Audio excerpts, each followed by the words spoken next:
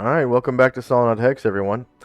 Today we're holding session number 442, and today's session is sponsored by our generous donors and patrons.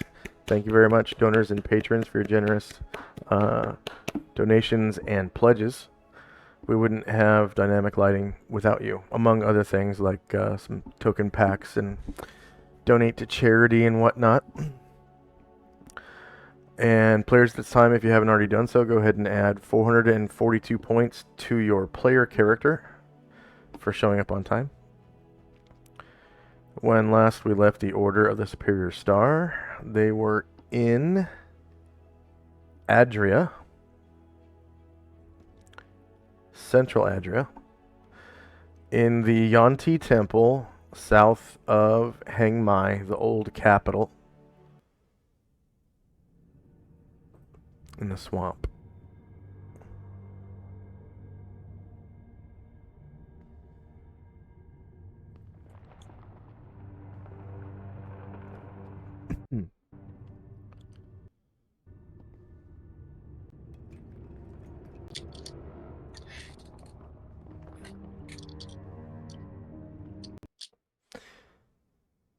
And last session,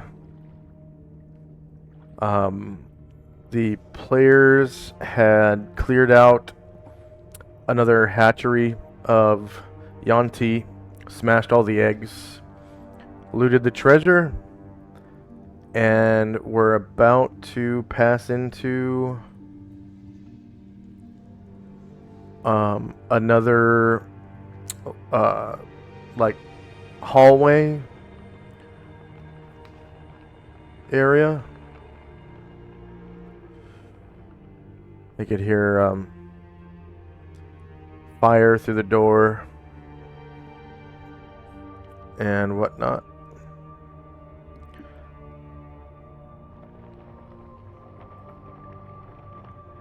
Okay, I'll read off the spells and time once, and we'll slowly add more throughout the session. So, Jim's Locate Object spell will function for the next 321 rounds. Oh, 1 second. I forgot. We didn't have everybody here last week, did we? I think... Most of the session we did. I think I ended up, at the end of the session after Alistair left, I put his token onto the GM layer. Yes. Yeah, you did.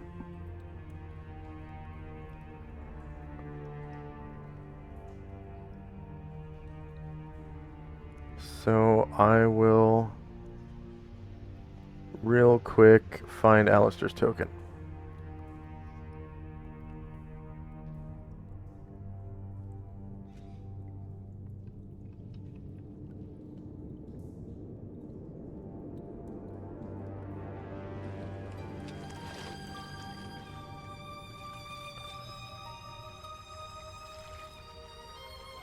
And I have found it. Okay.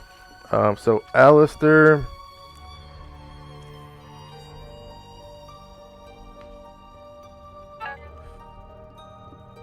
is in the hallway where those pit traps were at.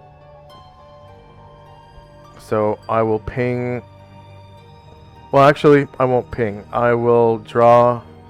I'll use the measuring tool to point. So this is Alistair right here. Alistair, are you able to see? Yeah, I see now. Okay. Alright. So, oh, and if you could, Alistair, could you please roll base size initiative on your token? I think you're medium creature, and that will give you an initiative. I don't remember why I removed you from the... I mean, I didn't remove you from the turn order tracker. I just gave you 0 initiative. You weren't down or anything. No. I was running like crazy, but yeah.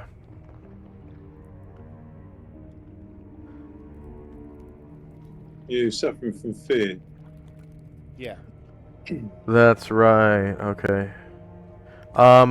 You can go ahead and remove that fear effect. The group was trying to like remove your fear when you left, and we'll just say that they eventually, removed it, and they left you alone to get a hold of yourself, and you've now gotten a grip and are ready to return to the rest of the group. So I'm just going to slide your token down to the appropriate spot here.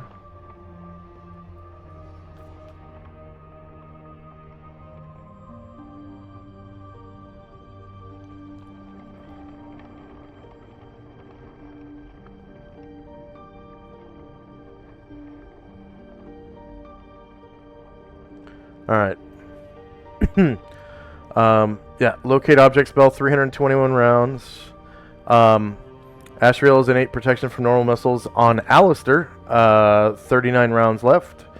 Shandrak, staff enlarge from his staff on Gargamon, 36 rounds left.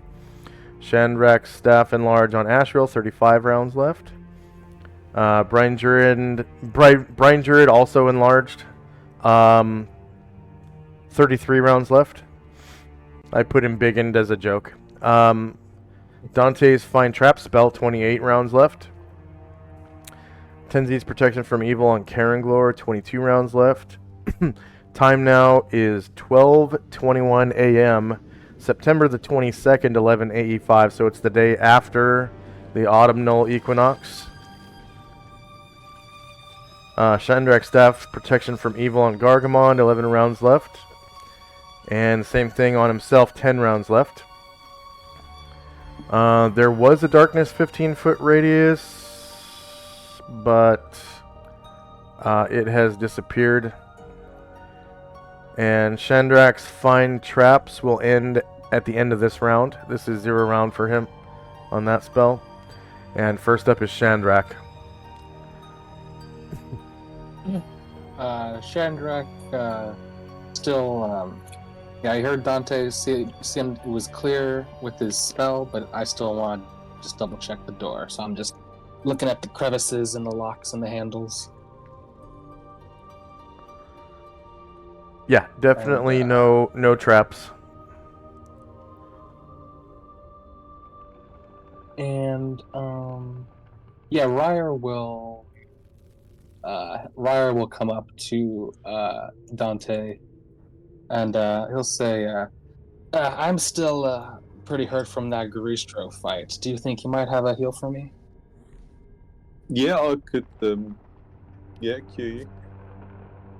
Should I I'd do that in my appreciate own round? Or? Yeah, Ryer's just coming up to you and asking. Yeah, okay. No problem. And that's all from me. All right. Dante. Dante will cast a cure spell on Raya.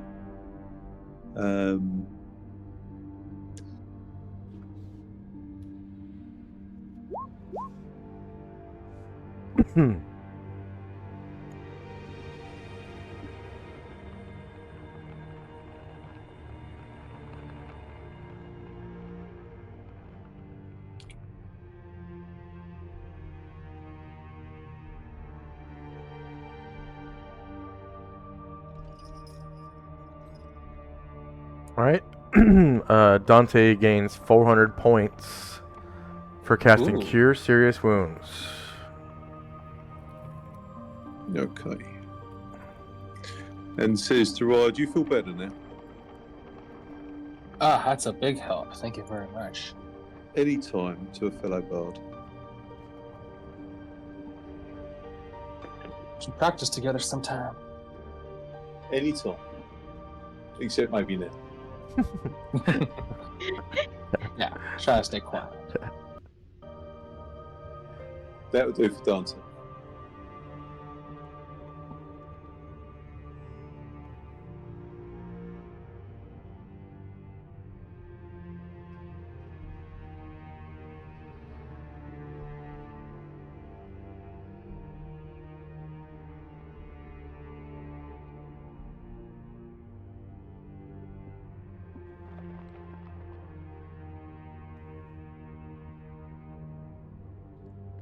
Okay, the Kidate Ninja are kind of waiting for you guys. Next up is Tenzi. Astro had touched Karen Glor and cast invisibility 10-foot radius on him. So he's going. So he has his hand on Karen Glor's shoulder, and he's going to land next to him, and he'll whisper, "I will follow you."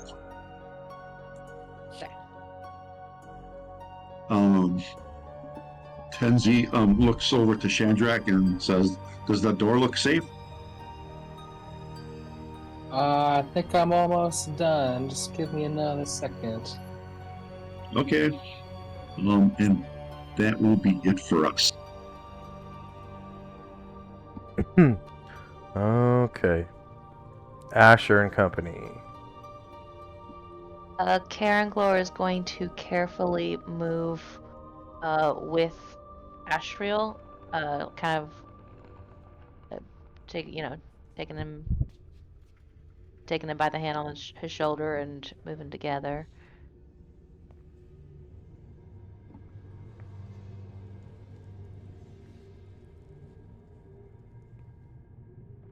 And stop here.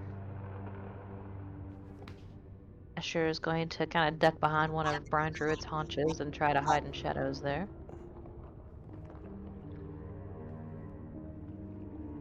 Okay. And everyone else is going to wait until the door's open. Oh, so Barbosa is going to try to move silently a little bit closer. So I end up here. And on the keyboard. Okay, done.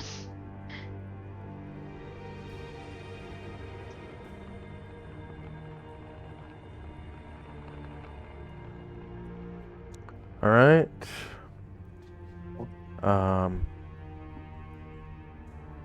Alistair. Alright. Now that I got my faculties about myself, I am going to head back to the way I came.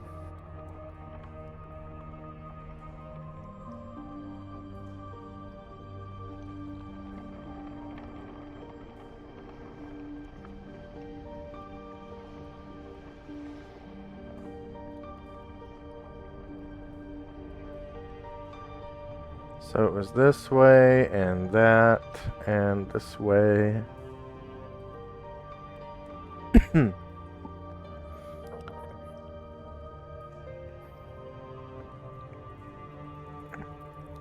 And outside of combat, your movement is doubled, so if you're not encumbered, you should I'm have not 24. encumbered. Yeah.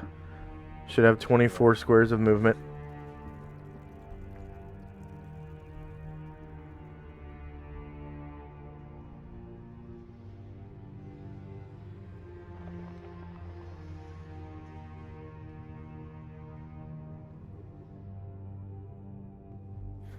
You can see the aftermath of the fight. Yeah. There's a lot of dead Yuan-Ti and a big puddle where water elemental used to Water be. elemental. Yeah. Yeah. I think that puts me right there. Okay. And up ahead, you can see the environment is magically lit by continual light. There are pillars holding up the ceiling, and in the middle of the room ahead is a elevated rectangular area surrounded by what appears to be a moat, a 10-foot wide moat, and you can't see the other side because the closest side is higher in elevation than the other side, but you can see some smashed eggs atop the raised area in some indentations that were being used as hatching cups. I don't know, hatching apertures, whatever. And that's pretty much it. Anything else for Alistair? Mm-mm. That's it for me And now. okay.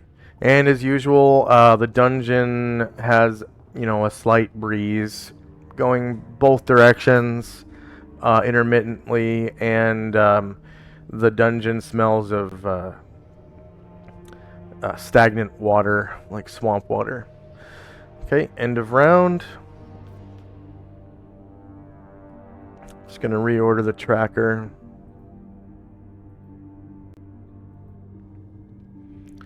And we got time and spells.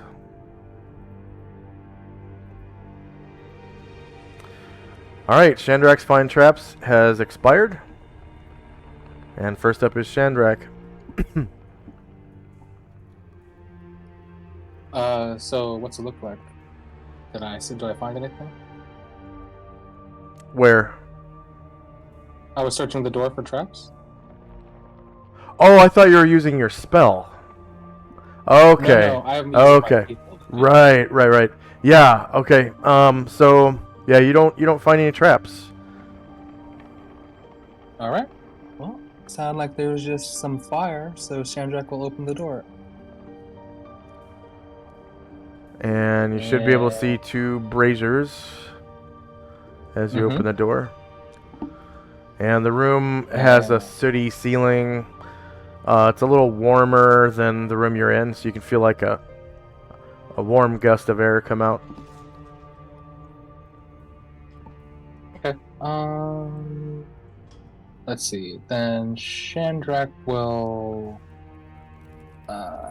Yeah. He'll go over and listen to the doors at the other end. Okay. Go ahead and roll a dex check for me. Because just on the other side of the door, as you walk in, where you couldn't see before, this saw trap comes out of the floor, and you've triggered a trap. I'm done. And you pass with flying colors. You were granted 5 attempts, and 4 of them were successes. So you definitely pass and move forward 2 spaces, as you definitely slide over the slashing blade and instant stand back up to your feet. So go ahead and move forward 2 spaces. Oh, okay.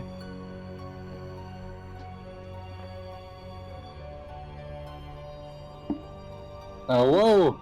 Yeah, no pits or holes, but there is this.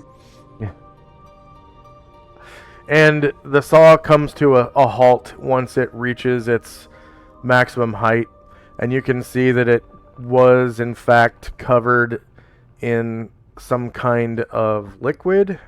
As the liquid has kind of sprayed onto the walls and ceiling. It's some kind of viscous clear liquid, just like the saw traps before. And next up, the Kidate are waiting. And Dante. Dante's going to move up, but obviously not too close.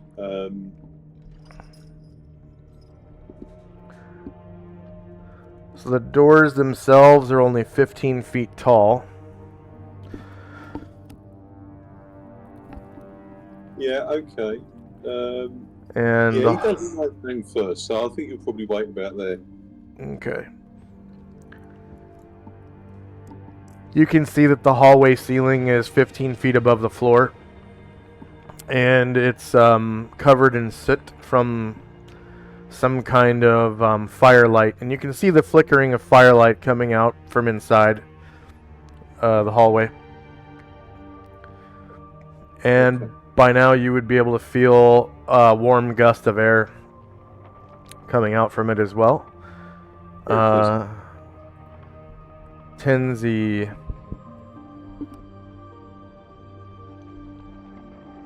We'll follow Kieran Lord. Henzi step into the room or hallway, kind of go whoa, and Yeah, watch your step.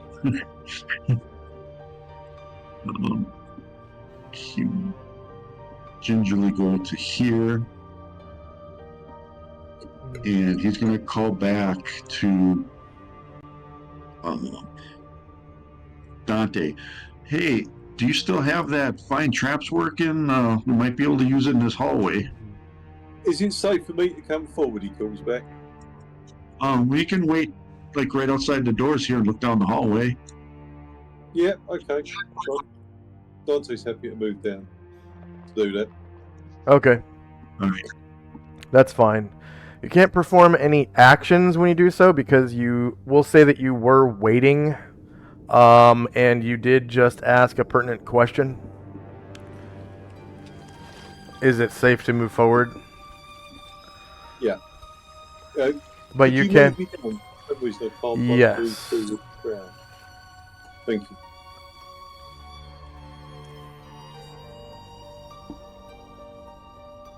Thanks.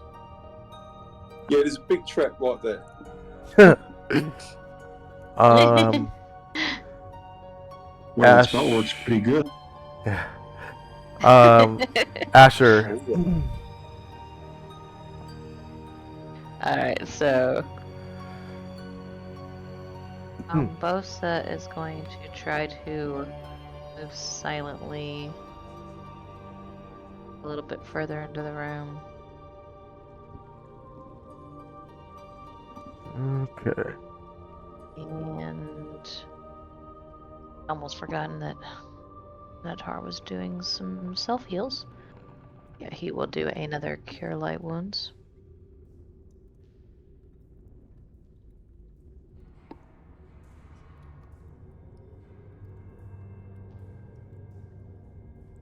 Come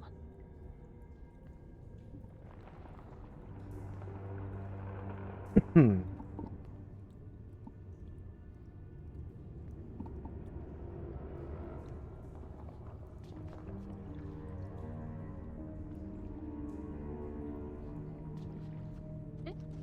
And yeah, some people will filter a little bit closer, but they're interested in what Dante says about this trap. Asher is also going to try to move silently forward. And end up here.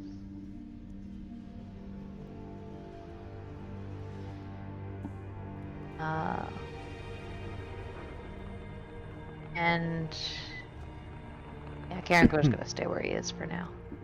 And well, oh no, actually, he'll get them both a little bit closer to the door. Karen Glore will hold, like take Asriel by the hand and draw him here.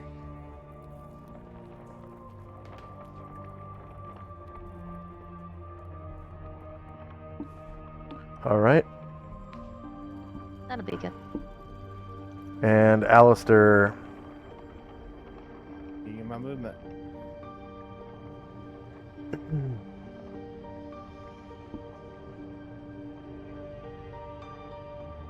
And I forgot to mention, if you want to jog, you can further double your movement outside of combat. So your double movement can be doubled if you jog, but it just means that you aren't paying attention as well as you were. So I will be less descriptive, and you also lose your surprise modifier from dexterity and AC modifier from dexterity if you are surprised, obviously. That's about it. It's just your surprise modifier. And then if you're surprised, of course, you don't have your dex modifier during a surprise round.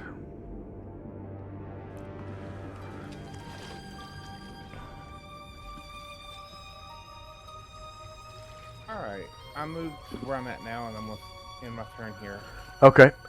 You can see that your friends are kind of being vigilant on what's in the hallway.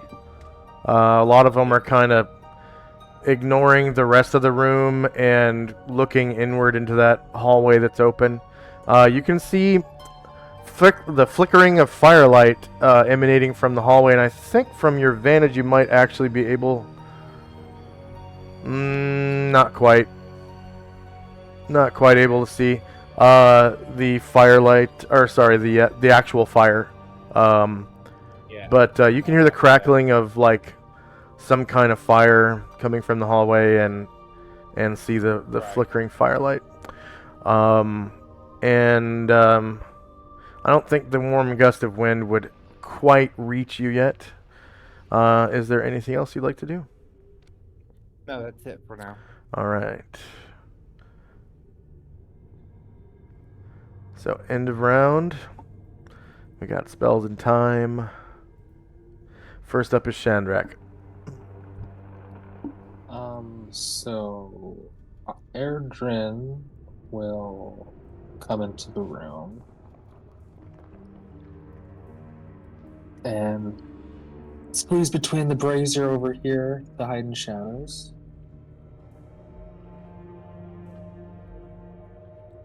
All right.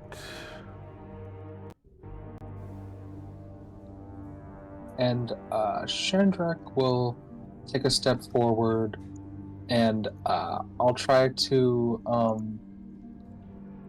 do that thing where I can peg traps 5 feet in front of me. Find traps. Yeah, Okay. the ground. Yeah.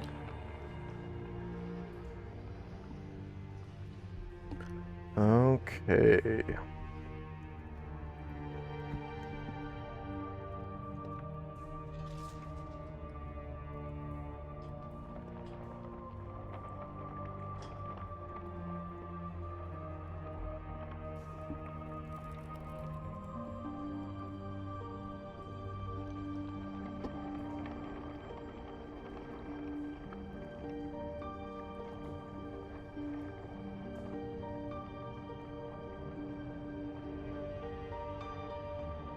And the Kidate are waiting. Next up is Dante. Inside the hallway, Dante, you can see Shandrak paying particularly close attention to the floor and the space in front of him. He's kind of like tapping on the floor with his foot and his staff, and like waving his hands around in the air in front of him, and things of that nature. If it's all right, could Dante move forward to about here, just to let Shandrak know if there's any floor traps in this room or anything? Yeah, you should be able to move your own token. I can't seem to move through the crowd. Sorry, I'm not sure why that is. Okay. It is up on the water. Go ahead and roll a dex check, Dante, and also Ashriel. I'm on the ground. Yeah, I'm sure so we is ended. so is he. He's passing through the doorway that's only 15 feet high. Okay. So he's basically hovering now, and wants to stop in your space. Alright, so you both succeed, and Dante, you end up feeling someone there and just kind of move to there. And yes, you can. You can see a tripwire in this space here. It's going right across from here to, damn it, why is it snapping?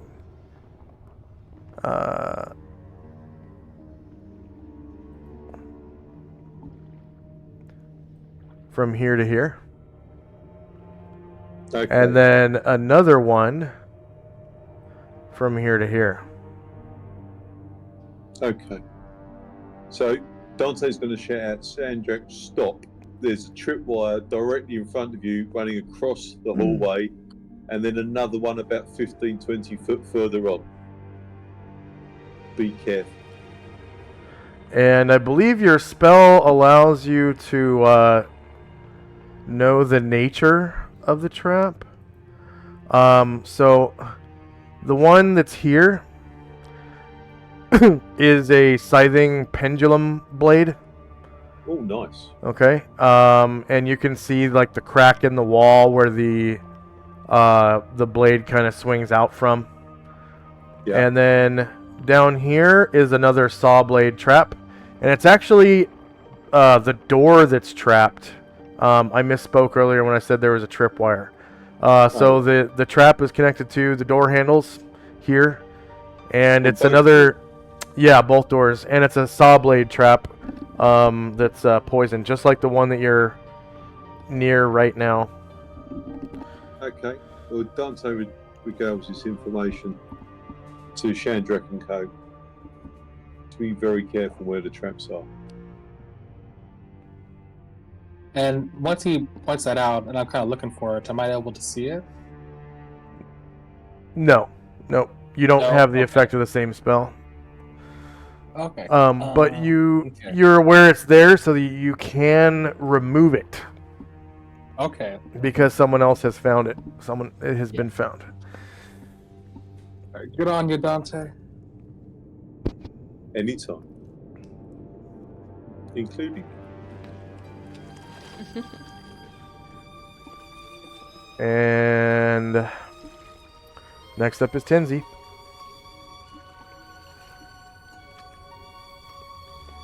Hearing Dante, Tenzi kind of steps back, and behind the brazier, he's like, "This place is dangerous." Shandrak, will you be able to disarm that trap? Well, knowing it's there, I feel pretty confident I should be able to disarm it. Okay, I'm gonna hide behind here while you do that.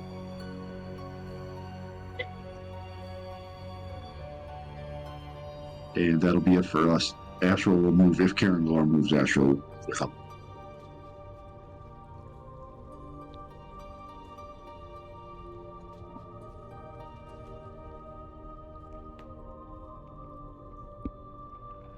All right.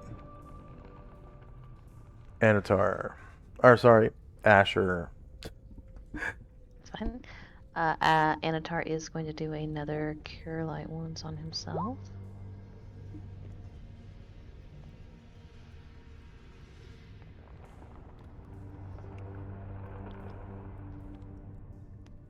And Asher is going to try to move silently up toward where Shandrak is. Kind of observes what he's doing. And yeah, she'll let him work. Is there a way to, I don't know, I guess she can't see it either because of she didn't have the spell. But is there a way, kind of given Dante's description, that she can try to like jump over it and proceed forward or something? At the risk of triggering it, yes. You can roll a dex check. Oh, okay. She'll just wait. She'll just wait then. And that'll be all. All right. Alistair.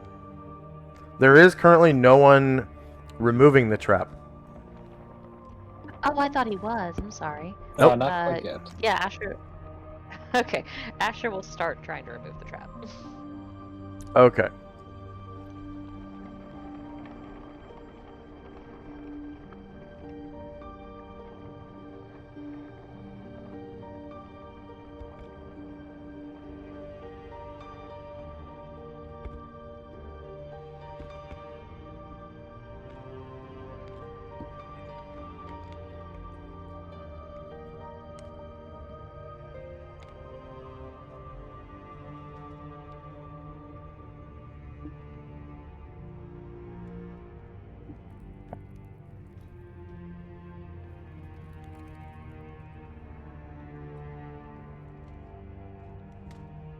Move into the hallway, but I will not go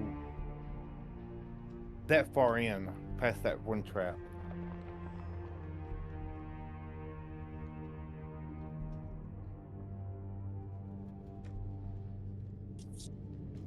Okay.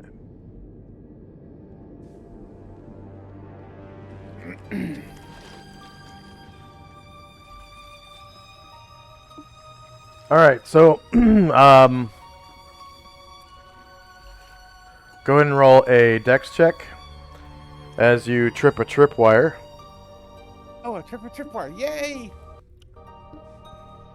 Let's see. And a scything blade comes down. Hey, I cleared something. Pendulum blade.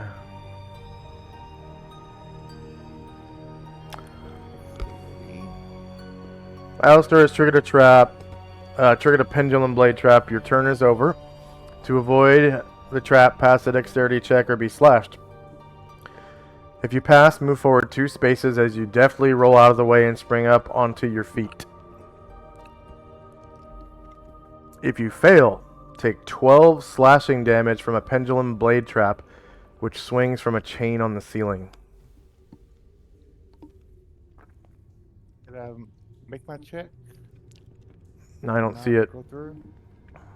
Okay. You do Oh, have okay, there a it is. dexterity score, right? Yeah. Okay, so you take Oh. 12 damage as the Ow. pendulum. Oh yeah, he's down. I'm down. So the scything blade trap is like stuck in his ribs, and he just kind of like, oh, like hits the wall, hits the floor, Lost. and he's bleeding all over the place. Yep.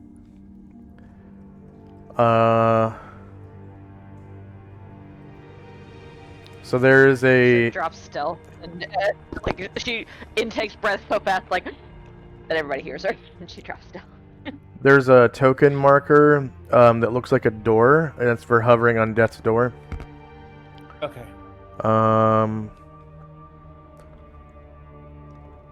Okay, so that's the end of the round.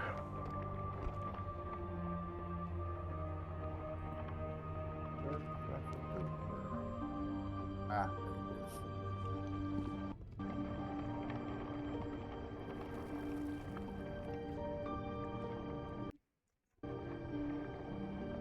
So we got spells and time.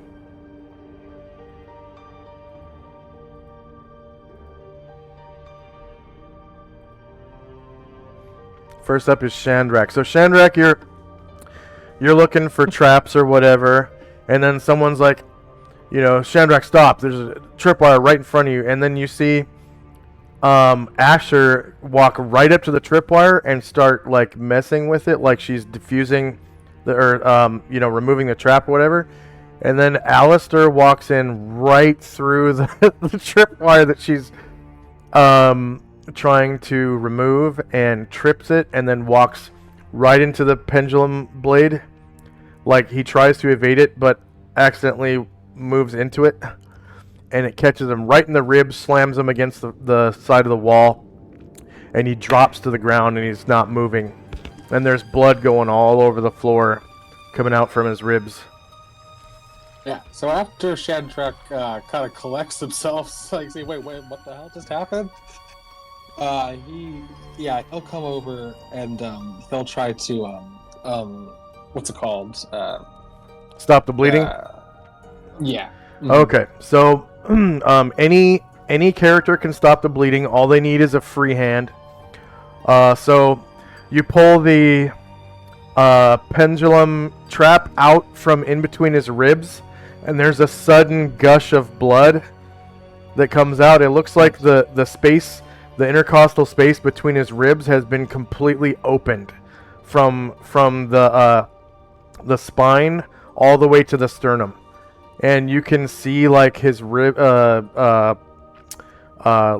inside and like his liver. And basically you're able to grab the 2 ribs with your hand and squeeze them together so that organs don't spill out as you pull out the We need a pendulum healer blade. over here.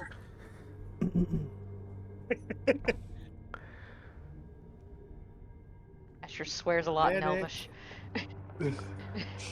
And Next up is Dante.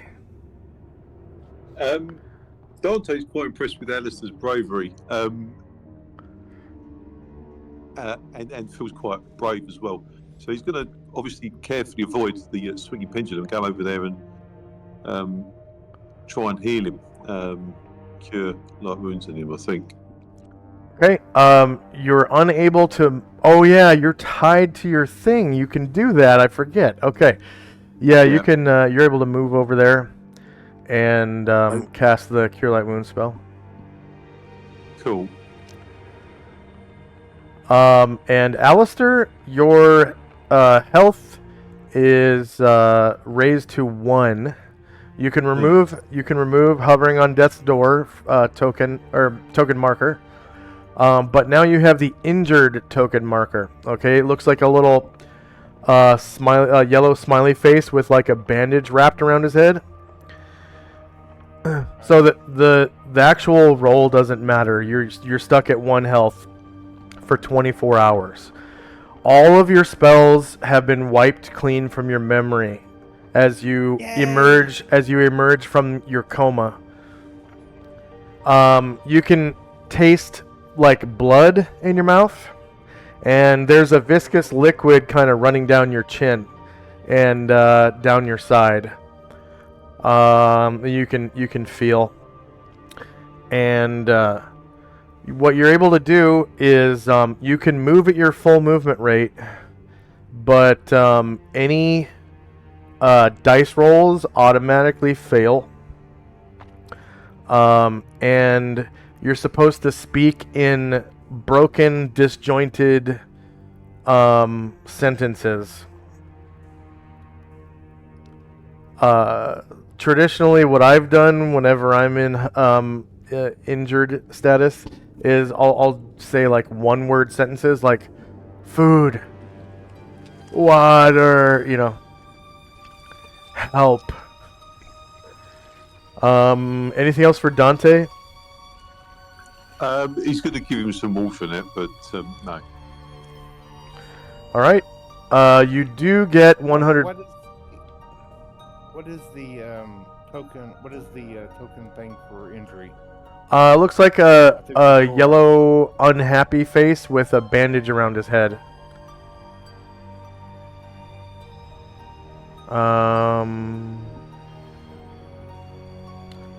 It's in like the 5th or 6th line, right next to prone.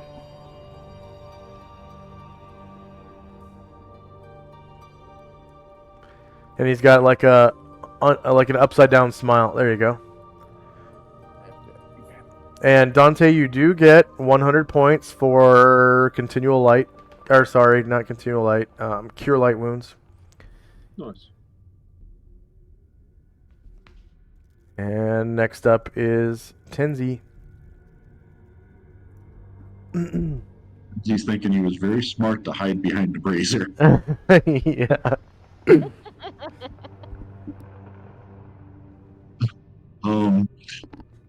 Seeing that it looks like Alistair has removed the trap, and then Dante removed it from him, move up a little bit to the here, and then ask if Shandrak or Asher can remove the other trap. I think Alistair's trap removing days are over for at least a while. Yeah, probably. Poor Alistair. Anything else for Tenzi? Just waiting. Yeah, if Karen Glow moves, Asher will move with him. Okay. Dante disagrees with Tenzi. He reckons Alistair's got at least 1 more trap he can try and disarm. But doesn't recommend it. All right, Asher. Asher swears born Elvish and like takes Alistair by the shoulders and like turns him toward her and like continues swearing as she like looks him over and like brushes them some dust off and like tries to brush some blood off, of course unsuccessfully, and like shakes her head and says, "I'm fine." And like she snaps her fingers and says, "Yeah, yeah." And Jim's gonna come up. Oh.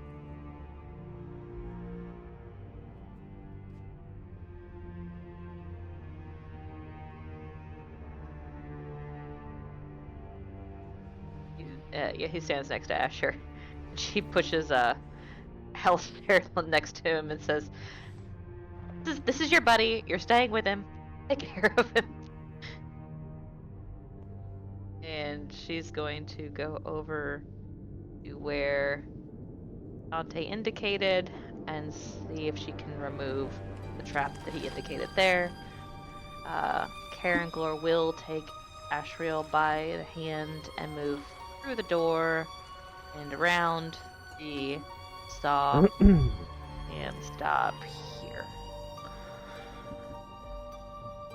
Anatar will do another light wounds.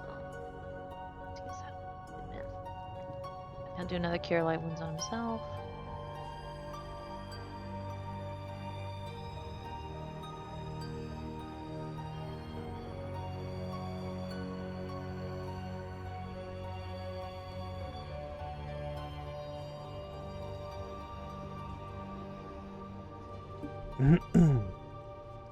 And anything else for Asher? Oh, that's good. All right. Alistair, and it's not a rule that you have to speak in one word sentences, it's but all right. It's yeah. all right. I plan I'm- on having fun with this. yeah. Look at Dante and go, ow. Where does it hurt? Ow.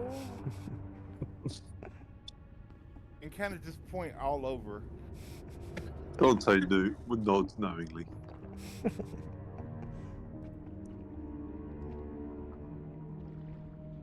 I stay right where I'm at and watch the rest of the party move along. Okay. End of round. I'm gonna reorder the tracker here. So we got spells and time. And we got Asher removing traps. 1 round left at the end of this round. And first up is Shandrak. Shandrak first turns to Alistair and says, "Yeah, I don't know if you're brave or there's something wrong with your brain box."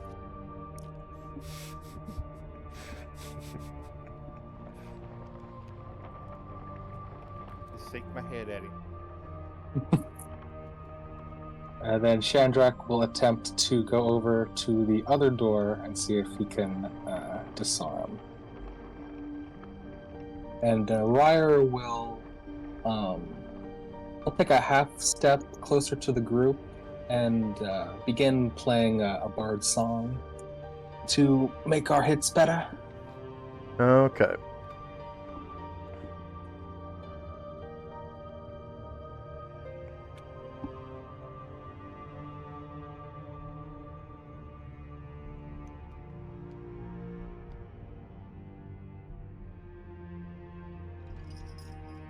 Nerdrin will move silently forward a little bit.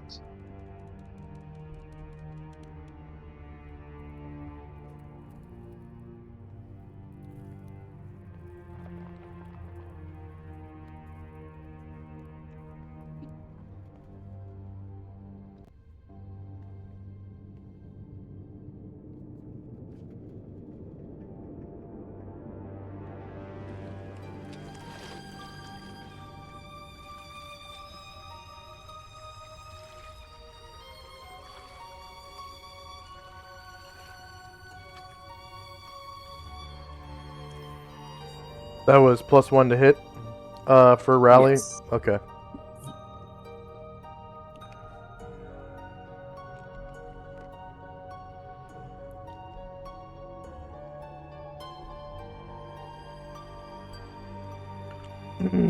And Asher was removing that trap as well, right? Mhm. Yeah. Okay. So we'll see who can unlock Do it first. Yeah. All right. The Friendly key to rivalry. the Kitate are waiting. Next up is Dante. Now, if Dante did any more curing on Alistair, would that boost the amount of hit points he has? No. Or does he just remain on one?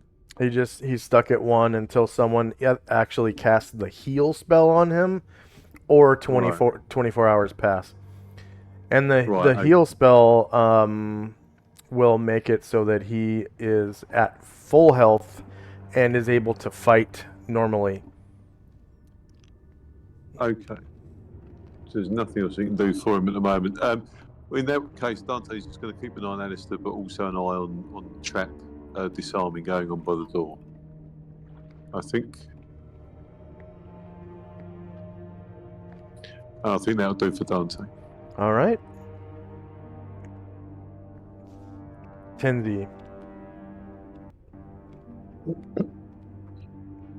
Watching Shandrak and Asher do their thing and wondering if he should step back any further, but he'll stay there and watch them do their thing. Okay.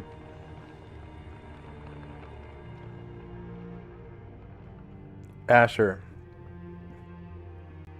Natar will cast a Cure Light Wounds on Varen this time.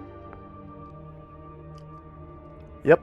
2 Celestials. That's totally allowed for Anatar. I learned that last game. Yeah.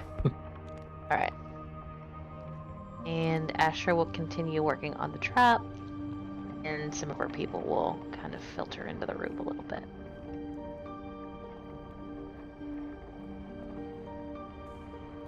All right. And Jim is going to stick to Alistair like a shadow. All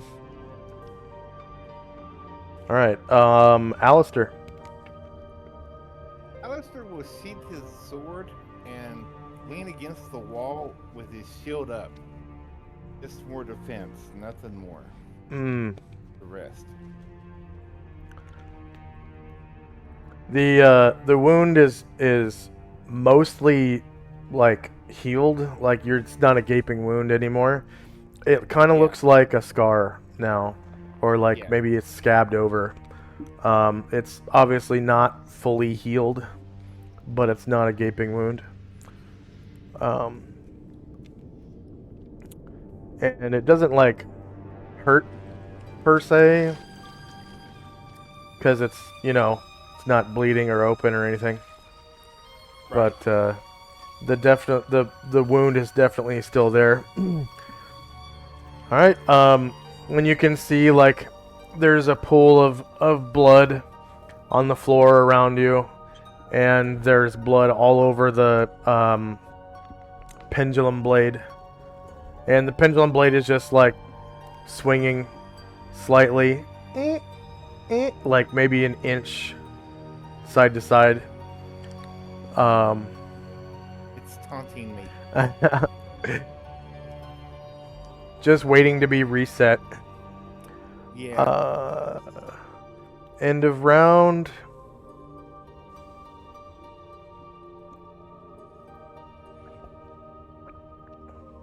Spells in time.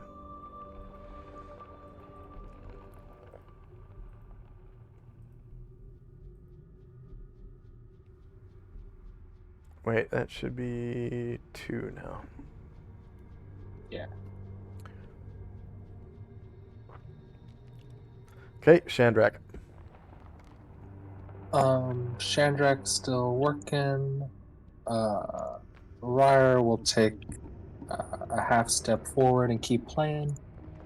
And Gargamon will enter the room and get up to there.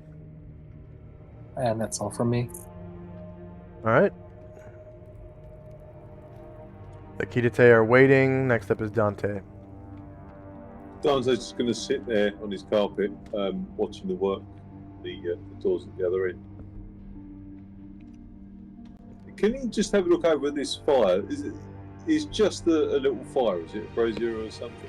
Yeah, it's a brazier. It appears to be burning like lamp oil, so like kerosene or something, and the flames are producing soot that hits the ceiling, and there's a little bit of smoke, but not much. Kerosene burns pretty clean, but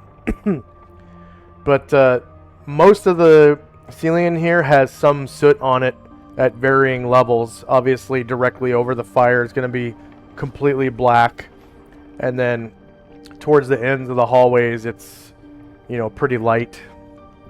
And the ambient temperature in here is probably about 10 degrees warmer than outside, so it's about I'd say about 70 degrees in here, and it was about 60 degrees out there. So it's the fall now, early fall. Yeah, no, that's fine. That's fine. Yeah, you would just say that. Okay. Tenzi. When he hears Alistair moving around, he turns around quickly and puts his hands out to try to stop him from going forward. Then seeing that he's resting against the wall, he'll turn back and watch Chandrak and Asher at work. And I will move Musashi in a little bit. And then that'll be it unless Karen Glor moves and Ashriel will move with him. Alright. Asher.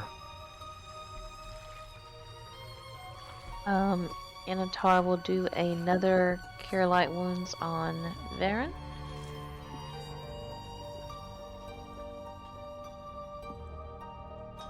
And Asher will keep working on the tripwire. And Jim is still hovering over Alistair like a mother hen. And that'll be it. Alright. Alistair. Like I said, just keep my defensive posture, watch the party. Really can't do much of anything at this point, so. Alright. So, Asher, you locate the mechanism that connects the doors to the trap and defuse the trap, and are able to bear its presence without causing injury to anyone. So it looks like a saw that comes right out of the floor in front of the door. Well, doors. And Chandrak, your trap is now removed. The one that you were trying to remove yourself. Aha! There it is.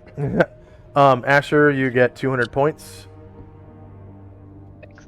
Nice job, Chandrak.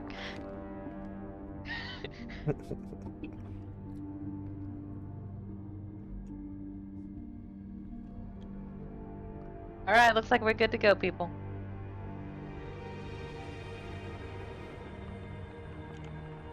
Yeah, just let me hide real quick and then I'll be ready.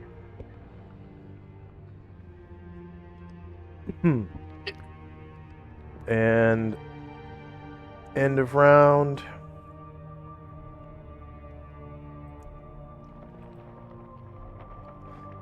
Got spells in time.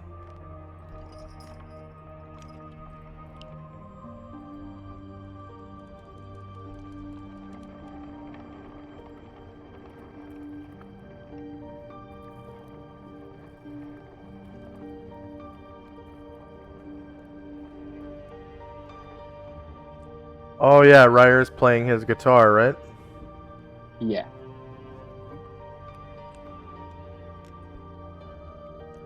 Guitar.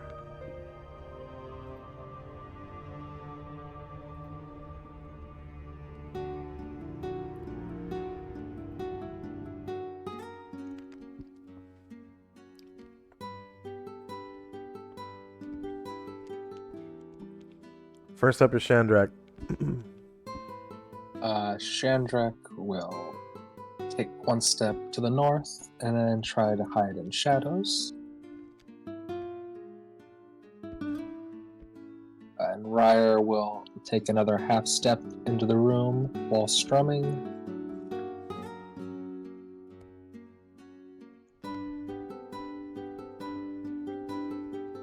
And Gargamon will come a little.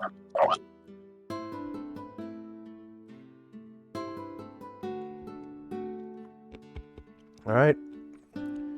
The Kidate, seeing that the room is pretty full, are waiting. And next up is Dante.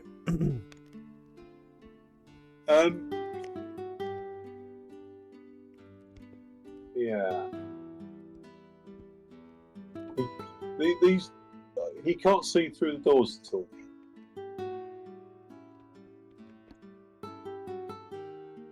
Is that right?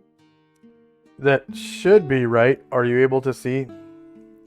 I can't see anything through there. No. Good. Okay, that means the doors are working now. All right. Well, he's going to wait there until he can see something. Okay. Yeah, the doors are still closed. No, so I Tenzi. just couldn't see Shandrak. Say again?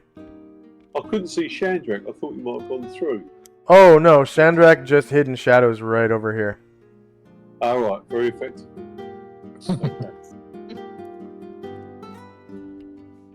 Tenzi.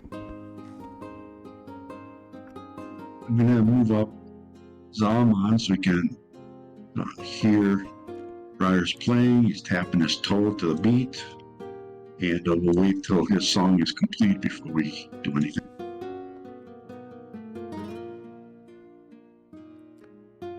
Okay.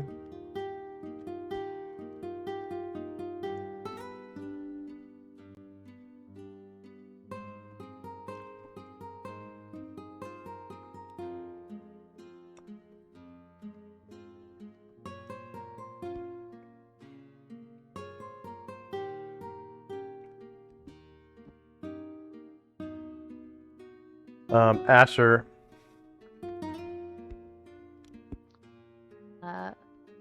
Anatar is going to cast another Cure Light Wounds on Varen.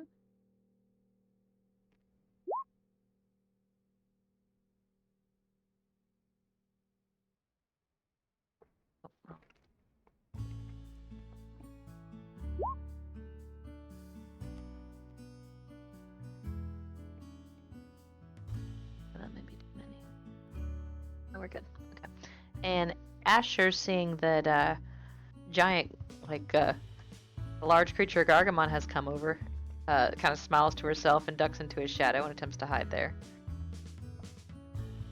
Move. Don't worry about it.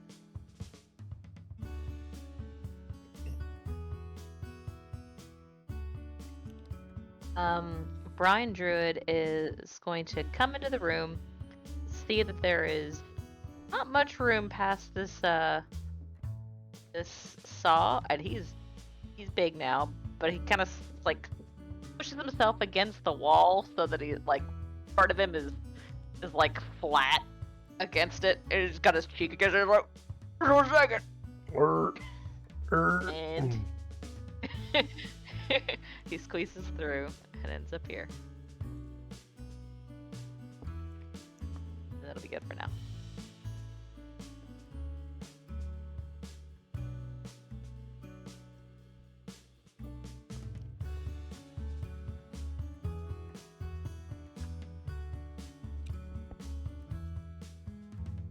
All right.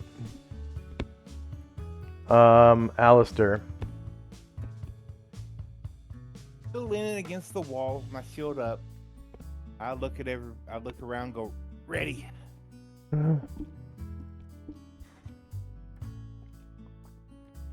Jim puts a hand on his shoulder and shakes his head.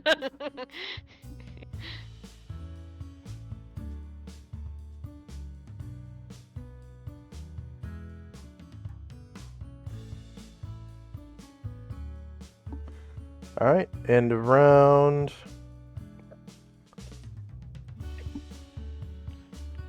And I'm just going to reorder real quick. And we got spells and time.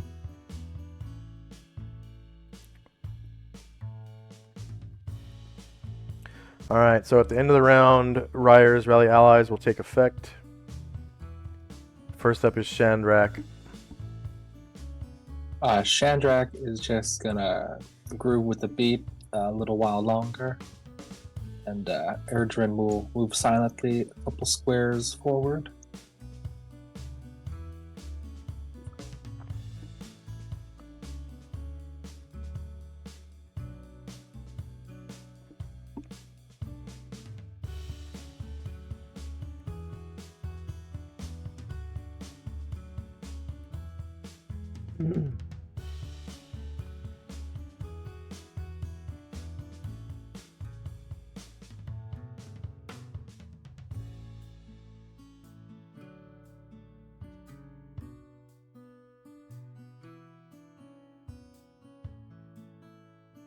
Okay.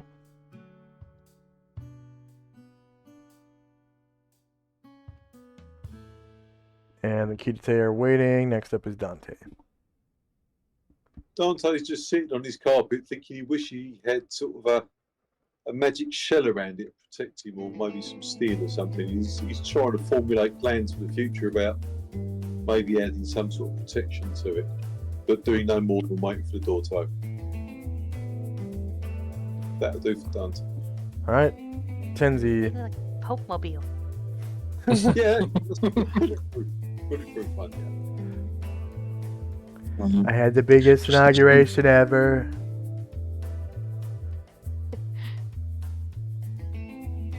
Just listening to Ryer. That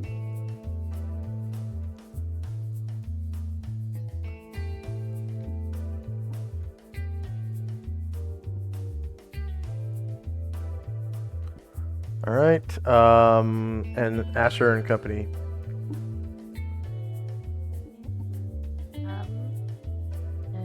Anatar will do he'll do another Cure Light on Varen.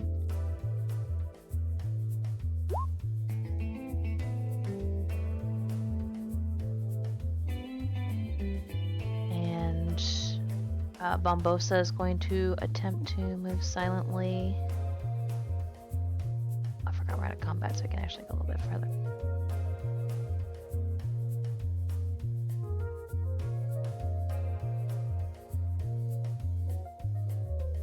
And Karen Glor takes Ashryl's hand on his shoulder and moves here.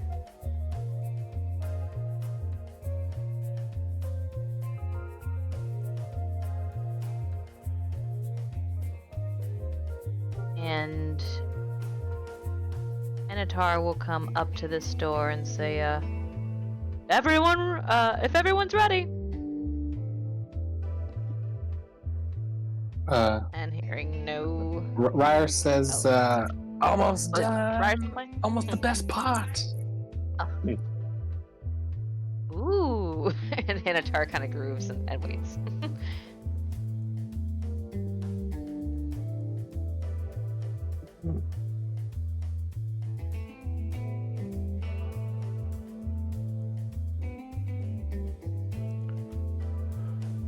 Okay.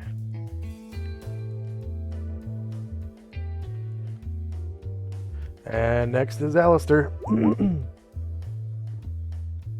Alistair just leans against the wall, watching what everybody else is doing.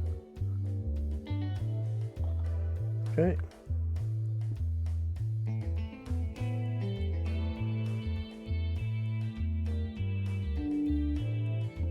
End of round. And the Rally Allies takes effect. Was that 11 rounds or? Yes, that's right. Okay.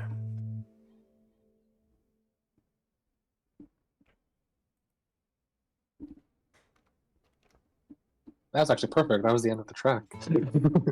Yeah. And so he stops playing his guitar.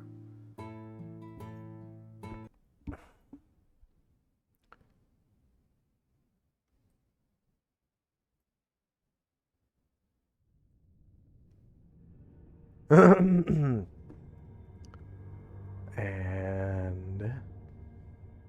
gonna reorder once more. Okay, spells time.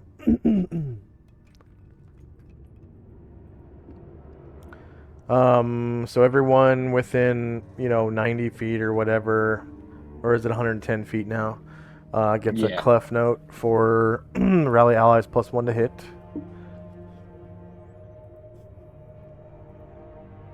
First up is Shandrak. Kendrick will open the door he's by. All right, so inside you see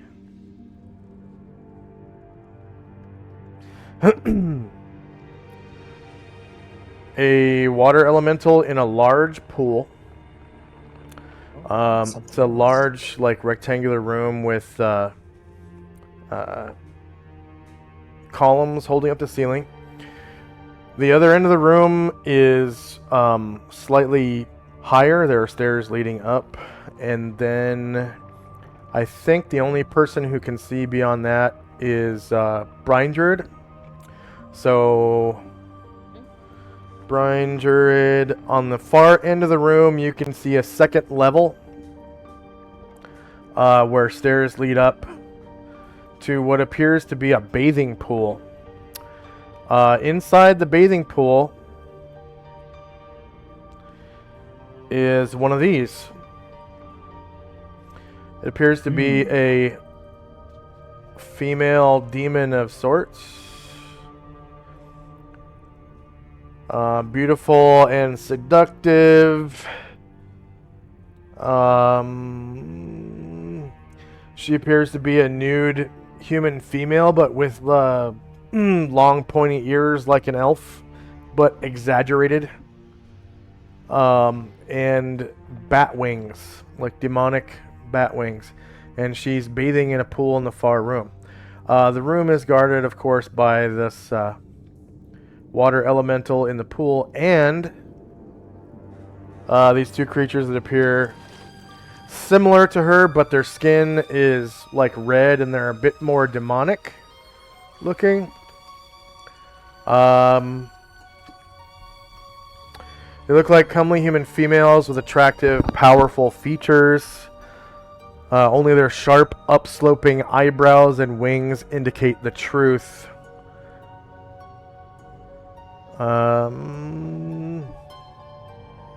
And you can hear them speaking to you all in your heads, using telepathy, saying,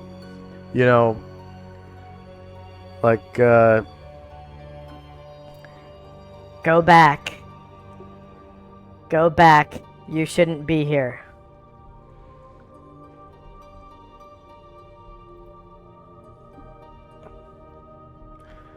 And the one on the far end of the room.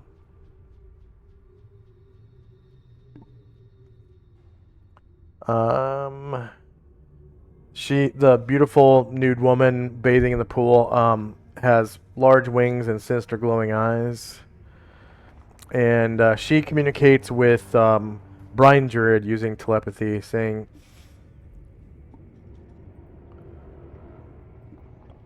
Ah, a beautiful gold one.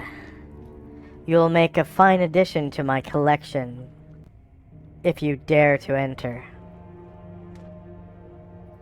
Or my head, witch. and these two red-skinned ones are wielding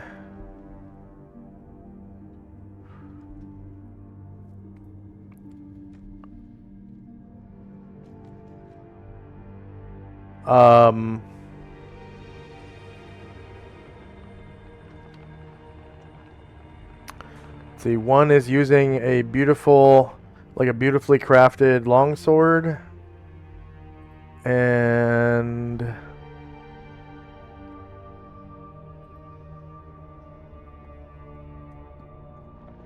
let's see.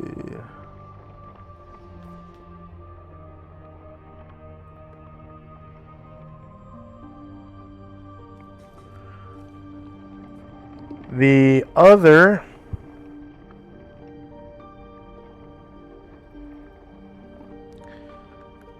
is wearing beautifully crafted plate mail. Ooh.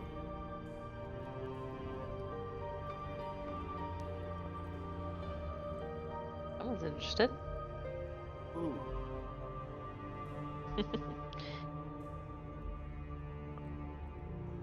That actually might stop a pendulum.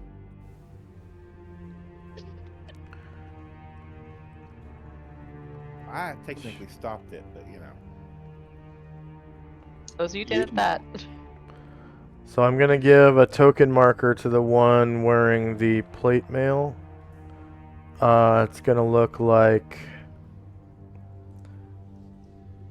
a green helmet.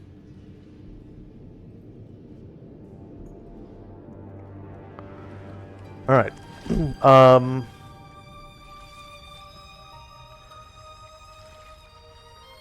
And I think the other one is just wearing like leather. It appears to be leather armor. And they all seem to be hostile towards you immediately. And we're now in initiative phase as they come forth to attack. Do, do, do.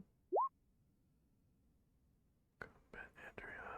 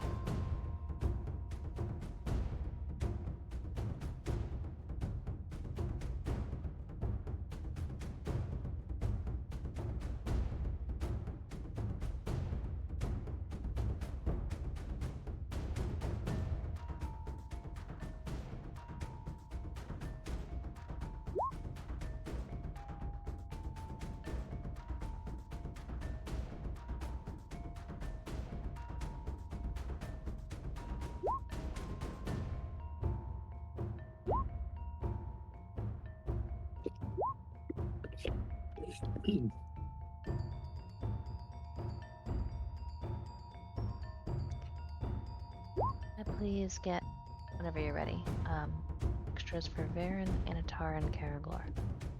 Yeah. 1 second. The one with the beautiful armor is wielding a abyssal-looking footman's mace.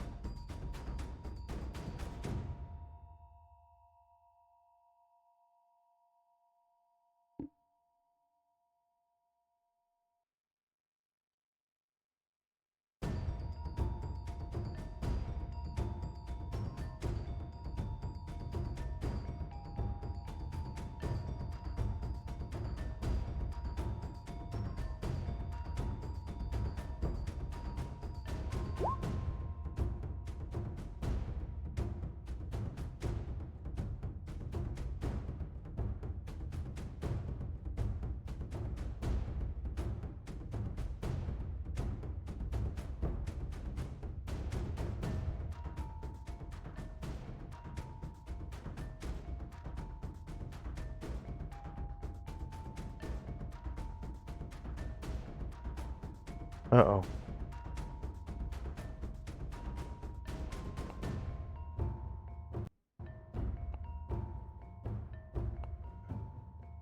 What's wrong? I forgot you're not supposed to have commas in a certain spot. Oh.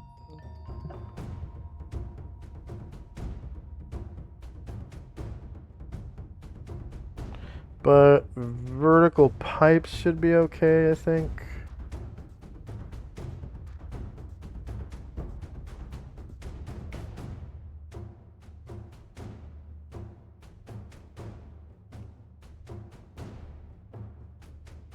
Nope. Not vertical pipes.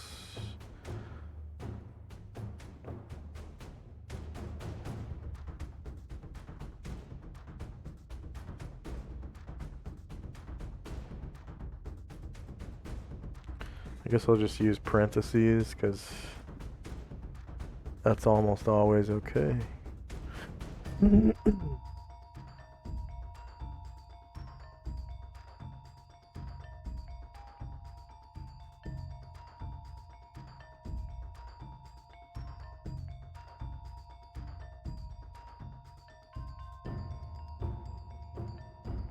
There we go. That worked.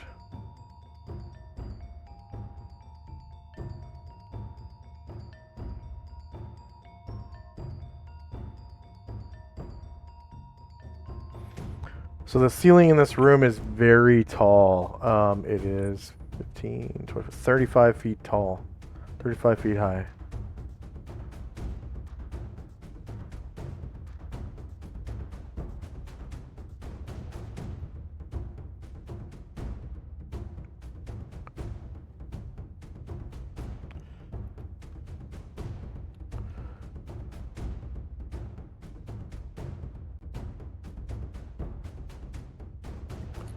And then who needed the extra ones? It was 2 for Varen, right? Yes, please. Also, 1 each for Anatar and Karangler. Antar. Here's 1 extra for Gargamond. And Karanglar is the one with the yellow stuff around him, right? There we go. Karanglar, okay. And then 1 for Ashriel and 2 for Musashi.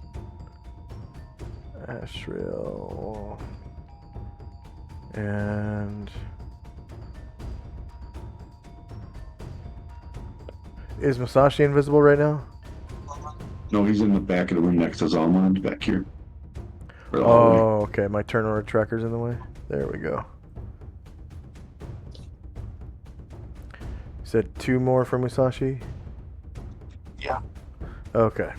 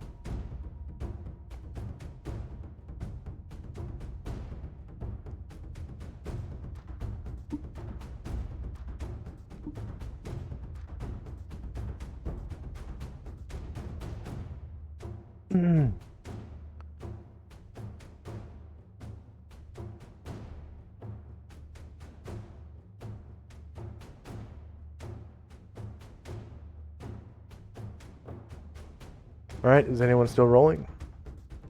Oh, just wait on Ashriel and Musashi. Yeah, sorry. Yeah, Josh, sorry, it's a spell I want to cast. I can't see it on the spell list. It's a level 2 free spell, Music of Spheres from Tomb of Magic. Oh, let's see. Let's see, find music. Nope, it's not on the spell list, so you have to put it on the what's it called? Honeydew list. So that's under pre-made sheets and such, and it's the very top one, honeydew list. Right. And it looks like that. Okay. And then, is it a wizard spell? It's a priest spell. Level Priest? 2. Okay, so you have to click on edit and then go down to priest 2. And then just put it right above augury. Music of the spheres.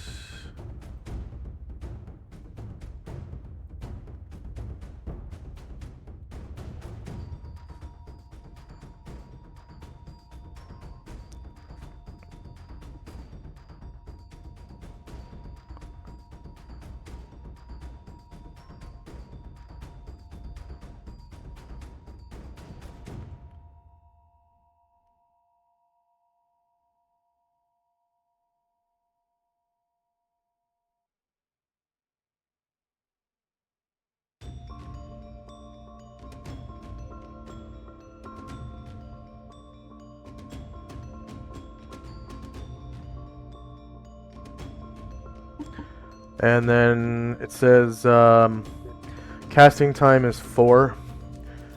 So if you go into Yeah. your weapon table and just add a line that says music of the spheres and Yeah. put a speed of 4 at the end and then go ahead and roll that, it will set you up with the proper initiative.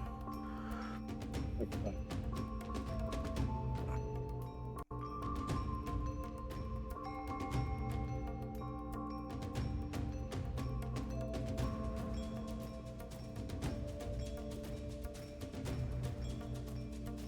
Let's see. With this spell, the priest creates tones and harmonies of such unearthly beauty and complexity that they entrance the listener, making it difficult for the listener to attack or otherwise harm the priest. Range is 50 yards. Area of effect is a 20-foot diameter circle. Sorry, this- where do I do it? Under the weapons? On your weapon table, go ahead and give yourself a line on the weapon table that's called Music of the Spheres, and then give it a speed of 4. That's the speed is all the way to the right on the Yeah, on the gotcha. line. In addition, the music makes the subject gullible and more susceptible to charm magic such as charm person suggestion and hypnotism. While the music spell is in effect, the subject saves against charm spells with a -3 penalty. Saving throw to negate.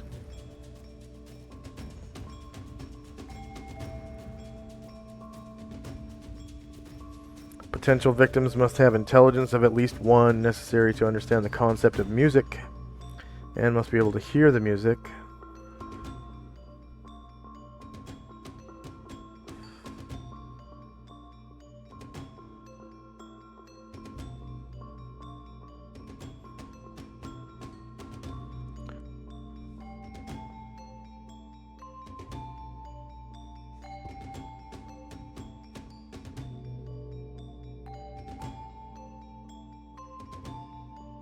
Just let me know when you've rolled initiative for that line. Yeah.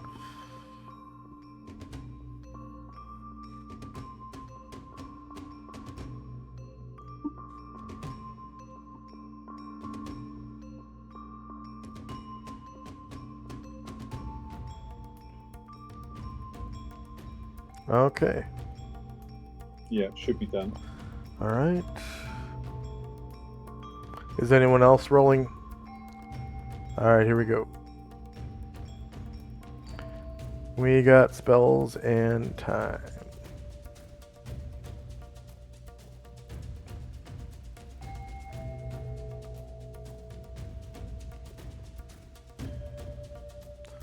All right, first up is Anatar.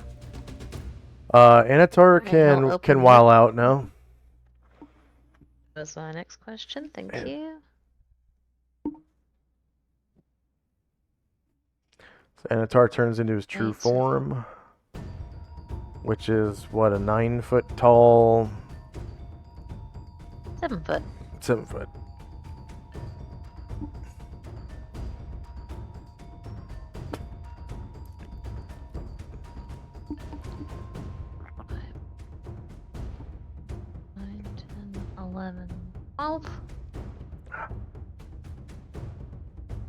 And the first thing he's going to do is use his gaze attack. Okay. And that's a saving throw versus what? Spell? I believe so, yes. Yep, saving throw versus spell.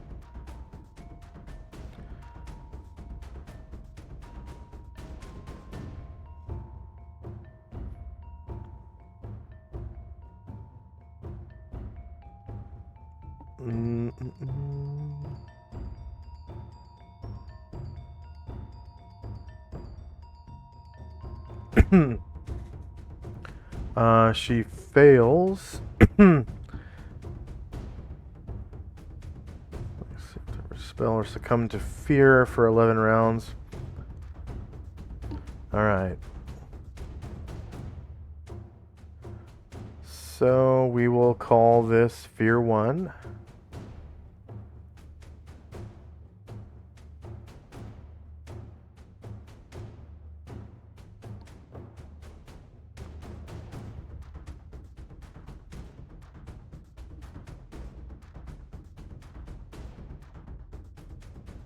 So he will go ahead and attacks because nothing else is in his remaining range that he can see. So first we will go Blade Plane. Okay. Plus from Hero's Feast and one from Ryer. And yes, the target is able, correct? Yeah. Yeah.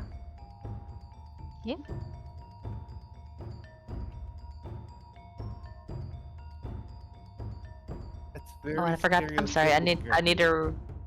Oh, oh no, I don't. I forgot he's not blind. Okay. He's afraid. very stereotypical of you. Because you walk in on a woman taking a bath, you think they're evil. Oh, that's me.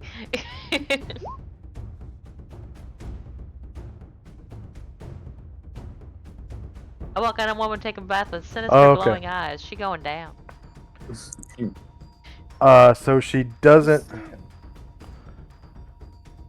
doesn't drop her items. You get her shieldless AC -4 versus AC 3 hits for 24 damage. And you kill her in one hit. Oh shit, okay. Okay. Now her sword clanks to the ground. Clank, clink, ching, ching, clang. And you notice it's beautiful craftsmanship, albeit abyssal. He clocks that and continues his remaining movement.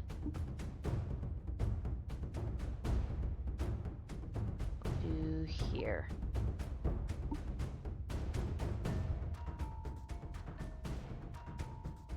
And he will hold his other attack in case something comes up to him.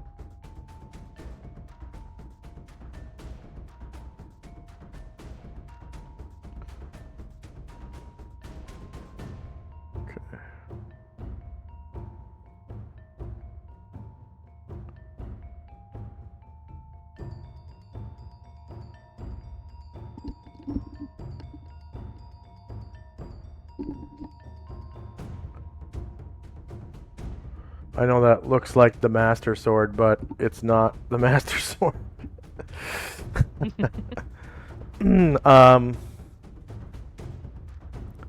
Okay, and yeah, you drop her.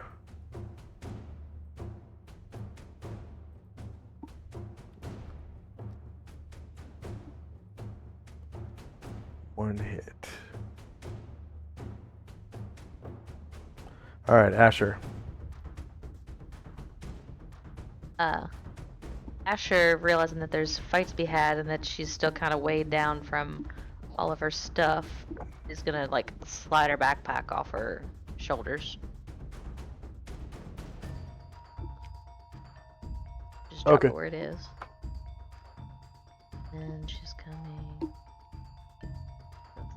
Where's that special? She's going to attempt to use Featherfoot.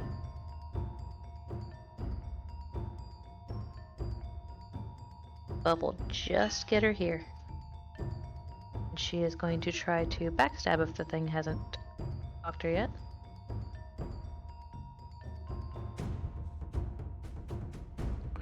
And you get your backstab. Awesome. She definitely has a spine. Being a demon. And go ahead and roll that at a -1 to hit because of reasons. Okay. And so, yeah. Ordinarily, she would be getting a +2 now, so she'll just get a +1.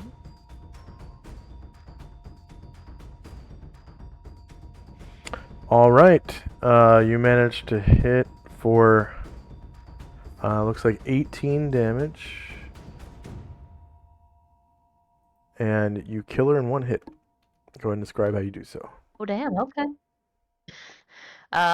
So yeah, Asher comes up and like kind of lunges at it and grabs it by the wing and like slices the wing and like part of the back skin off, and the thing just like starts gushing arterial blood from there. Mm. And Asher gets your stealth.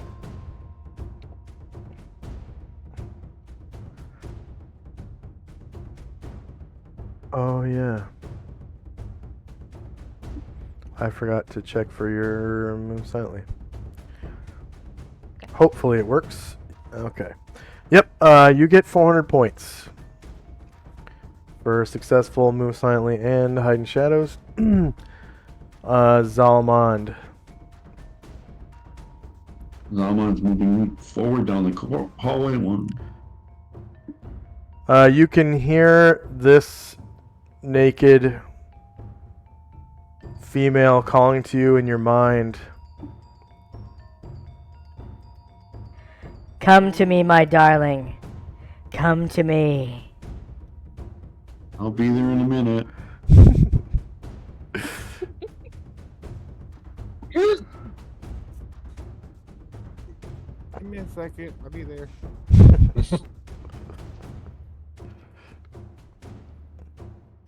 That's it for him. All right, Karenglor. Glor is going to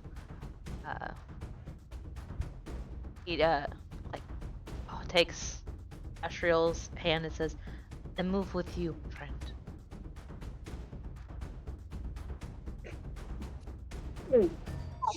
Go ahead. Move on. Go ahead. You can go ahead.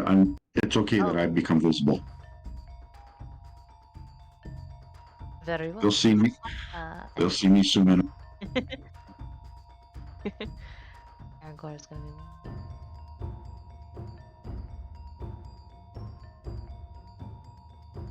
His movement only gets him to here, so he will just hold his attack in case something comes up to him. All right, Baron.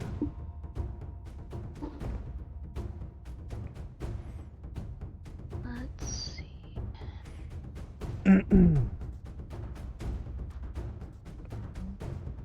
So each of these Yeah. stairs Okay. spaces is ascension of 5 feet. Okay. So to get up to here, it's an ascension of 20 feet. Cool.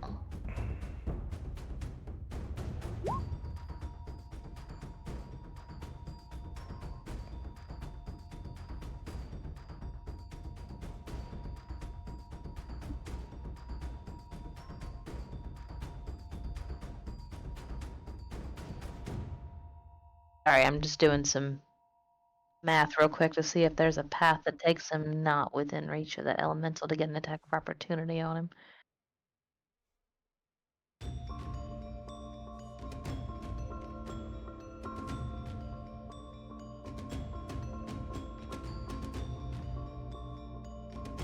The elemental can't reach can't reach the shore from where it's at.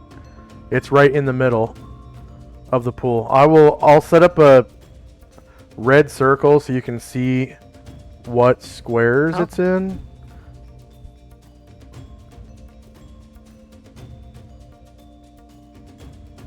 Should be able to see that red circle. If So- Aaron flew straight there, he'd go through on Oh the yeah, squares. yeah, that's right. So I'm trying to see if there's a way to not do that. And he can only turn 90 degrees, correct? Yep. So he probably won't be able to attack her without taking an attack of opportunity. 4,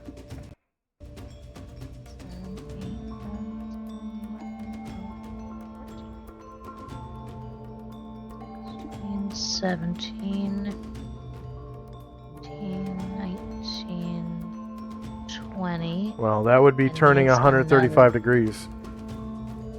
Oh, okay, that's too many. Alright, yeah, we're just going to...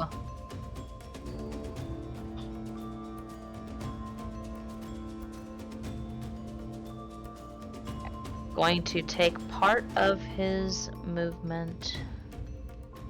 Is going to fly at so 10 feet by here, 20 feet by here for a total of 16 squares, and then another 4 squares. We'll get him here, so that'll be 20 squares total, and he'll be 20 feet up.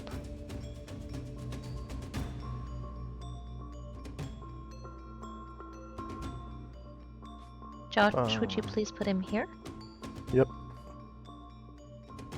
Yep. And we are attacking.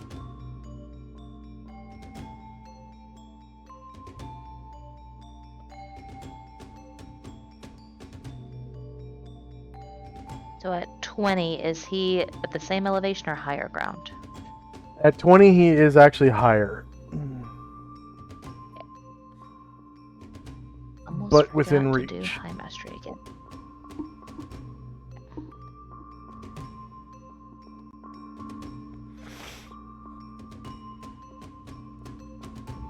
+1/+1. Okay. The water elemental is shieldless. -14 beats its AC of 2. And you cause 11 damage. There were no crits on there. That's weird. Alright, and then we're going shield.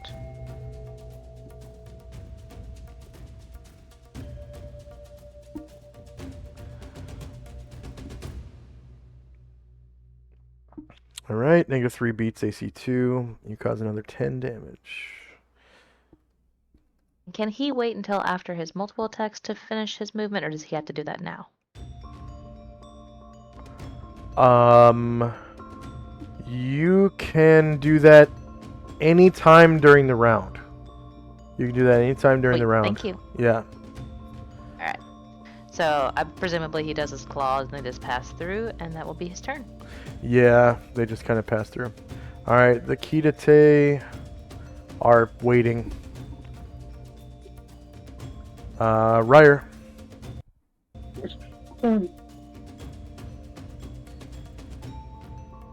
Okay, Ryer. Let's see.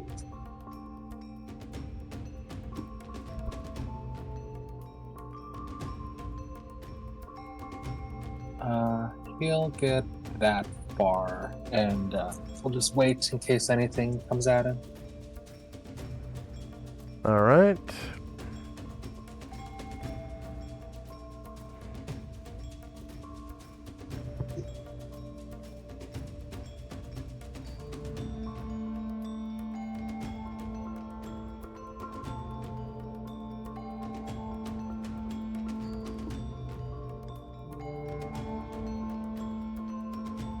Gargamond.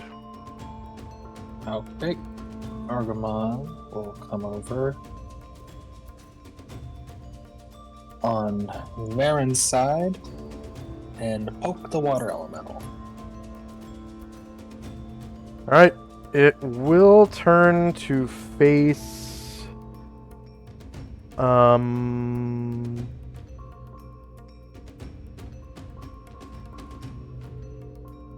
Let's see...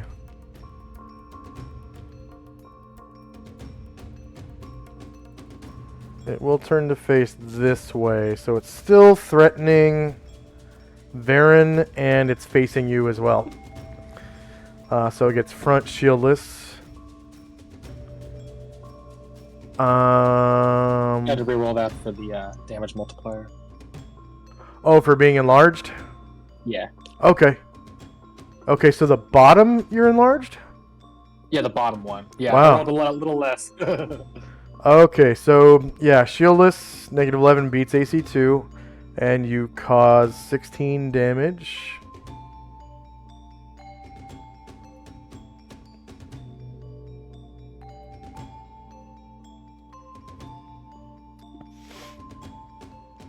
And Musashi. Musashi will move.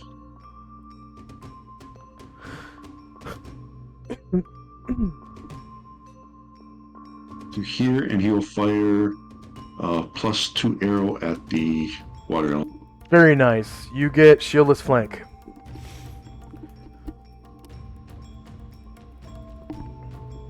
Is that that's a flight arrow, correct? Yes, that one is a flight arrow. Okay.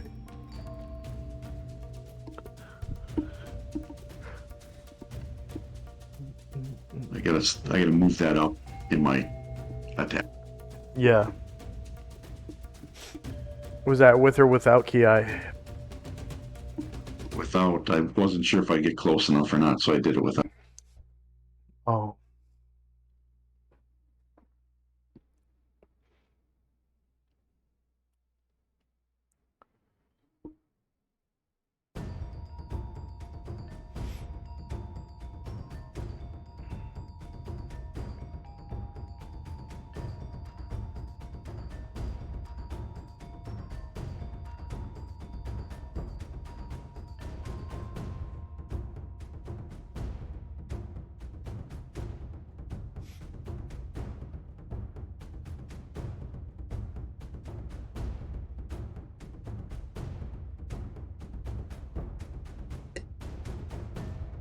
And remember, if you miss with the arrow, it is still enchanted if you can recover it. Being inside of a dungeon, you have a really good chance of being able to recover it.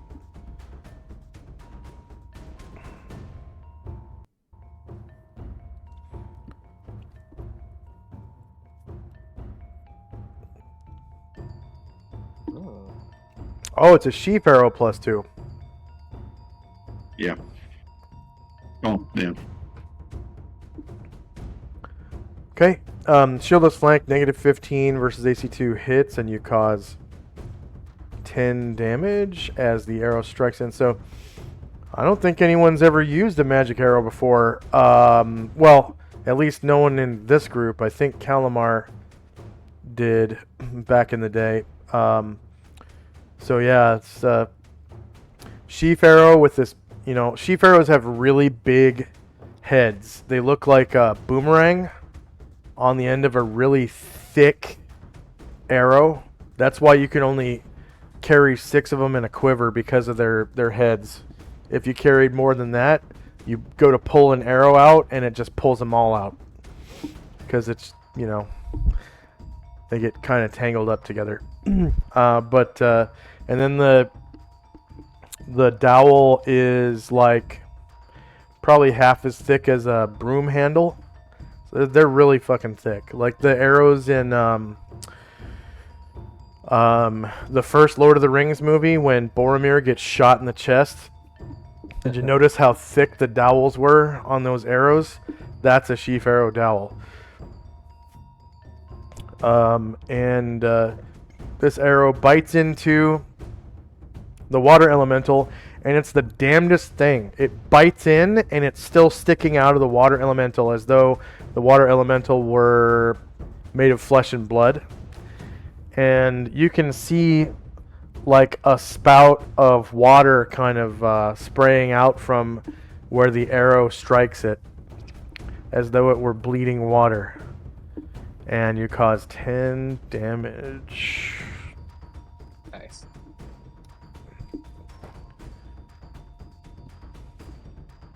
Bombosa. Bombosa is going to attempt to move silently, using Featherfoot actually. So he's coming 1, 2, 3. And when he gets there, he actually does have the swimming proficiency, so he kind of slides seal-like into the water, making barely a ripple. So Yeah. he'll succeed. Okay.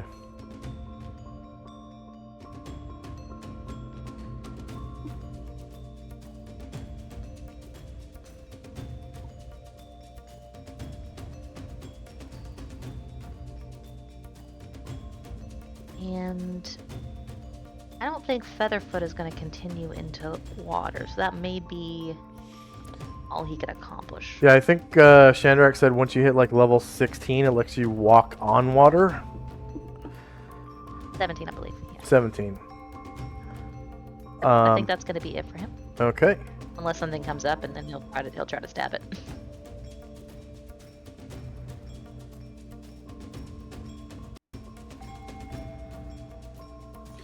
And then, did he use half a move to get to the water? Yeah. So using Featherfoot, he should, if he succeeded, get 12 move squares. Yeah. So he only used 1, 2, 3, 4. Yeah, he used 5. Yeah, so he should still have some movement left, I think. Oh, okay. If that's all right, then he will continue to do that. So he'll get here. Let me take that soon away. And the if- thing has not sensed him. Yeah, it's too Obviously, he stupid. won't get it back. No backstab Yeah. on a water elemental. They don't have bones or organs, so yeah. I think technically I'm +4, not correct. supposed to give them a front even. Like they're supposed to be kind of amorphous. But what were you saying? But +4 because he doesn't know he's there, right? Yeah, +4. All right. And it's just a regular attack. Essentially, the water elemental is blind to your presence, so it is a +4. And you get a shieldless flank attack. AC 0 versus AC 2 hits, and you cause 9 damage to the water elemental with your Darnden +2. Alright. A red portal appears in front of Anatar. Ugh.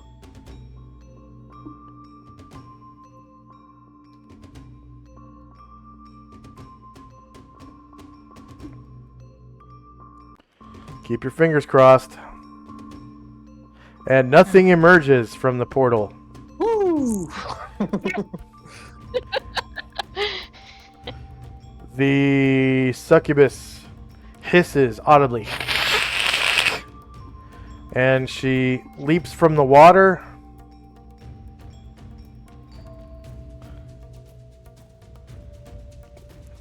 To there. Not popular enough for guests, though. And that was 1. She glides down to here. That's a half move. Walks through the door and closes it behind her. And you hear this click, click. Oh!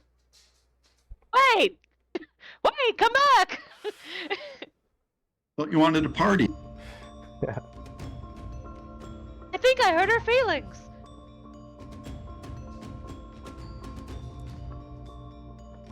And next, the water elemental faces.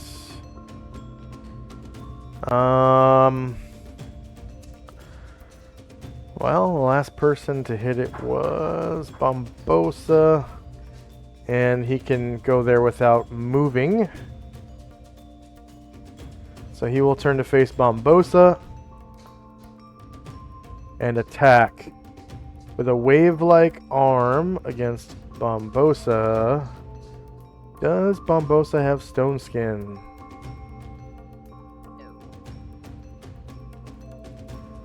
Just a winning smile. Just a winning smile. So often No enough. stone skins. Wave-like arm against Bombosa.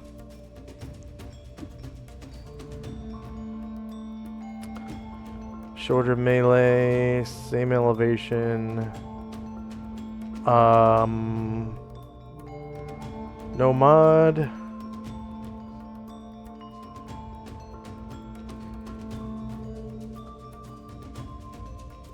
And no mod.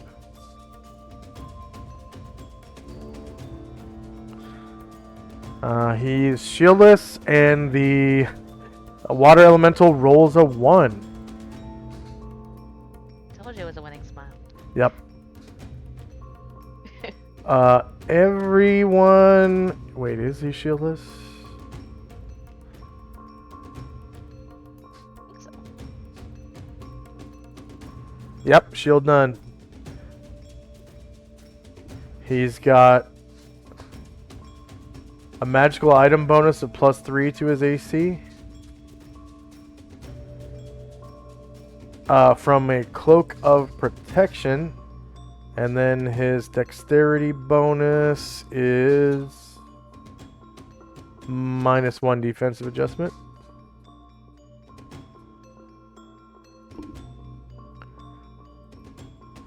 And he's wearing no armor. So yeah, his AC is 6, surprised is 7, shieldless is 6. Okay. And Tenzi. Tenzi cast Crown of Cold.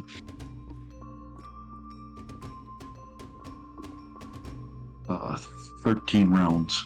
Okay. And you can give yourself the, what was it, 10-foot blue aura? Yep.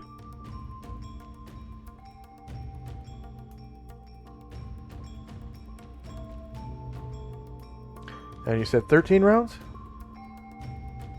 Yep. 13.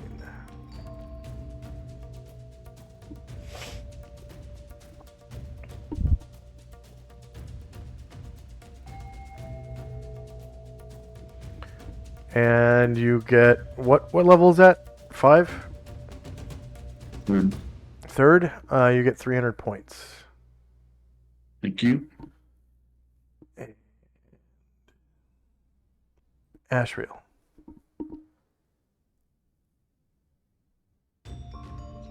Asriel's really bummed about that female leaving, but he will fly up to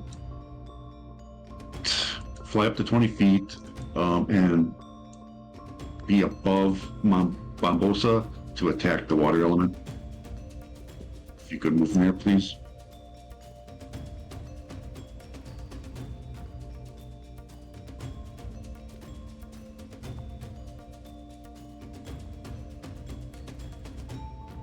One second.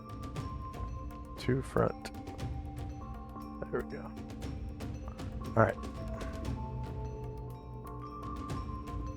And he will attack with his Nodachi. You get +2 for it being off balance.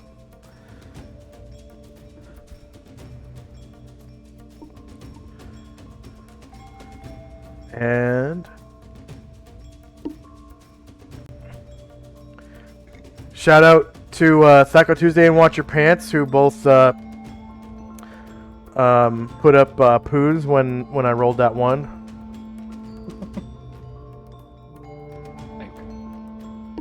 For some reason, his attack isn't popping up.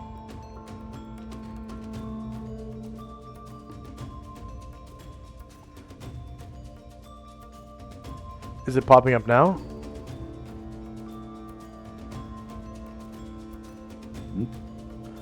Let's see. Do you see that? In chat, the one that I just popped up? It's to Ashriel, so you should be able to see it. Okay, yeah, I see it now. Let me try again.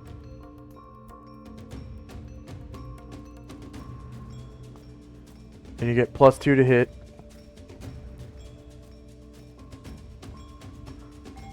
And your elevation is 20 feet, so you should have higher ground. Yeah.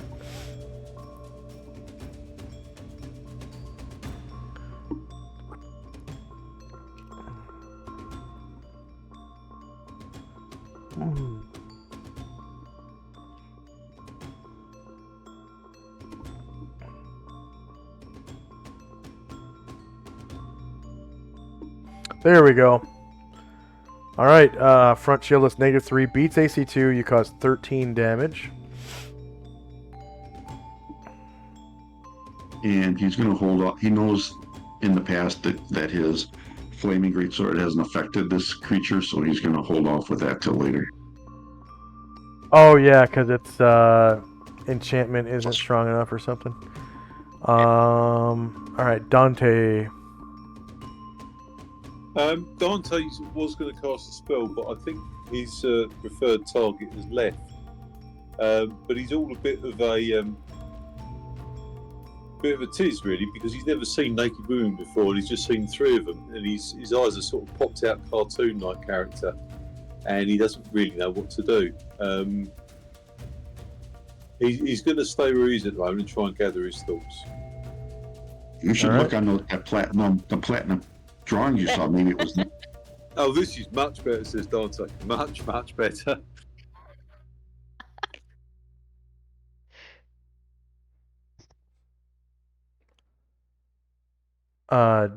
Jim? Okay, so Asher asked Jim to stick with Alistair. And so he is going to hold his action and do what Alistair does.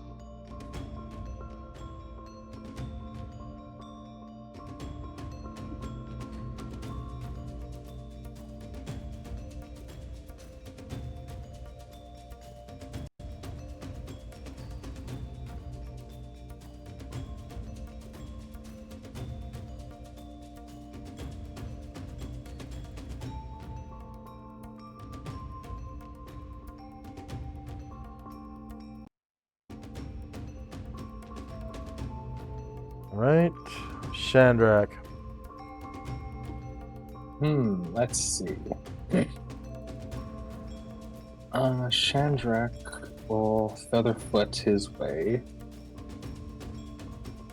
and make it over there. Not see anybody, so that'll be all for him. All right. Brine Druid. Brine Druid will fly, gaining 10 by here, gaining 20 by here. That is 8 squares so far. Then he will stop.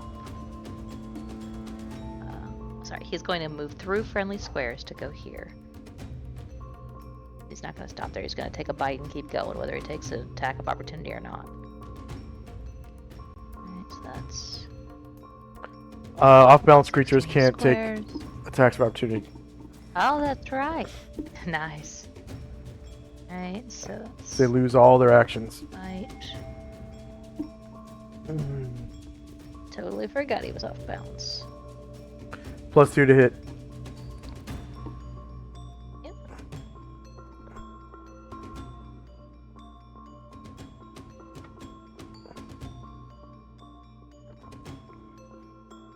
And by there, you would have higher ground as well.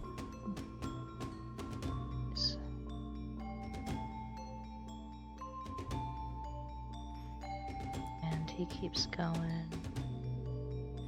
All right, you cause 20 damage to the water elemental and kill it. Go ahead and describe how you do so. There was no math. Yeah, he like if the thing had a head, he would be biting its head off and just kind of like taking it with him. So you see like the elongated water stretch out and then ripple down in a sheet of water, and he's going to land here.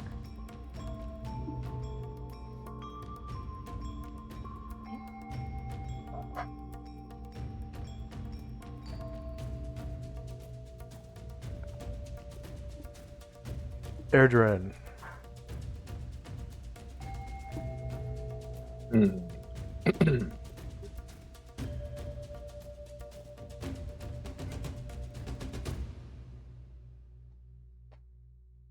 Yeah, he will.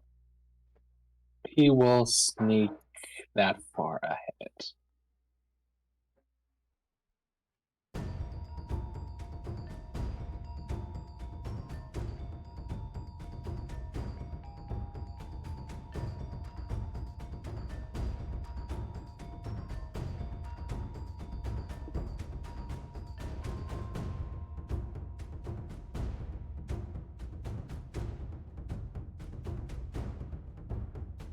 Okay.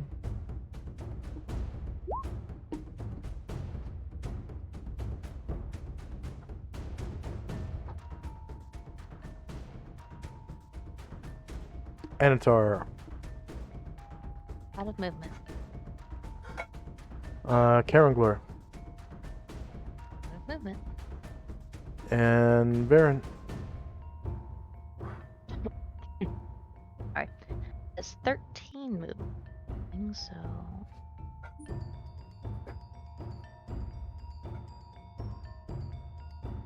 And we'll get him here.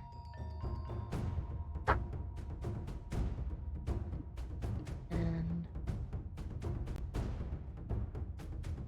Well, I'll just put him here and he will descend 5 feet. So now he'll be at 10 feet. And then he'll be out of movement. Okay. Or he'll Gargam. be at 15 feet. Alright.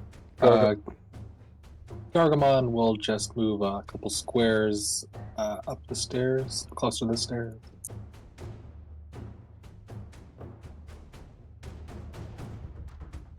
And that's all his movement. Alright. Musashi. Out of movement, he has an arrow ready, but he doesn't see anything to shoot at. Yeah. Ashriel. Ashriel has movement left.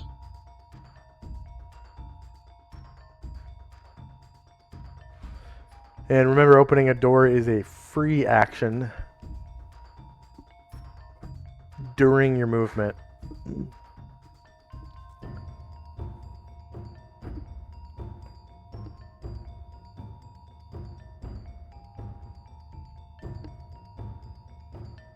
And this northwest door or north door is the one she went through. Yes. He's just gonna land by the door.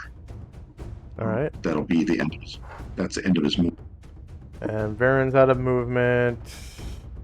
Mm-hmm. Musashi's out of movement.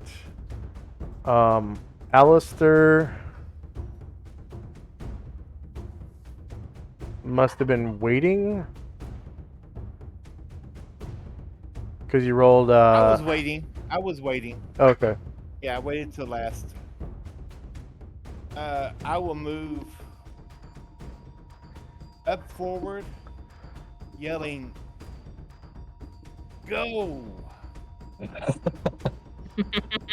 Alright. End of His round. spirit is undaunted. Let's take a 5-minute break. We haven't taken any breaks yet. We've been playing for 2 hours. Haven't had any breaks, so let's take a full 5. And for our viewers, I've got 3 minutes of pre-roll ads, and we'll come back 2 minutes after those pre-roll ads have completed. All right, here we go. 5-minute break starting now.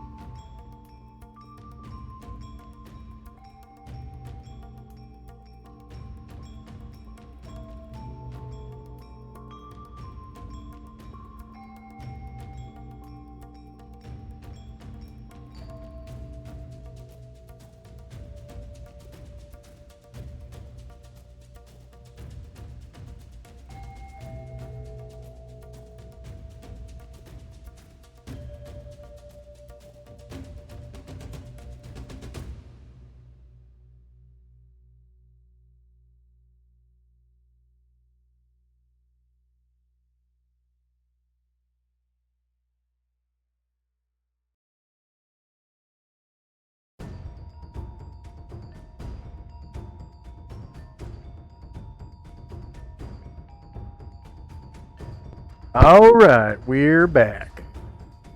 Just gonna reorder the turn order tracker.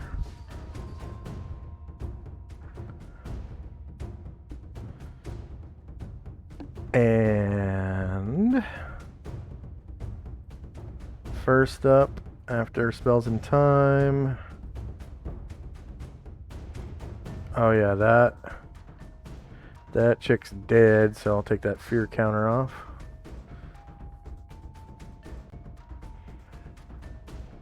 Looks like Shandrak's Staff Protection versus Evil on himself will run out at the end of this round. And first up for the round is Zaalmond with a 4.43. Wow. Yeah, he's just moved, so he's gonna move up.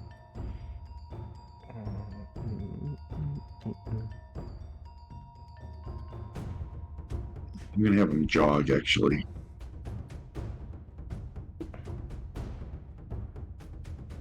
He's gonna. Where'd that girl go? Thought we were gonna swim.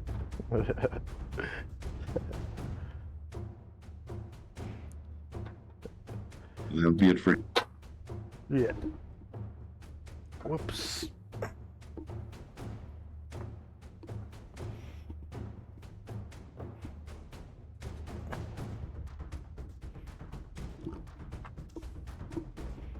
Man, that sucks. Okay.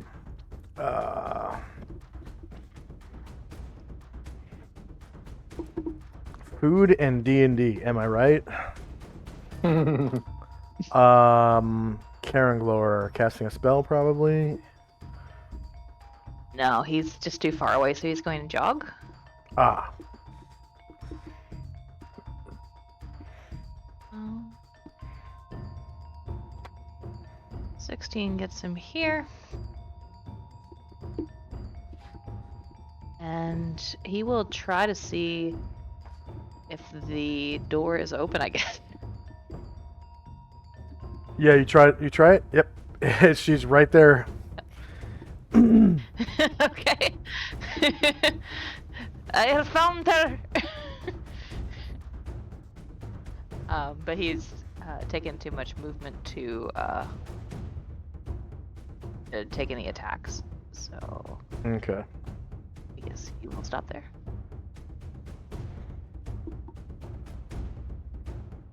The Kitate Ninja are waiting. Next up is Ryer. Okay.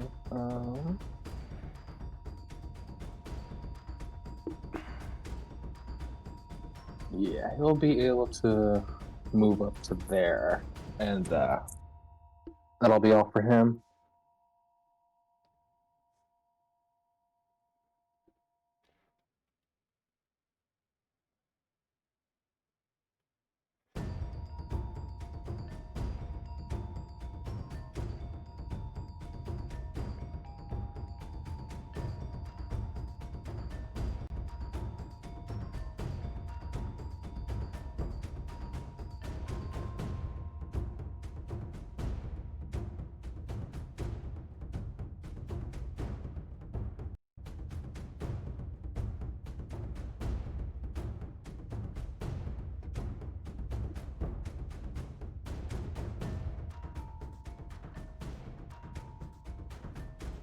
Oh, that's all for Ryan?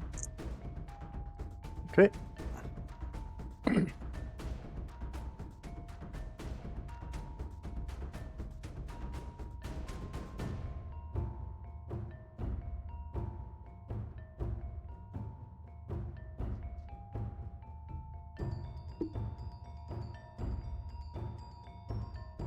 Gargamond. Let's see. 4, 5.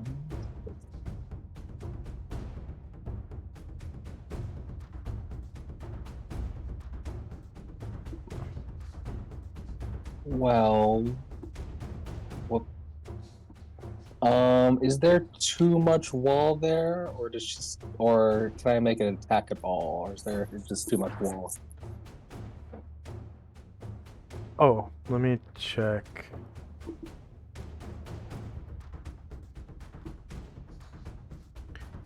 She only has 25% cover from you, which is -2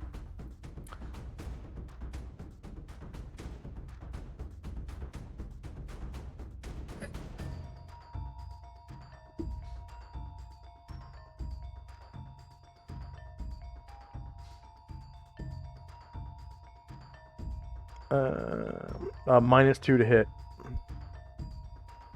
All right. And he will take that. With another -2 because Astral's right there, right? Oh yeah, yep, yeah. That's cumulative. Attacking through a friendly square and 25% cover.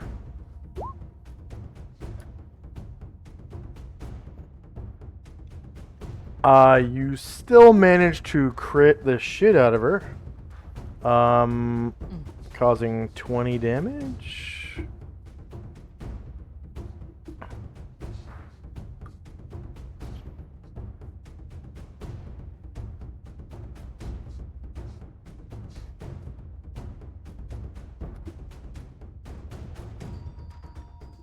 Jim.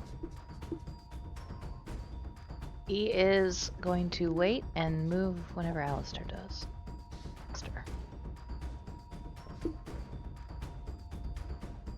Varen. Is Ashriel flying? He is not right now. Okay. Now let's have a look here.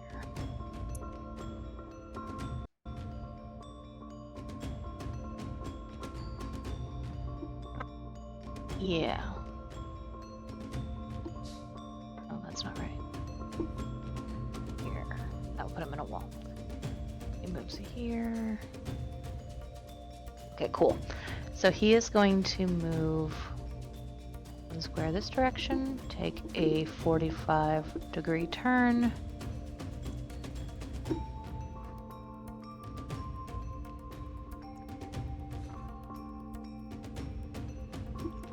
Do I need to move him anywhere? Nope. Descend 5 feet to just a 10 feet, so that is a total of 7 squares. So he will stop there for the time being and make his attacks.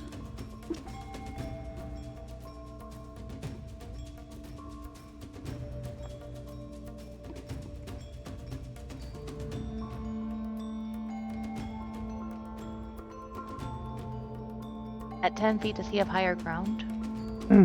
Yeah. She's only like 5'7" ish.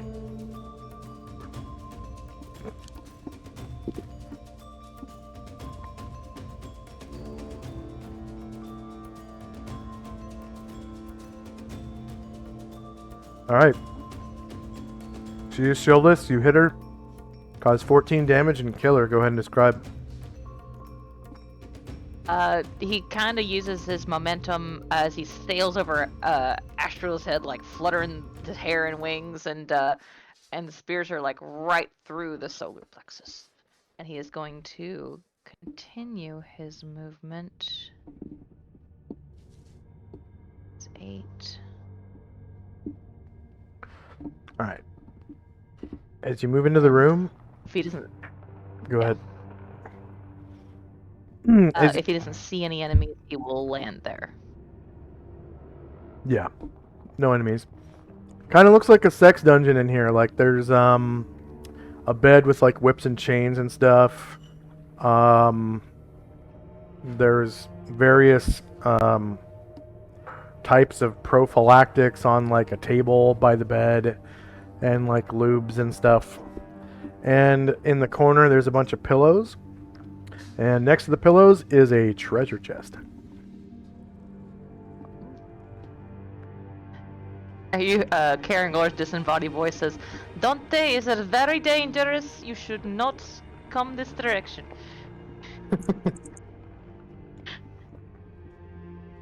Are there more of those copper seeds? Oh, there's no telling what might be this way. Dante's straight on it. Much danger. That slows him down a bit.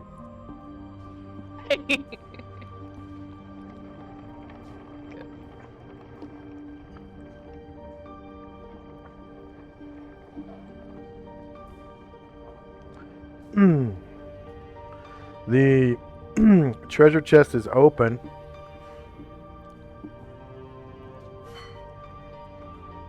Varen has landed, so he can't take any more movement. And presumably I'll need to wait until Asher's turn to do anything else. Right. Varen can see. Huh?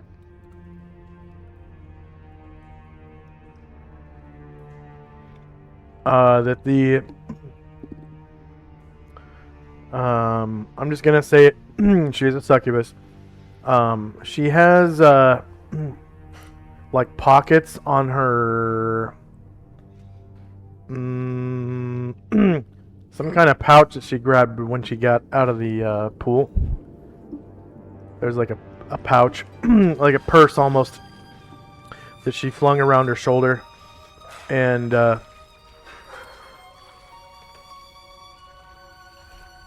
inside of the treasure chest, there are 6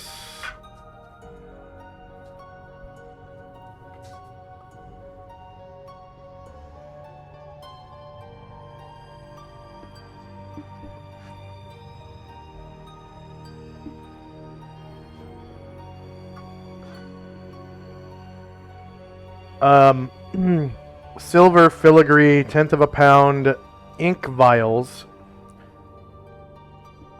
and you can't really see the details on them. But they're probably in decent images, yeah? You can't tell. Can't tell. Okay, so yeah. Only if you turn them over, then the dress flies up. Musashi. Okay. So first up is Tenzi. Yeah, so we'll step into the room.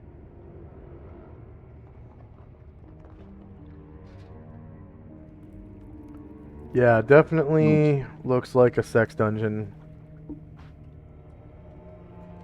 Is this like a backpack here, or is that just paraphernalia? Sex dungeon stuff. Okay. Various toys. Toys. Beaks Okay, toys. Kids would like those. He will take the purse or whatever it is that she put on herself, take it off of her, and take a look inside of it. Inside are 3 gems that look like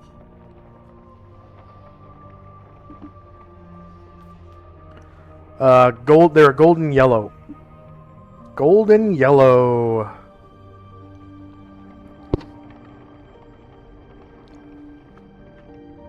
Three of them. Musashi's going to go over by this door. Tenzi's going to join him. And Tenzi's going to listen at this door.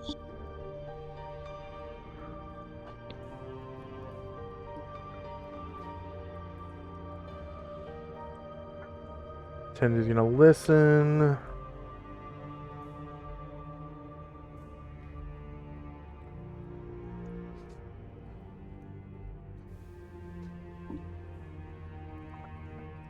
You hear the beating of your own heart as you listen at the door.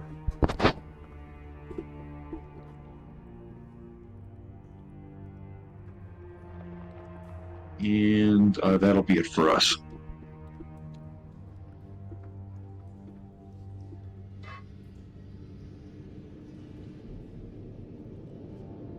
Asher and company.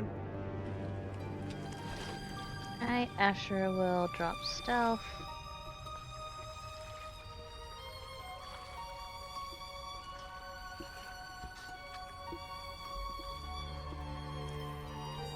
And go to investigate what people are looking at? When Astral sees you, he kind of holds a purse open, and you can see the gems inside it. And Asher will peer at them and see if she can figure out what they are.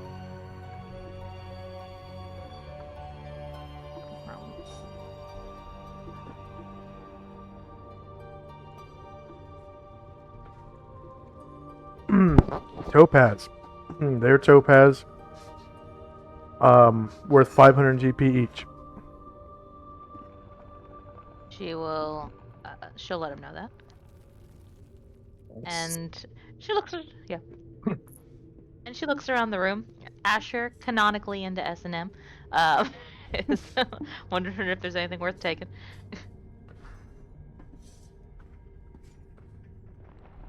Whoops. And she will come over and have a look at the chest as well. Okay. Inside the chest, you can see 6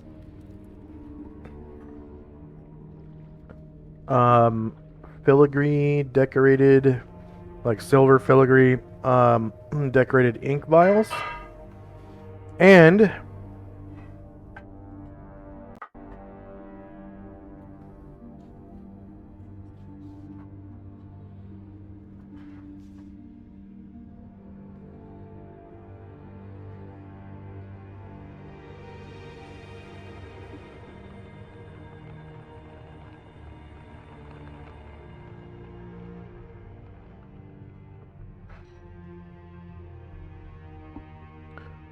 a beautifully crafted bowl.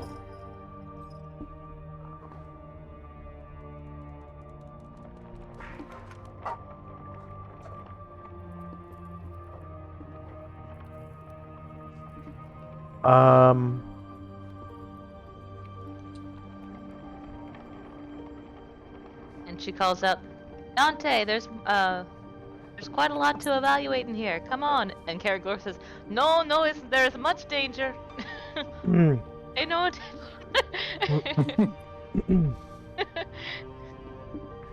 Dante doesn't know where he's coming or going. Asher hushes Caragor and says, Get in here. That'll be it.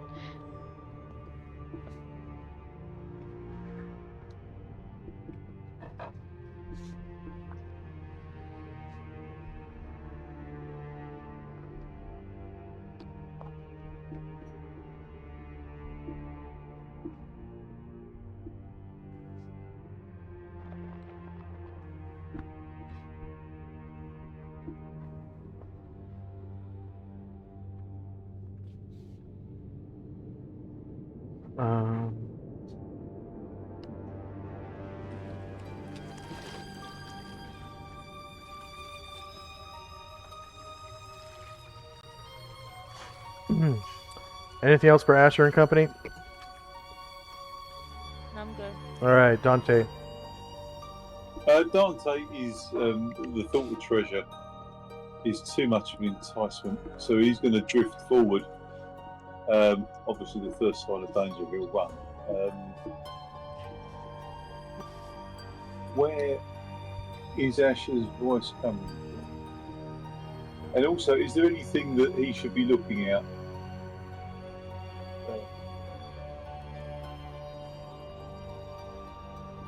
I think he's still got his traps on, so if there's any traps at all. There's a... you don't see any traps in the room. There's a beautifully crafted sword over here on the ground. This Alu Fiend is wearing a beautifully crafted suit of plate mail. You can hear Asher's voice coming from in this room. So, which room? This one.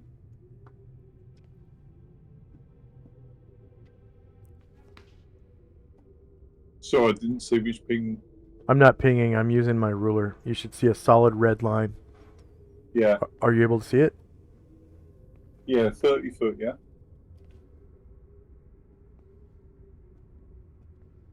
Okay. It leads directly from your character into the room. Right. He'll go over to the sword, pick it up, and study it. I think, and the plate mail as well, and then call out. Just 1 minute. I'm just looking at something. All right.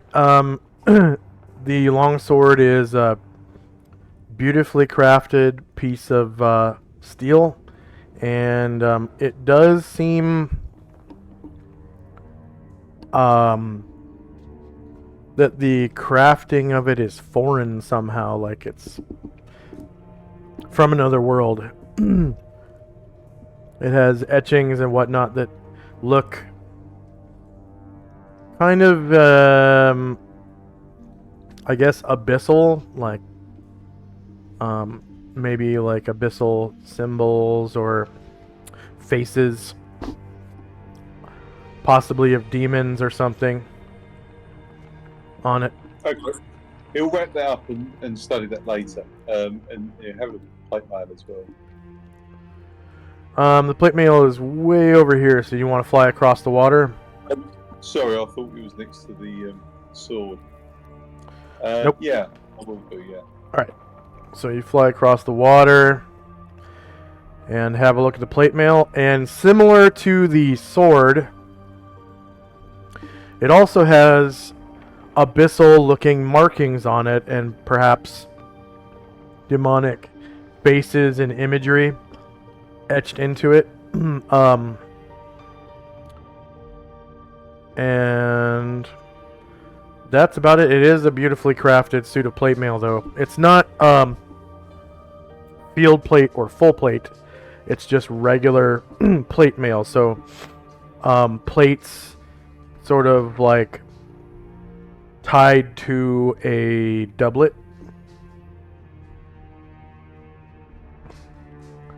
And anything else for Dante? No, he'll collect that up as well. Oh, you collect them both?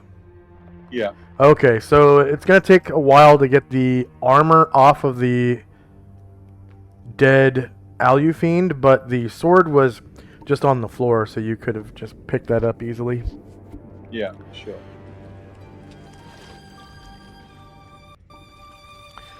Shandrak and company. Chandrak comes out of hiding, and he says, "I'll help you take that armor off. Just one moment." And then I will cast detect magic on myself. Right on.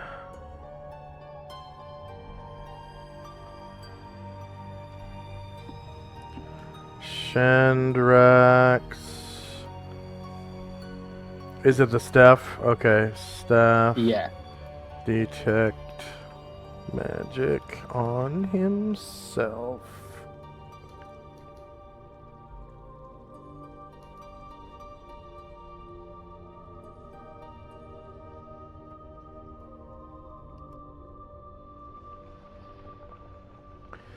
And 18 rounds. Actually, Chandrak will he'll ask, "Hey Gargamon, do you mind going over there and helping Dante?" He'll make his way over, and he'll be. I guess he'll start to take it off. Okay. Anything else for Shandrak? Ryer would like to listen to these doors over here. On the left side of the room. North.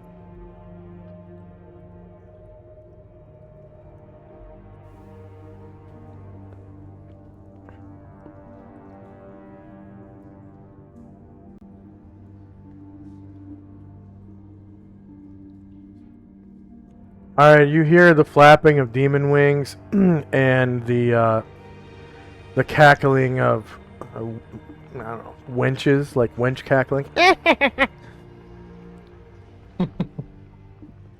Okay, Ryer will turn back and say, "There's more through here, guys."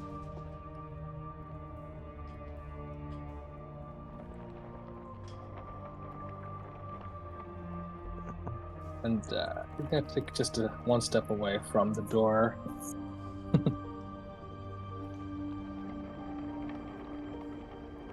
Okay.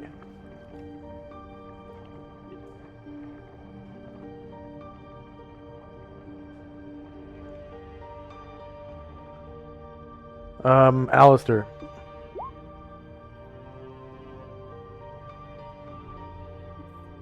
Hey, Alistair will make his way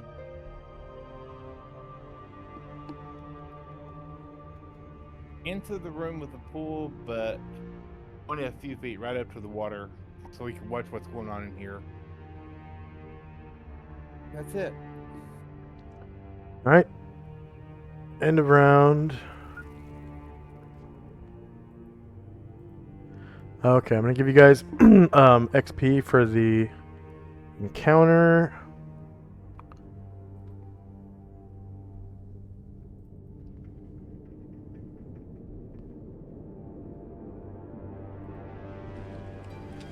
So 1 succubus.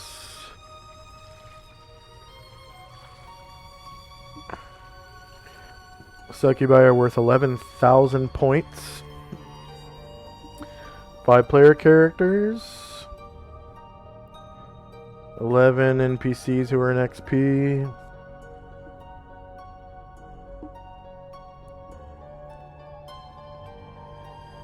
One creature defeated.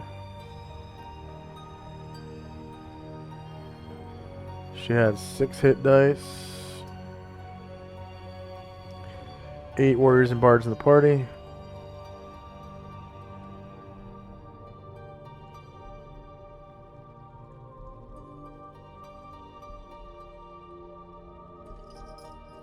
And the Alu Fiends.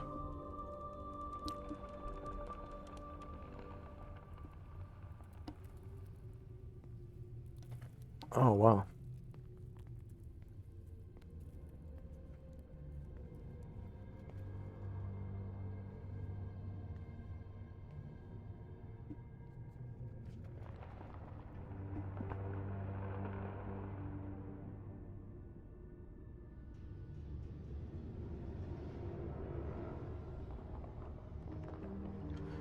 Okay, 2 Alu Fiend. 4,000 points each. 5 player characters. 11 NPCs. 2 creatures defeated. They had 2 hit dice each. Warriors and bards was 8.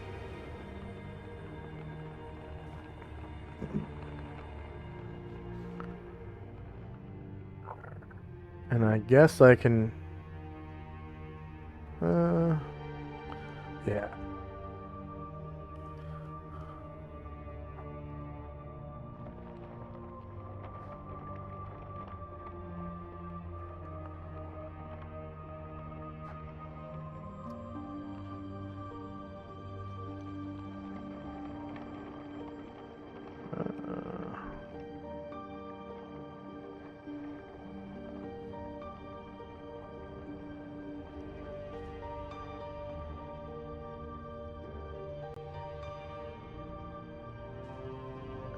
Alright.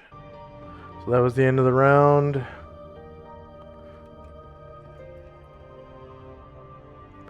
Just gonna reorder the turn order tracker again, and spells in time.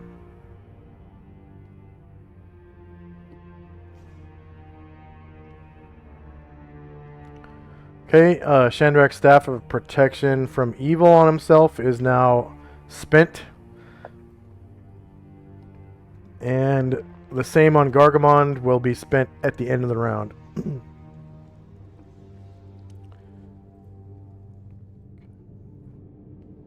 First up is Shandrak.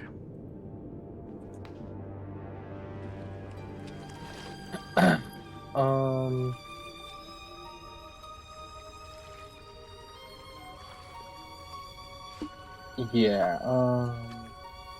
after hearing from Ryer that's got some close company, Shandrak will come over here and hide in shadows.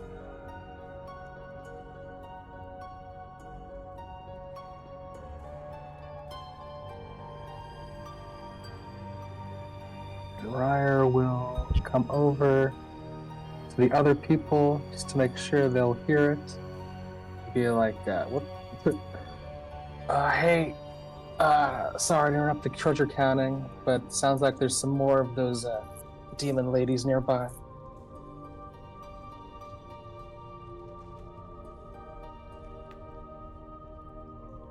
Asheville turns towards you. I They're will in the- follow you. I'm sorry. Okay. And yeah, still has some more movement left, so he'll just be going out here towards the northern doors. And yeah, Gargamon will drop the armor that he's been just got started taking off. And he will come up over here. And he will wait for now. And that'll be all for me. All right. The Kitate are going to wait. Next up is Tenzi. Asheville will start to fly. Get 10 feet of altitude. And fly to here.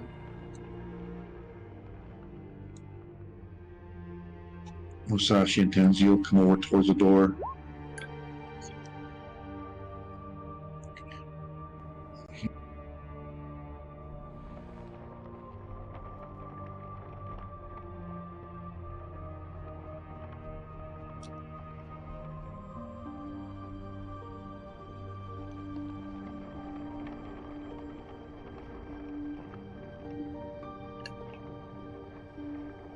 And he'll ask, he'll whisper, are we ready to go?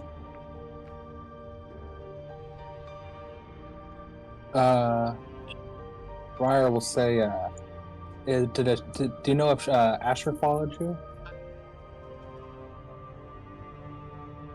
I don't think so. I think she was still counting. She might have been counting coins. Then we will wait for her.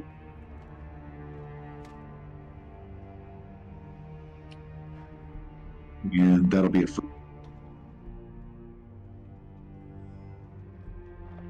All right.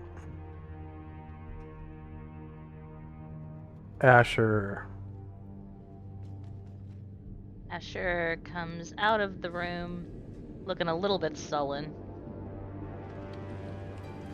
Shame we gotta kill these ladies. It looks like they do know how to have a good time.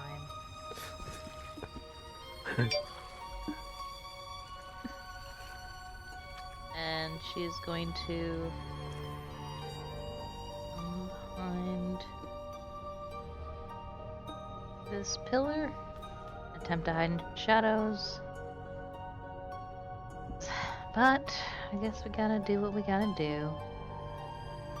Bumbosa is going to slide out of the water and try to hide here.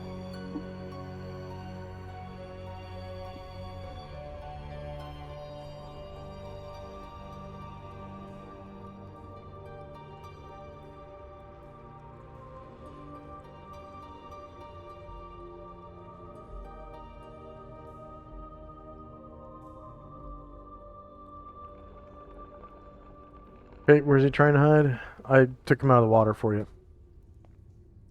Thank you. On the other side of this pillar. I'll just drop a new. Oh. Oh, you got it. Thank you. Okay. And our other people are following. And Varen says, if killing innocent people is your idea of a good time. And Asher just kind of huffs.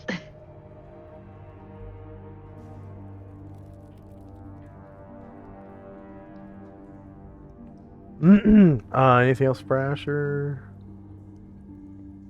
Just moving some last characters.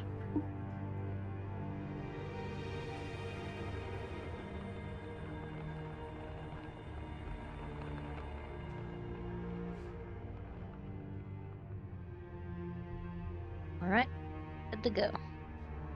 Okay. Dante. Has Dante finished removing this plate armor? Or is he still working on that? Yes. Yeah. With help, you managed to get it off in about a round. Okay. He breathed a sigh of relief that the Minotaur's left it alone because he doesn't like him. He scares him, but also he stinks. So he's quite pleased he's gone.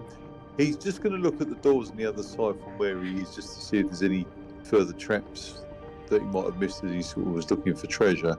Doesn't see any traps on the doors there.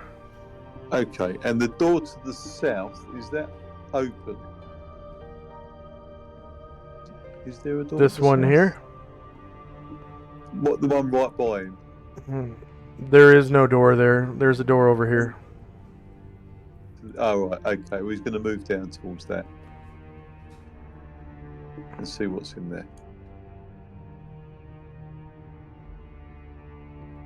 Is that the one that Asher came out of, that room? No. That's the one that Ryer tried to listen, or wait, Tenzi. Tenzi tried to listen at it. Oh, which one did Asher come out of then? This one over here. Ah, sorry. That's where he's going to go then. He's going to go up to there. He wants to see what the loot was in there.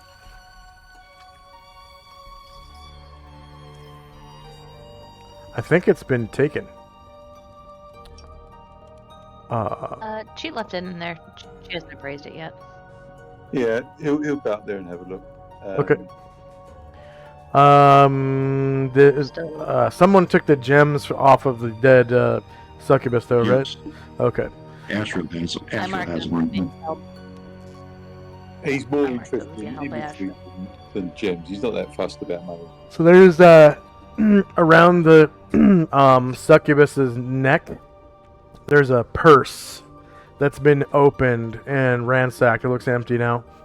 But in the back of the room, there is a treasure chest here that has 6 decorative vials of ink, like silver filigree bottles or whatever, and also a bowl, a highly decorated bowl that has like it's been painted.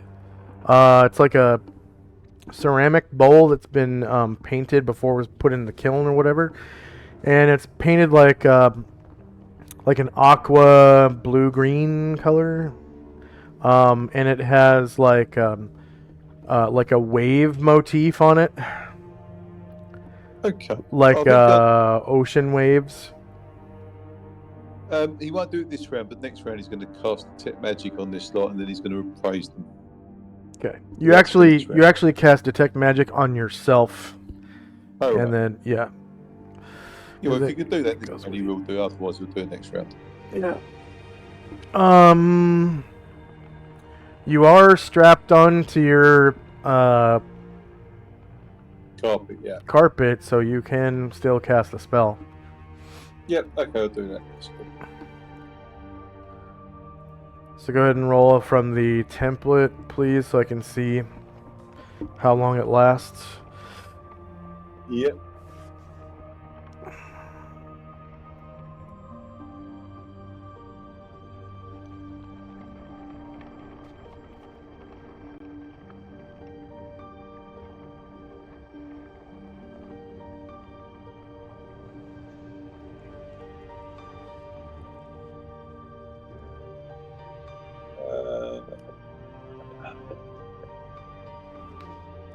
And there should be 2 different ones. There should be a priest one and a wizard one.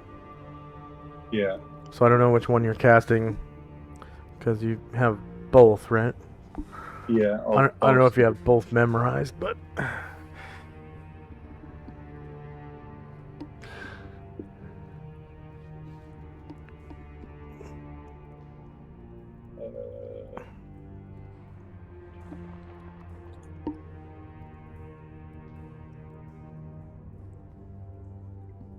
weird. Wizard 1 divination spells. Oh no, it's universal. Oh, it's universal. My Yeah. apologies. All wizards have access to it. Yeah, cool. There you go. And then be sure to X that off of your list because you've cast it. Okay. You did have it memorized, correct? I'm sure I did. I'll just double check.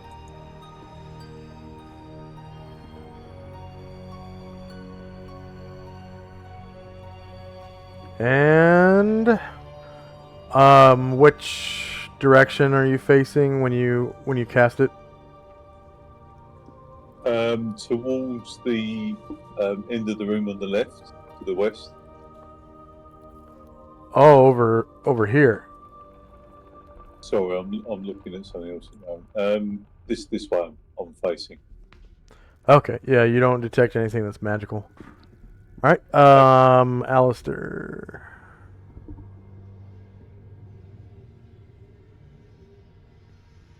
Seeing everybody trying to head into that one room,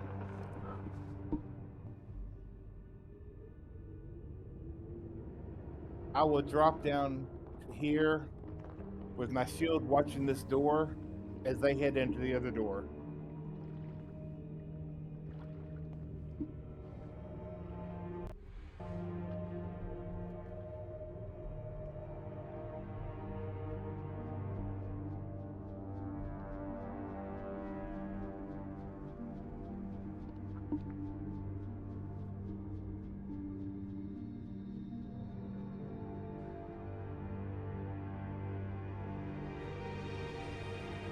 Other than that, that's all I'm doing.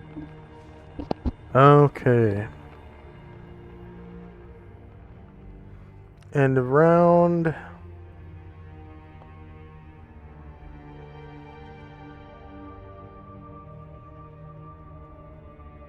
Spells in time.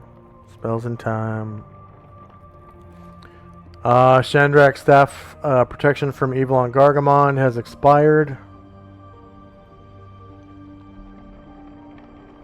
First up is Shandrak.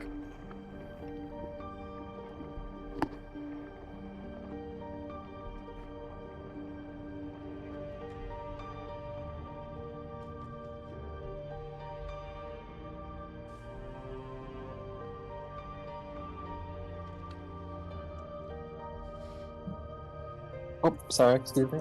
Yeah, Gargamon will come up here now that everyone's up, and he'll open the door. Alright. Inside you see at least one of these. Mm-hmm. And they're kind of like chilling in the water, and they look over at you and kind of stand up and start acting hostile, like they want to kill you. And we're in initiative phase. Initiative phase.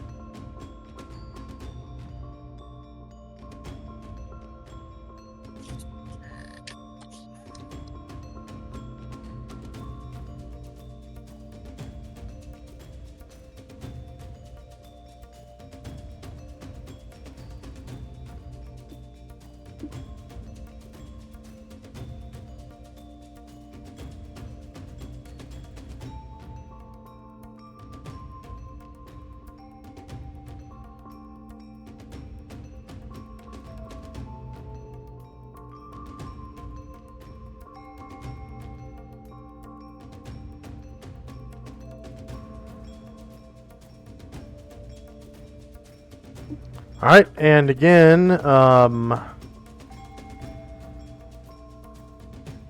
of them's got a really nice sword, and the other one's really wearing really nice plate armor. Alright.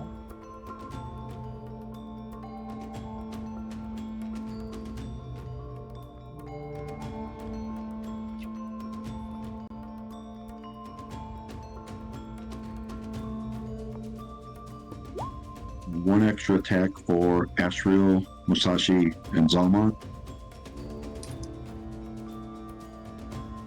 All right, hold that thought.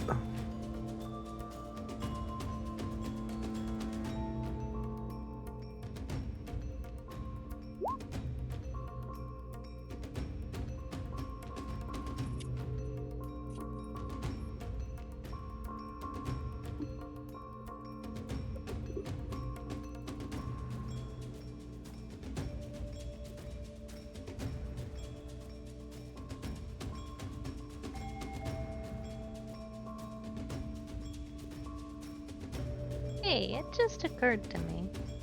What's that? Did we ever put this invisibility that Astral put on Karen Glore on the turnover tracker? That's a good point.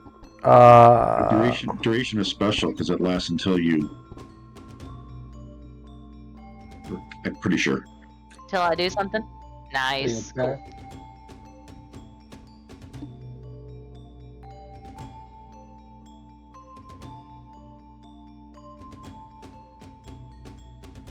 That's how it works.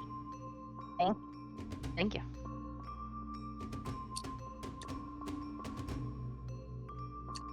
It's special.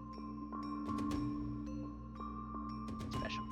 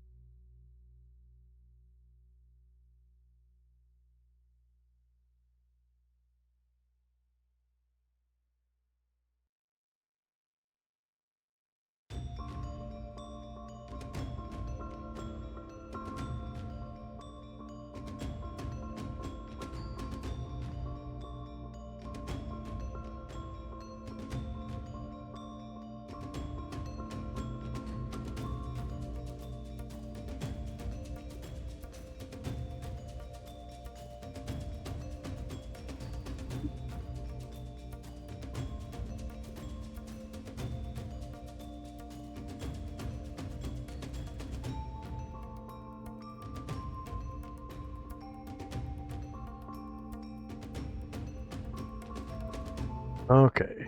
Who needed multiple attacks? Shrill, Zalman, and Musashi. One each. Oh, Musashi needs two, right? No, he's One he's each. gonna go sword this time. He's gonna go sword this time, so just one for. Okay. So Musashi, Ashriel, Zalman. Zalman.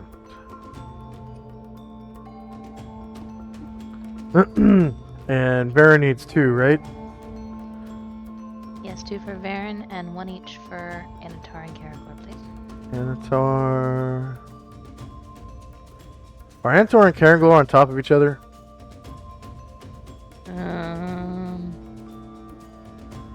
No. Where's Karanglor? I think somebody's on Dante's carpet with him. I'm not sure who that is. I don't see Karanglor. I don't either. He's got a yellow aura around him. He's gotta be around here somewhere. Oh, is he under Varen? No, that's Varen's yellow aura from his light. From his wings. Maybe I accidentally deleted him? Maybe. Well, Varen is on top of somebody. Shandrak. Mm, Is Varen flying? no. Okay, Varen and Shandrak, dex check, please. And I really don't see Karanglor. Yeah, still doesn't solve that mystery. Let's see. It's not back Guess in the I'll treasure drop room. him again? No. I don't have any sight in there at all. Is that him or is that Bombosa? This is That's Asher. Bombosa. Oh, Is he under This is ash reel? Asher.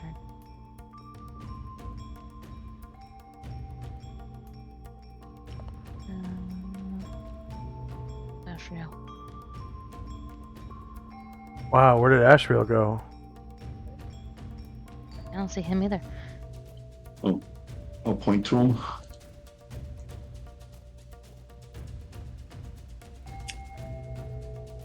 Can you see my? Oh, you see the measuring line? Or Yeah, but I don't see his Um, token. Is he invisible right Oh, now? no, I do. no? I wonder if Karen Glore is under him and blocking him, or is on the same square and blocking view of him. No. I don't see any tokens right here. Me Same. neither. Wonder if that's both. They both went into that black hole. Could be. I don't see Astro on the turnover tracker now anymore either. But you see his token? Yeah, I see his token. He's right next to Musashi. Yeah, Karen goes back. Huh. Alright, I'm dropping a new token for Karen Gore. Yeah. He's gonna need those 2 auras, I think. Yeah. Okay, so he's got the first one.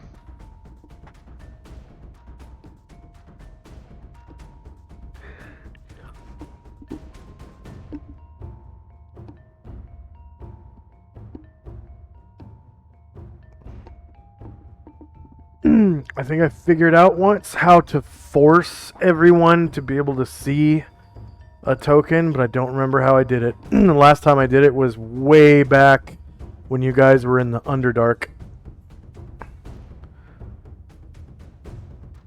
I'm gonna try refreshing to see if that helps because I can't move or select Asriel's token, even though I can see it. Okay.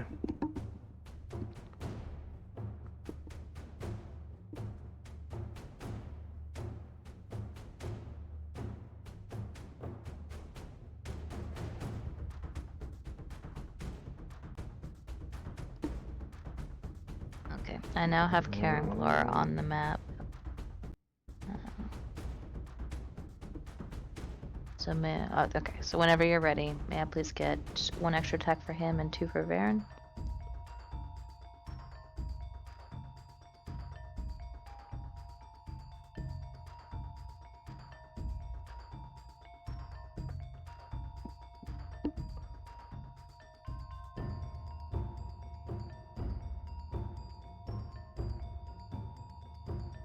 Two for Baron.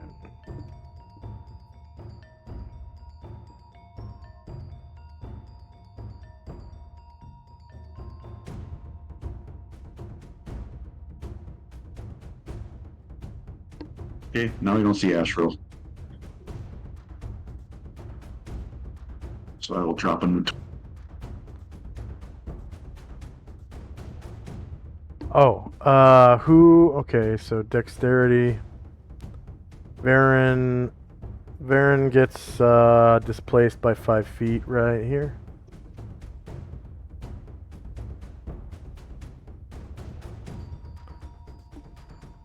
And somehow I added 2 for Shandrak. I need Oh, one. probably for when you were trying to do Varen and we Argamasa. were in the same square. Yeah. Okay, there's 2 for Varen. Thank you.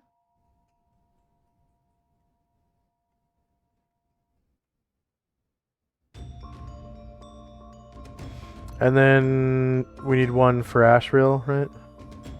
Yep. Okay. 1 for Karen Glore, please. I don't see Karen Glore. Where is he? He's here.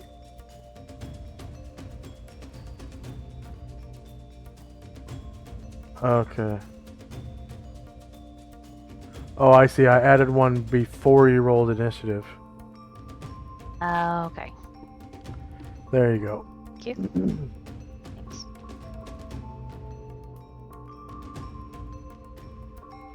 And one for Gargamon, please. All right.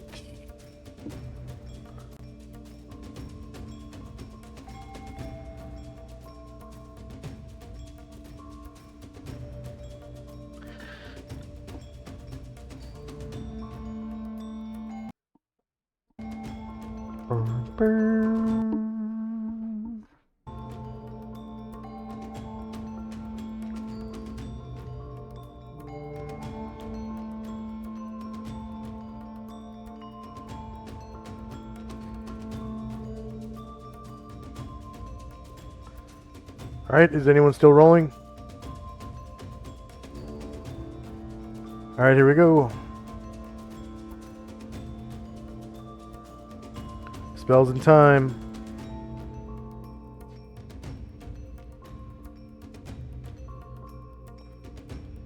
First up is Ryer with a 2.69. He must be casting a spell. No, he's just very fast with that javelin. Oh, right, it's a magic javelin. Okay. Ryer is he's just going to wait for right now. All right, Karen Glor. Okay, Karen Glor is going to come up here, open the door.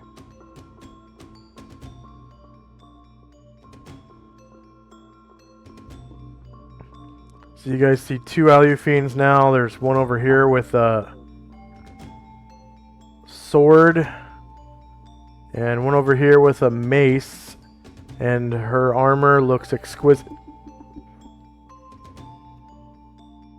6.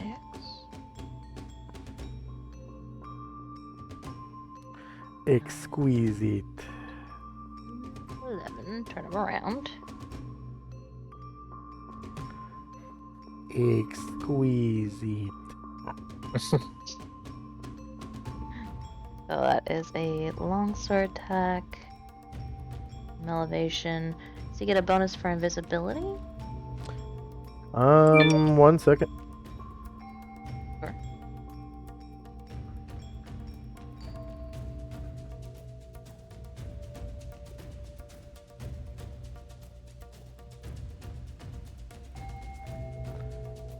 These are genius Alufiends.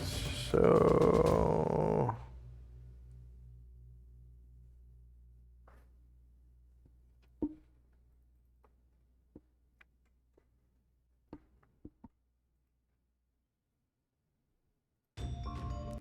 save versus spell.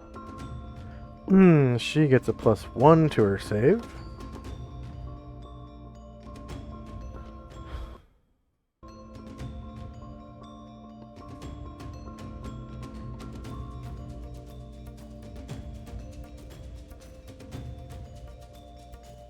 She fails her save miserably. Oh god, okay. Alright, And, so +4. You get a backstab. Well, no, it's Karen Glor.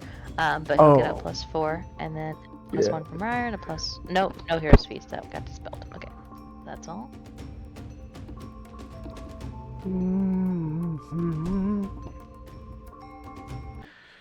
All right. She is shieldless. -14 beats AC3. You cause 14 damage to her. He's visible now, so I will do that. Yeah. He becomes visible. And she looks at him really mad. And she says in his head, I'll get you, my pretty. If prefer you keep your hands to yourself. Gargamond.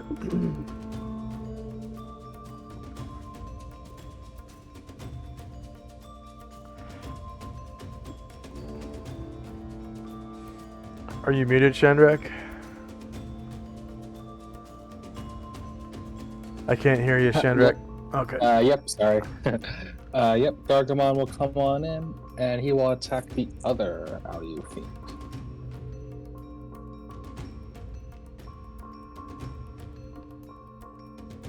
Hey.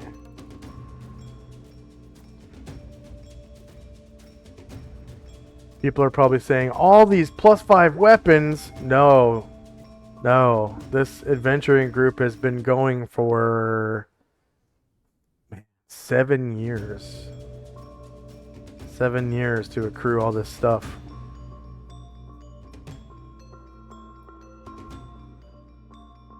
Okay. She is shieldless. -6 beats AC 3. You cause 26 damage to her.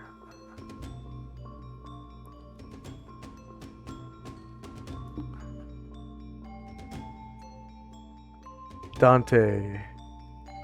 Dante's risking life and limb praising the bowl and the ink bottles. Okay. Go ahead and roll an appraisal for whichever one is first. Probably the bowl, I think.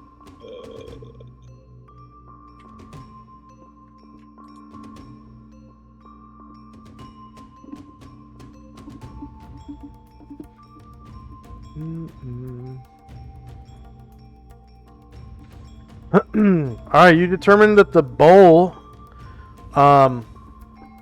is made of jade. Nice. And it's probably worth about like 1,000 gold coins. Yeah.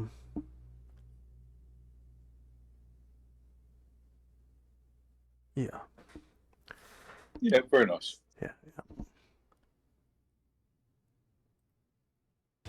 That'll do for Dante. And it weighs about, I'd say 3 pounds. It's a large container fashioned from jade, about 1 foot in diameter, half that deep, and it looks relatively fragile, you know, being made of jade. Sure.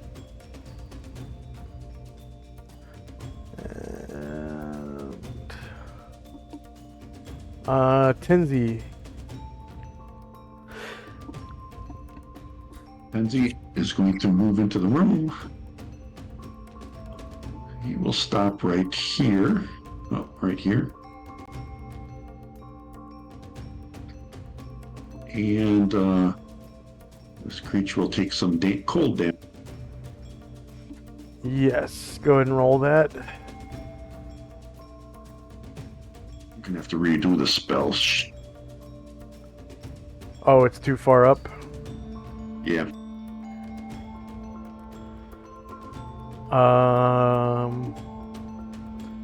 Did you know you can do a word search? If you put your cursor into your URL field and then hit Control F for find, you can still use the word search.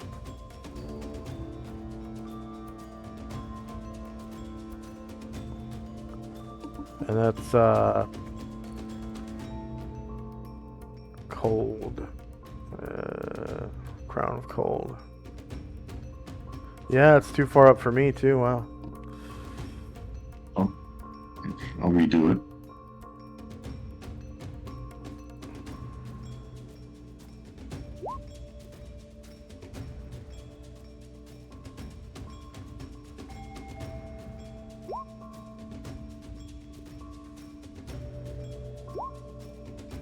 Nine cold damage. It's only if she's susceptible to cold, otherwise it's 5. Oh, yeah, okay. I don't think they have any susceptibilities.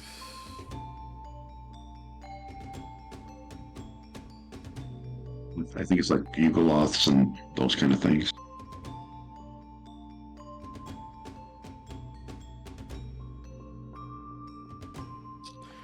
For all you fiends, most of their shit is about their. Most of their information is about their spells and their magic items. So 5 damage. Minus 5 there. Okay.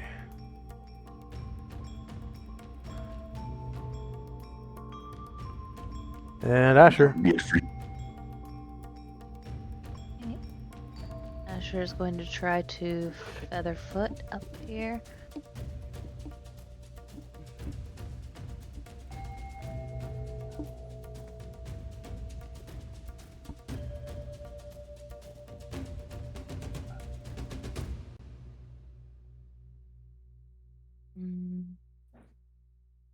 Both of these look to me like their health bars are full. I'll probably have to refresh. Which one is more injured? Uh, I think it's a me problem, not you. the one on the left is more injured. The one that Gargamon. No, it's not a you problem. That's Oh, okay. because these ones are beefier than the other ones. So I didn't increase their HP totals, just their current HP. And I don't remember what I rolled for their HP. No problem. I think Alright, Asher is going to try to featherfoot back here. And one if second. she stealths, yeah.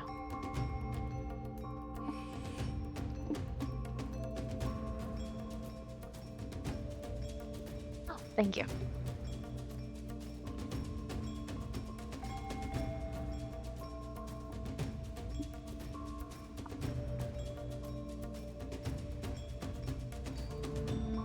So if she stealths successfully, then she will try for a backstab.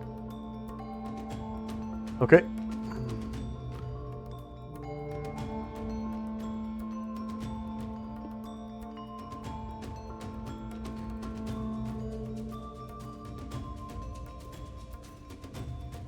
All right, you get your backstab. Nice.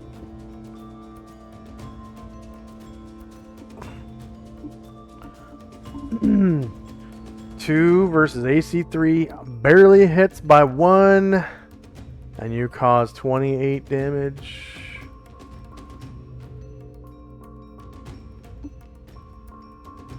And you are now visible. There we are. The Kidate are waiting. Next up is Ashriel. Ashrit will fly in, go to the right, and attack that demon.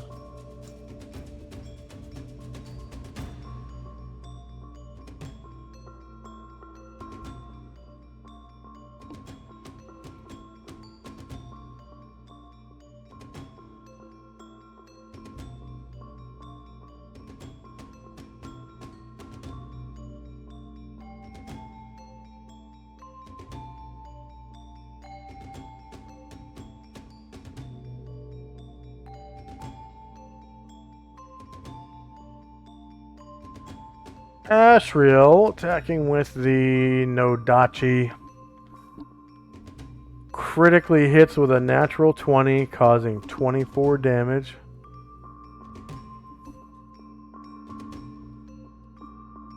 And then he hasn't attacked yet these before, so he's going to try his flaming greatsword. All right. So they have bat wings, so they're not avian. They're not inflammable. They do not regenerate. They are evil. So it'll only be a +1, but so should I roll it or? Yeah, go ahead and roll it. And I think they're immune to fire.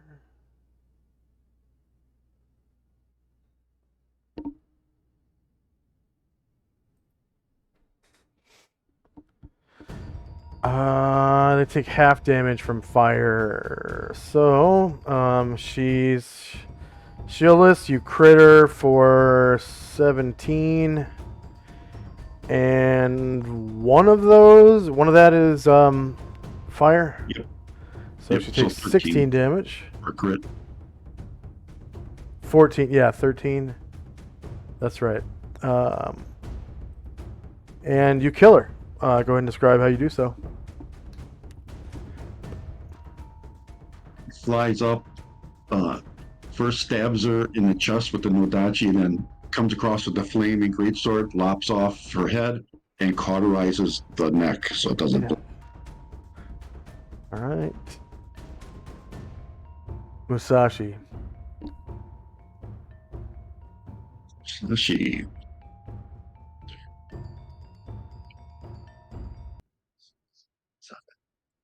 move in and try to attack this other one.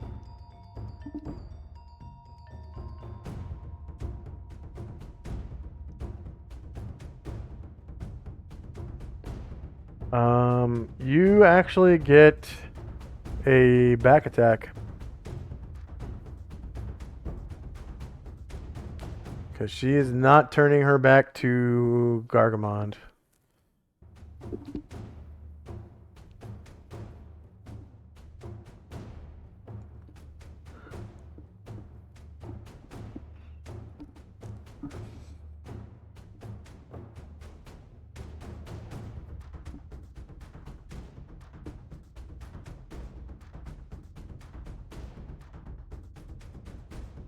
Alright, to the back. Confirmed crit for 19 damage.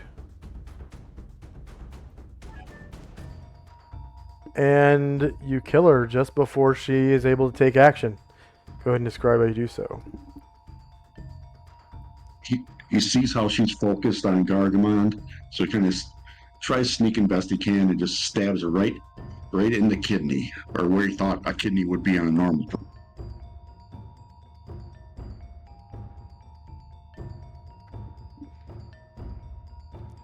And her sword ploops into the water.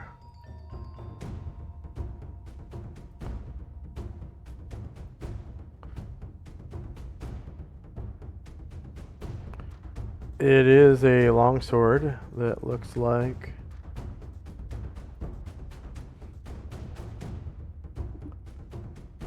that. It's kind of demonic looking. Nice looking. Mm-hmm. And combat is over.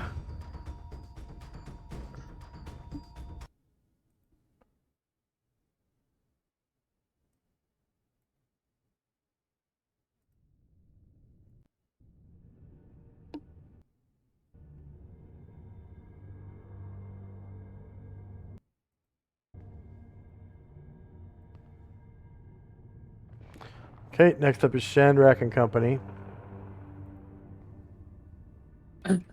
All right. Shandrak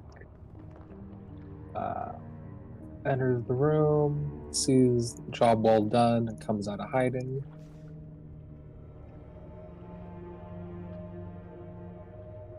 And then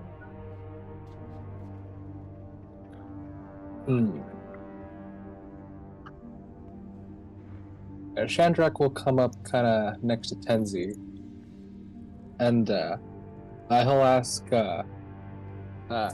if you guys can move aside. I can try to see how magical that suit of armor might be. Of course. And Ryer will just come to hang out next to Alistair.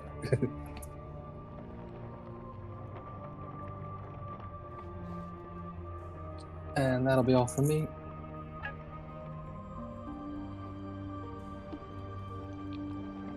All right. Alistair. I was just watching this door where he's at. All right. End of round.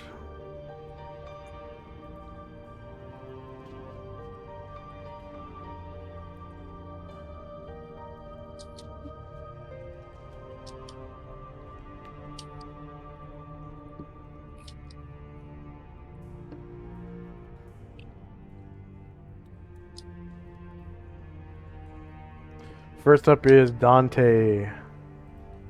He's still appraising the ink box this time. All right, go ahead and roll.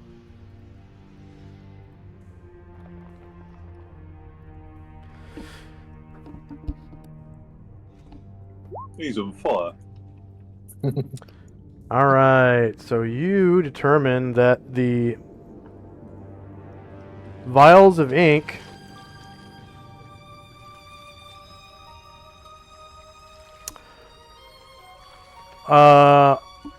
they are silver filigree, tenth of a pound writing ink vials depicting elvish hunters, and they are worth 120 GP each. Are the hunters naked? Nope, they're wearing typical elvish clothing, so that's tunic over leather armor with, or do they wear chainmail? I can't. Elven chamber. Yeah. Okay. That's fine. Yeah. That'll do for Dante this round. Okay.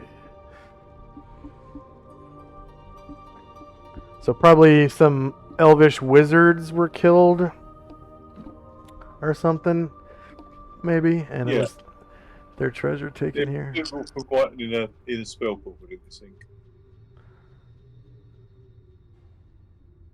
Next up is Asher and Company. Alright.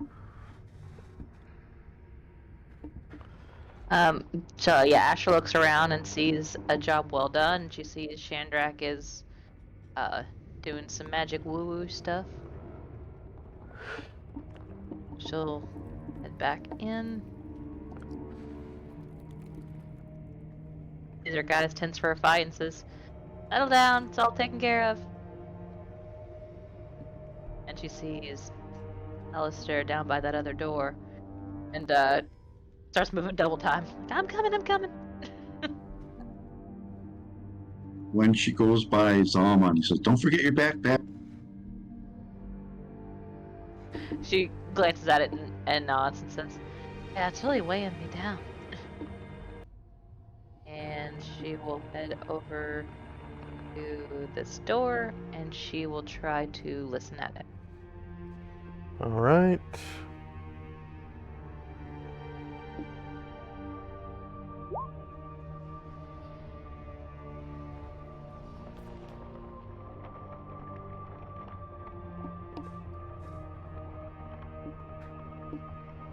All right. She can hear that there is, in fact, no noise in the room. Ooh. I think that's the first time ever where there's been no noise whatsoever. Eerie. She kind of glances back, looks a little puzzled, and says, "I hear nothing. It's nothing." And that'll be good for now. Okay. Oh, actually, Anatar will. Oh, he turns back to his elf shape.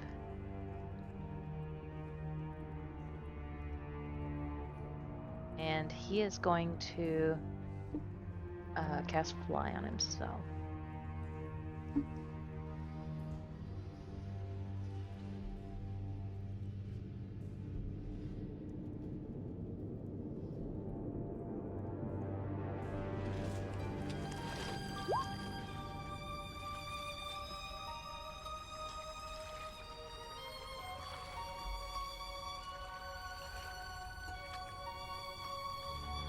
That'll last 120 rounds. Who was that, Karangler? Anatar Oh, Anatar. on himself.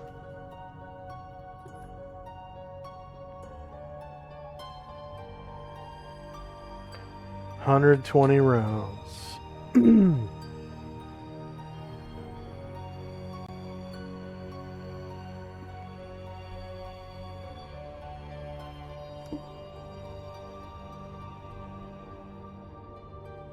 All right. Chandrak. I'm just waiting for Tenzi to move so I can detect some magic. Okay, Tenzi and company. Get out of his way. Come down by the other door and see Asha listening at it. Kind of say, I didn't hear. I don't think there's anything behind the door. Asher shrugs and says, "Yeah, I agree. Just in case, I plan to let Chandrak and Dante finish up what they're working on and gather up the treasure and everything, and I don't see why we can't proceed.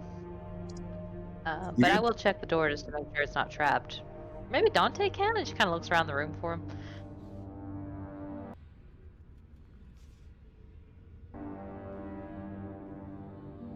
And he looks over at the room to the north, kind of sighs. He might be there for a while. Asher he's, looks back and like a look of understanding. he's got toys to play with in there. Anything else for Tenzi? Nope, that's it. All right, Alistair. Just waiting by the door. That's all I'm Okay. doing. Okay. And I will am try not to. in any kind of health, so Yeah. I will try to detect magic towards the armor. All right. Well, Karenglor is still there. We too So, close. yeah, Sorry. you, I'm sorry, I didn't see that. okay. You meant to move him out?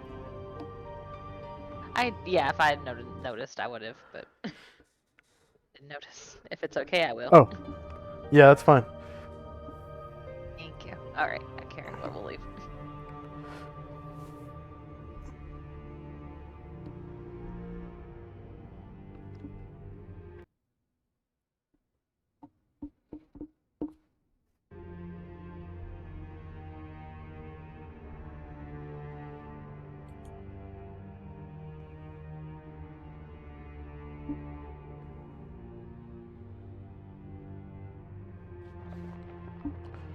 All right. So, emanating from that direction, you feel dim enchantment magic. Okay.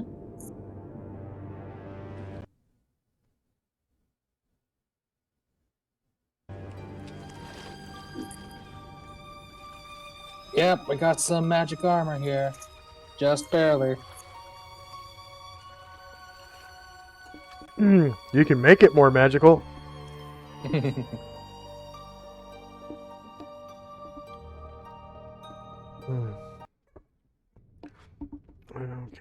Anything else for Shandrak? Gargamon will make his way to the southern door. All right. Anything else? No, that's a lie. Okay, let's take a 3-minute break. It's been a while since our last one.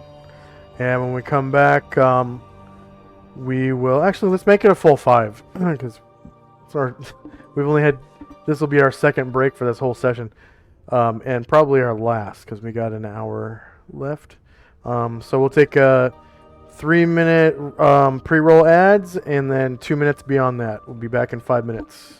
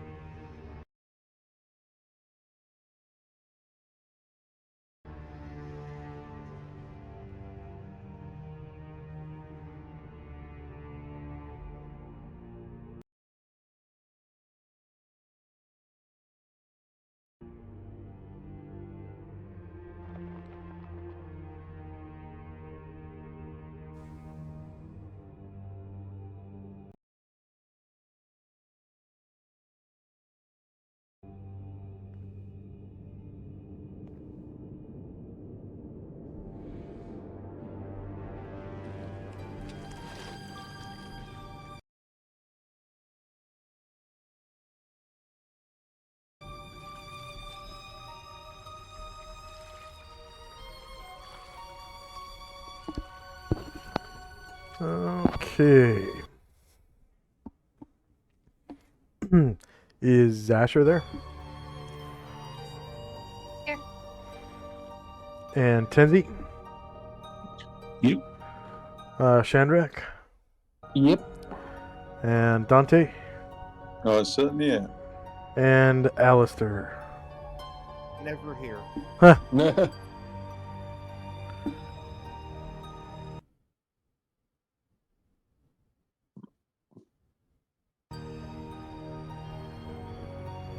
Okay.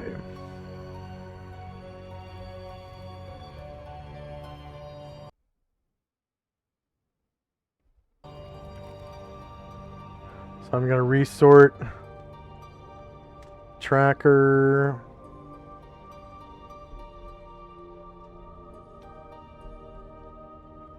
Spells and time.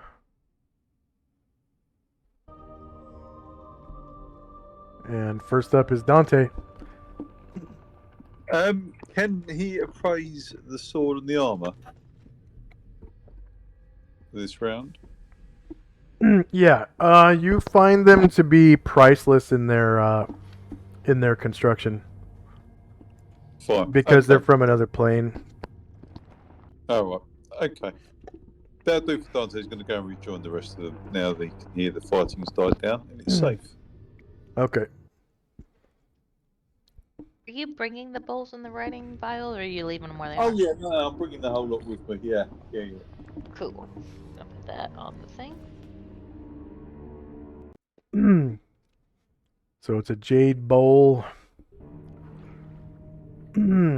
with I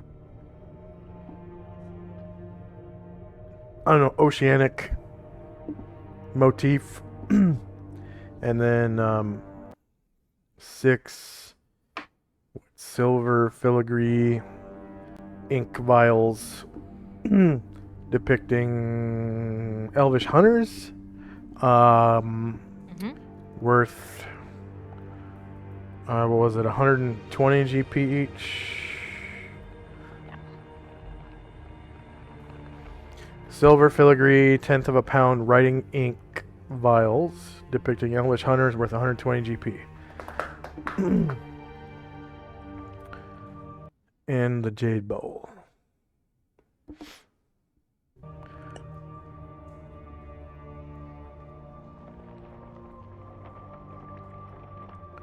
Alright, anything else for Dante? No, no, thank you. Oh, except when he gets in the room, if there's any traps in there, they'd have probably set them off by now anyway, but we'll just have a look. Yeah, you don't see any. Cool. Good. Nobody grabbed the new sword or new armor, so there's a sword over here, kind of laying halfway out of the water, attached to a dead Alufine's hand, I guess. And then this one's wearing exquisitely crafted armor.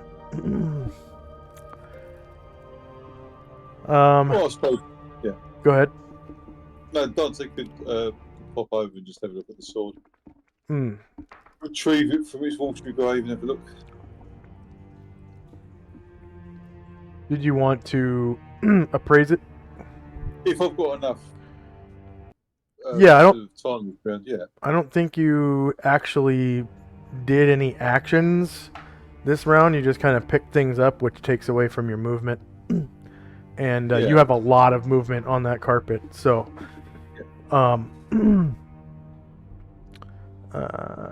Is this another sort of other plain sword that I can't? yeah, use? it looks abyssal in nature like the other one. So the other one. Oh, by the way, the armor kind of looks like this. Okay. Nice. And then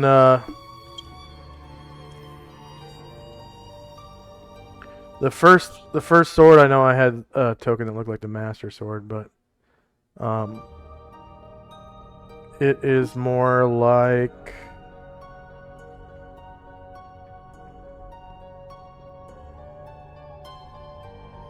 this. Okay, and then the new one is like this.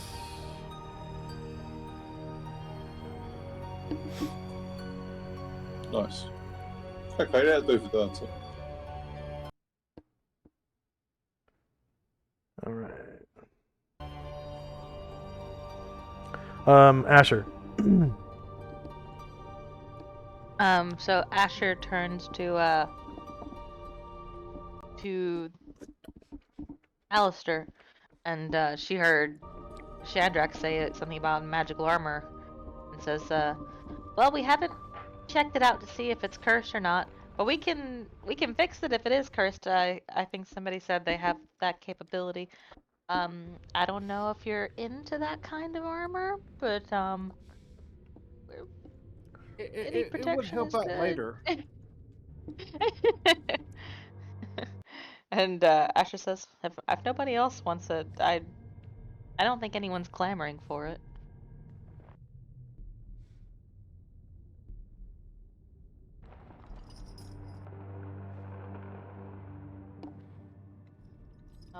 And then having said that,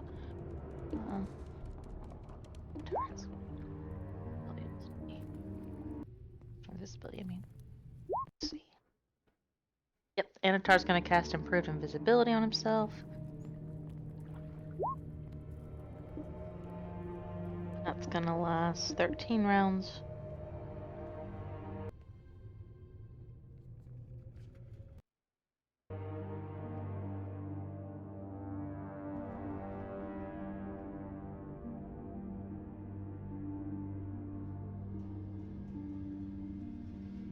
Asher turns to, oh, I did not mean to do that, sorry. Asher turns to Tenzi, and says, I'm gonna do my thing, and she points to one of the pillars and says, you guys move on whenever you're ready. And she is going to come and try to hide behind this pillar.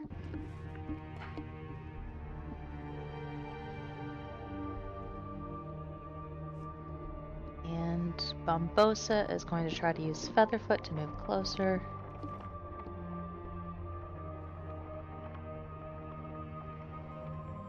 Get here. Yeah, just her people will start to fall in.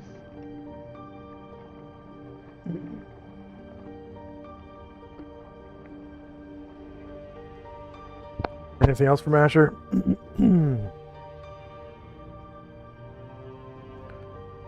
All right. The Kidate are finally coming in to here.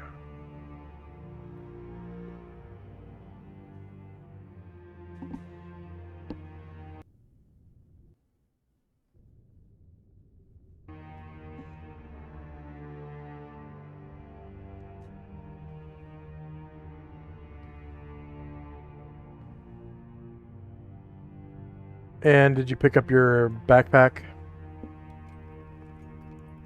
Nope. Okay. She'll come. I'll get it next time. Forgot about that.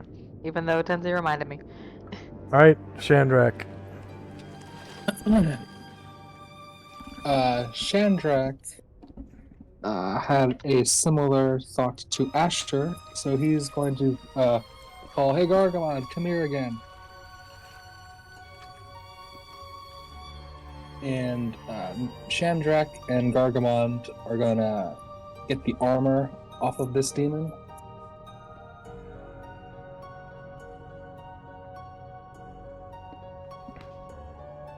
Okay. And Ryer will, I think, begin singing a new song.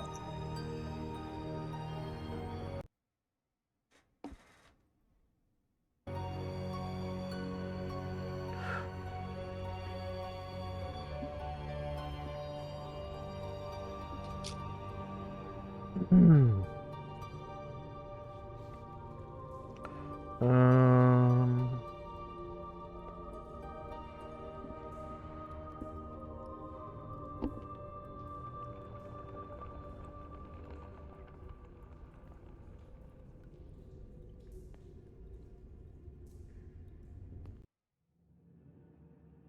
Okay.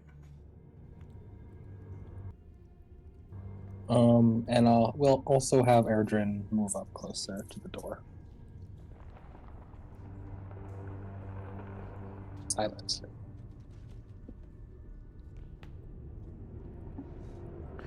And Erdrin has Featherfoot. No, but I thought we were able to double the sneaking outside of combat, right? Yes. Yeah. Yeah. Anything else for Shandrak? That's all. Okay. Tenzi.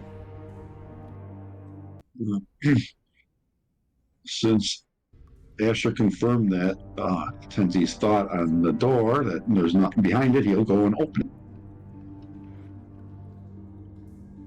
All right.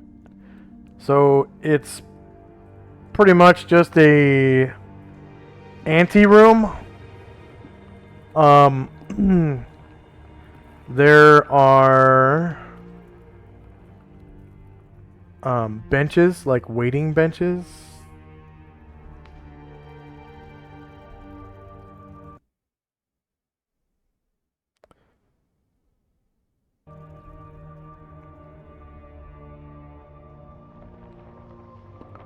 Wow.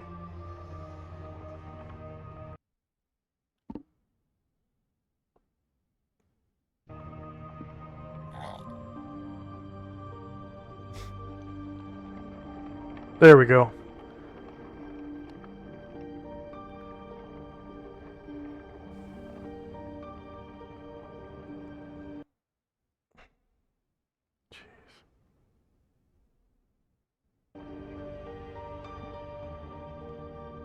Seeing that, Tenzi will turn to Alice and say, "Hey, there's some benches here. You can maybe rest.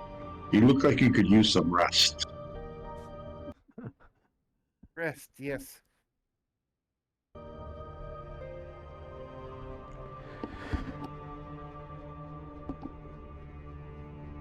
So there's one on either side.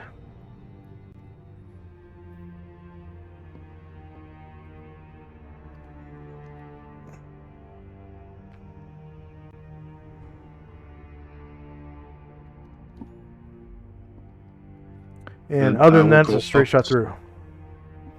So I'll just go up to the next door and try listening at that.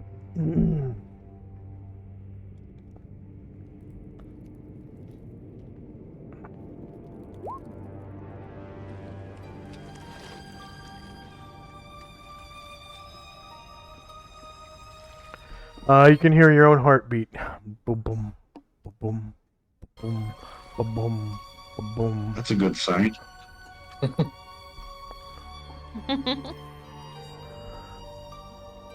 That'll be it for us.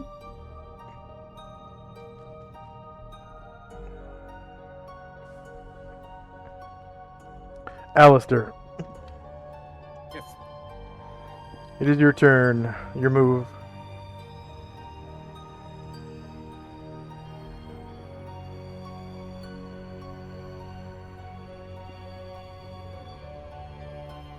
I will go into the room and sit on a bench. All right. It's certainly more comfortable than standing, but not more comfortable than laying in a soft bed. It's made of wood, and you know, it's supportive. It's not too low to the ground where you know, it's hard to stand up, and it's not too high as to hurt your thighs. Like, it doesn't feel like you're a small child trying to sit on a chair. When you sit on it, it's kind of the perfect height for you. And you know, they're wide enough you can kind of lean back in them up against the wall and maybe catch some shut eye sitting up.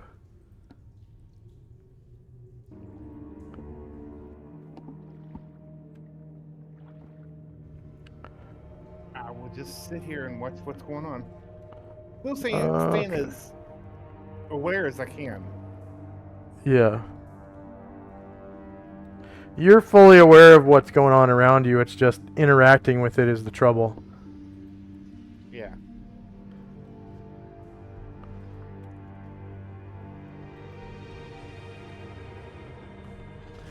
All right, end of round.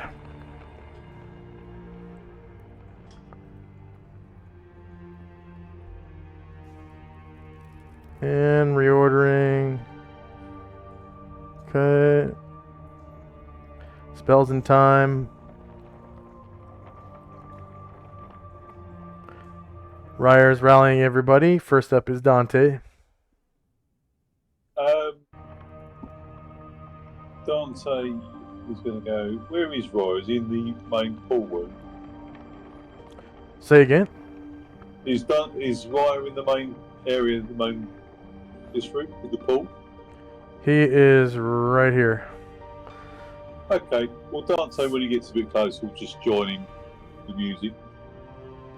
With his Oh, that's his right. voice, The music.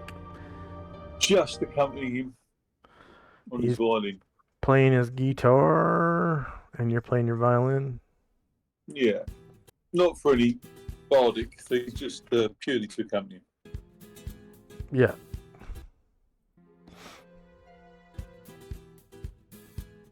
That'll do. All right, Asher. So Asher, remembering her backpack now, comes out of stealth and is gonna. I says, "Oops," and she, actually, she's gonna come here, and say, "Oh, while I'm on the way," she'll pop in and listen at this door real quick. Oh, not there. There.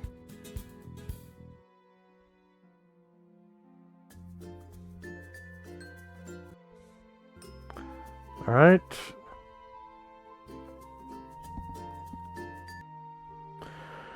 All right. You hear a cacophony of voices on the other side, including pig-like one. There's like a voice. There's one that's kind of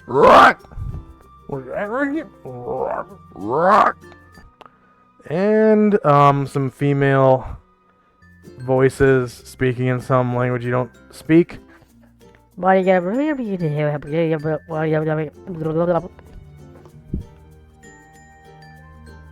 She comes back into the hall and says, yeah, definitely a fight down there.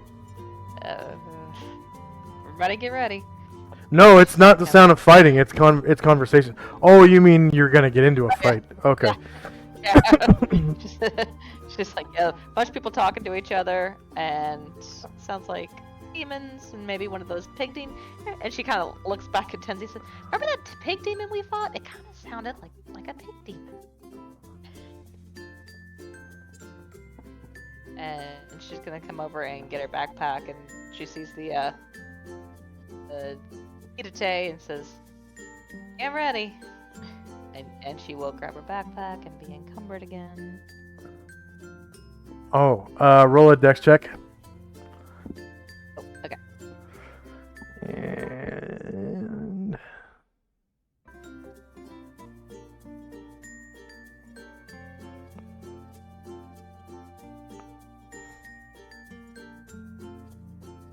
okay, so you walk up to like the door, and you kind of feel something in front of you that you can't see. Okay. Alright, but she does have her backpack now. Yeah, you can reach into the next square. Cool.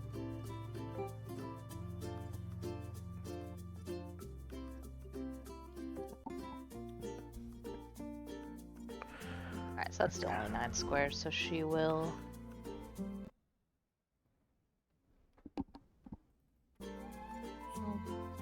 And she'll come back by around near this pillar, and she'll try to hide there.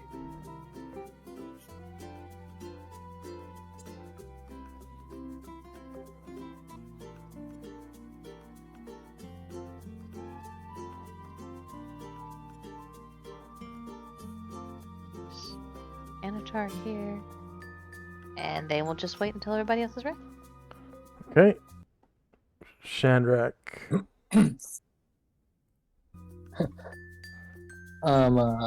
Ryer turns to Alistair and says, I know you just sat down, but maybe that's not the best place actually that you should be. If it sounds like there's all those creatures just through that door. Okay. Thank you. And so with that last round, was I able to take off that armor with Shandrak and Gargamond? Yeah. Yeah. Okay, thank you. Then Shandrak will hold the armor, and he'll come down.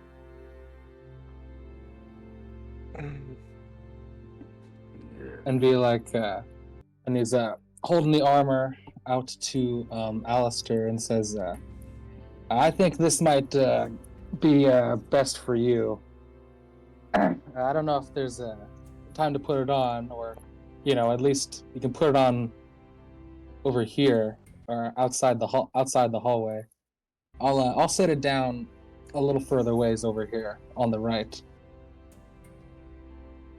And then Shandrak will come over here behind Brian Druid, and he'll lay the armor down.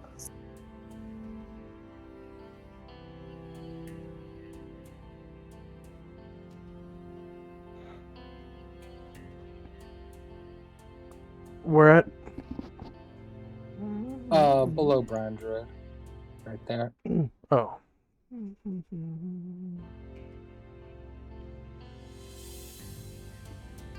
And you're giving it to Dante? No, Alistair. Oh. Below Brian Dread. Okay. Yeah, I told him I'm just like I think this is best for him, but I'm just I'm not giving it to him in the room. I'm just saying, come out here and you can put the armor on. Yeah. Okay.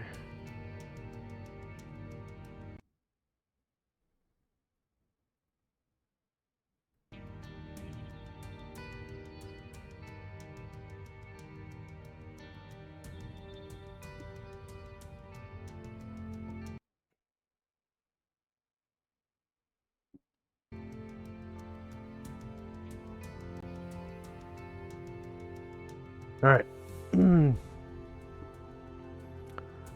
Anything else for Shandrak? Just listening to Ryer's new tunes. Okay. Dante is also playing. Tenzi. Yeah, of course.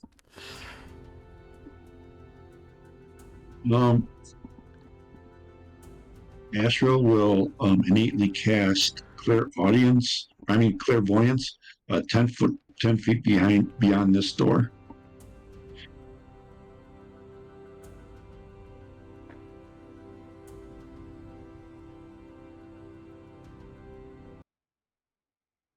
Okay. How long does it last?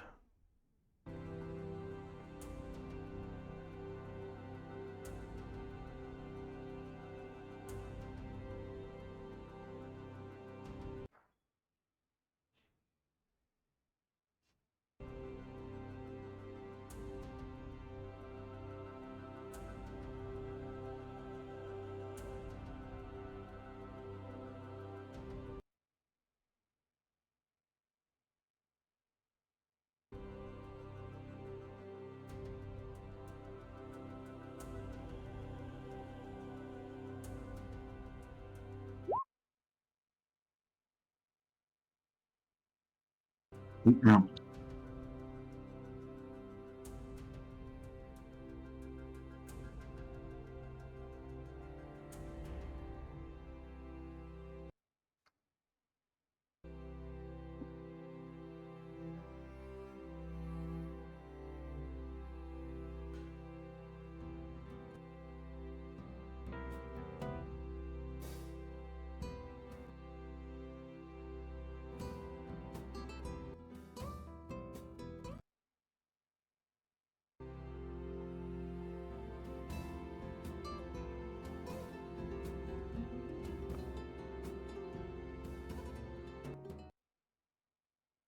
8 rounds.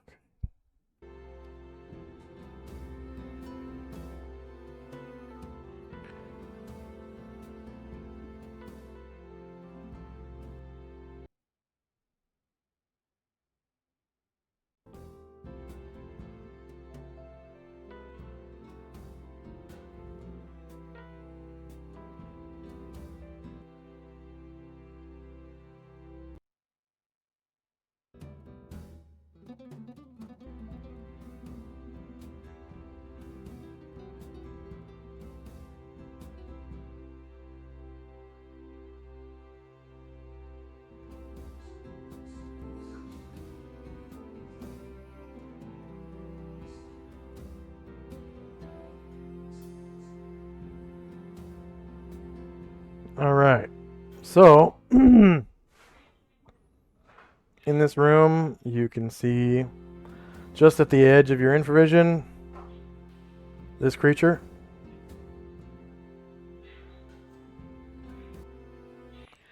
And then down over here, there's something behind this shadow that is giving off light. And it's illuminating this part of the room. And you can see this creature right here.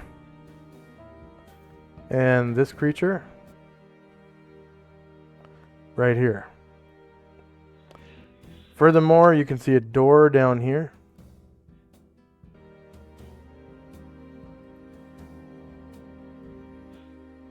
And that is about it. My children, prepare for battle.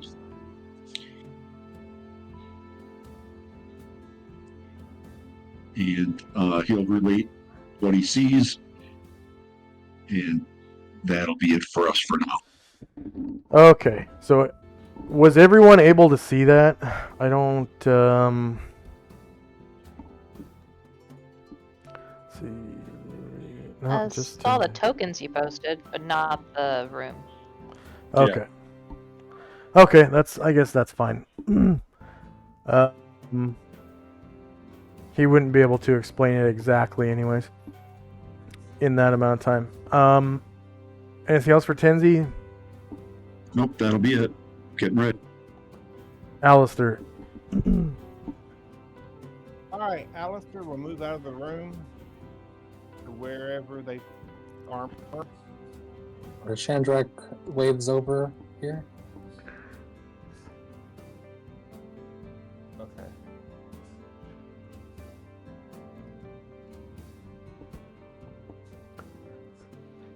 For now, so it's going to take a while if you're alone to put on the armor. No. Probably a few rounds. If someone helps you, it'll be kind of quick.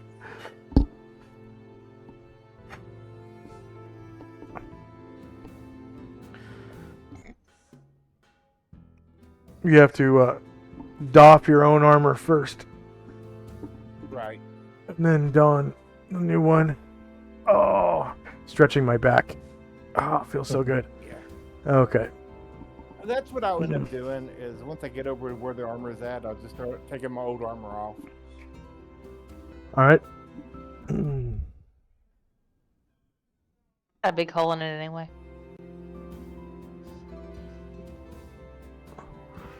Okay. End of round.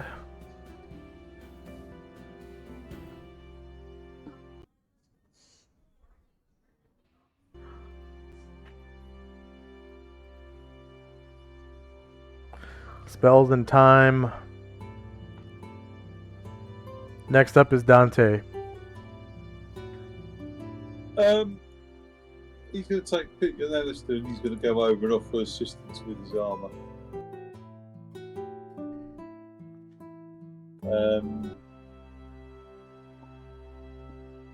If he wants it.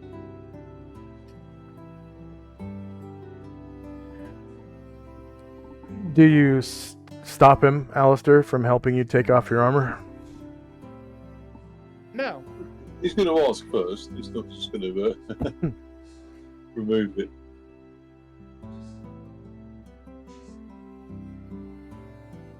But yeah, Dante will give him a hand with that. If he can, he'll patch up the wounds a bit more. But yeah.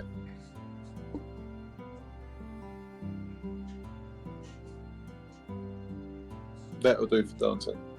All right.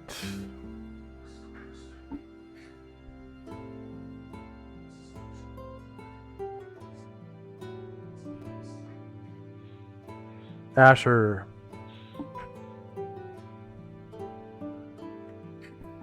Sure. Yeah, she's. Yeah, just waiting for everybody to be ready. And then Jim will come over, and he will also help Alistair.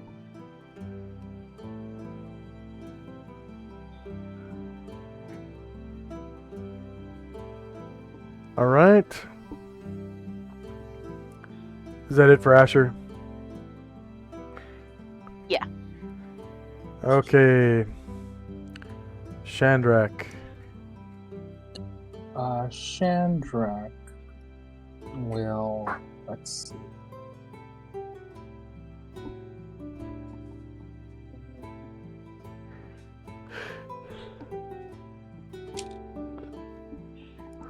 Yeah, he will come up to the door next to Tenzi, and he will hide in shadows.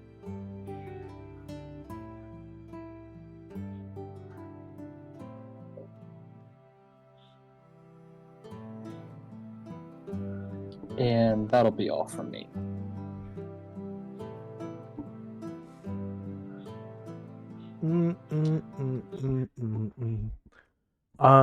Tenzi. Knowing that Astral's not going to wait any longer since he knows Evil's in there. Step through to here. Okay. You open the door.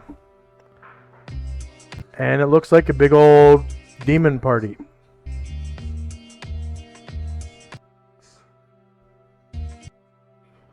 So you've got... Lost our invitation. You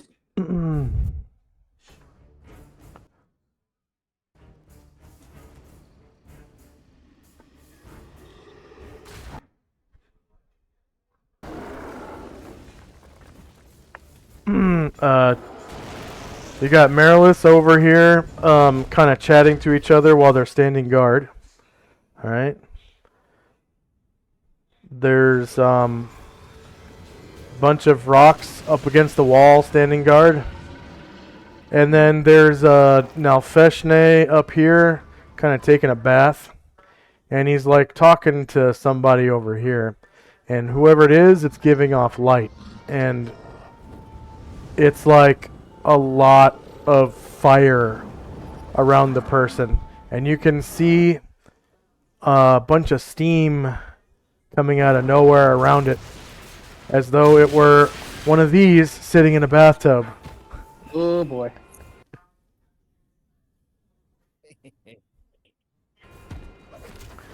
And it's initiative phase because they kind of see you and look hostile on this one right here. That looks like kind of a pig. He's like, get him!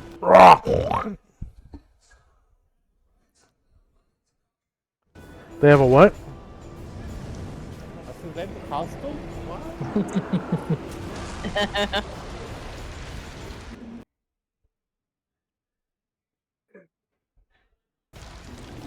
You guys keep on interrupting people's baths. I'm just saying.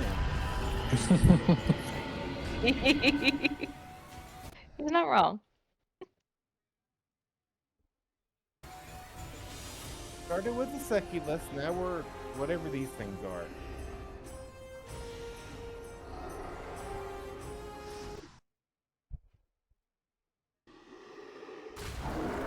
I'm going to have Astral cancel the clairvoyance. Okay. You think should I be able did. to delete it, yeah. Yeah.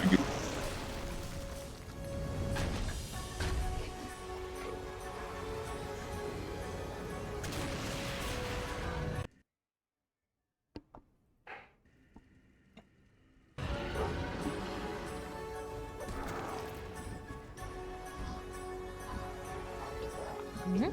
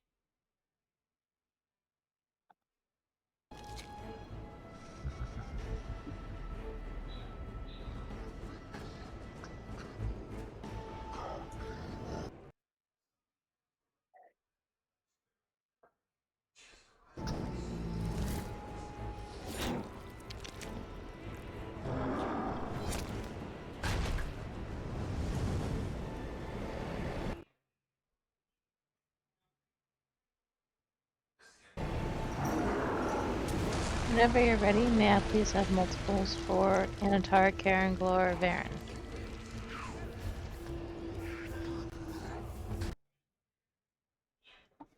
Yes. Thank you.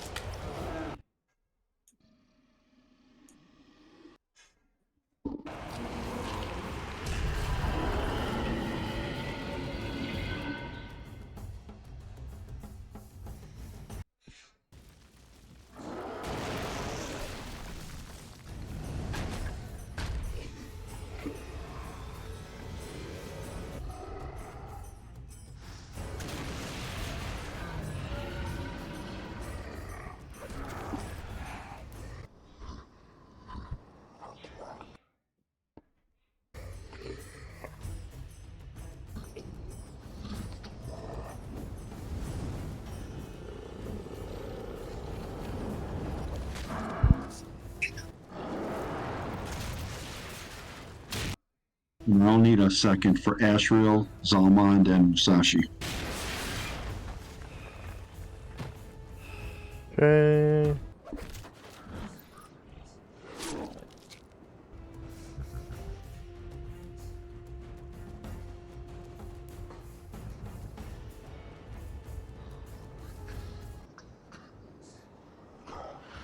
Okay, a second for Ashriel, Zalmond, and Musashi.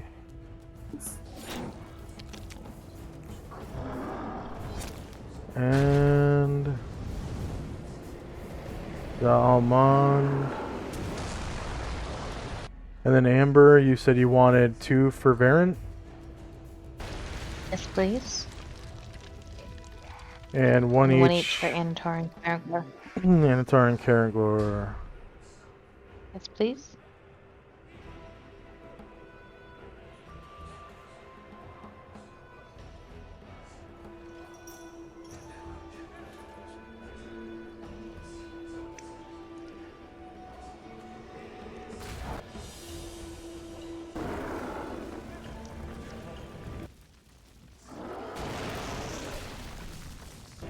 Where's Karanglor?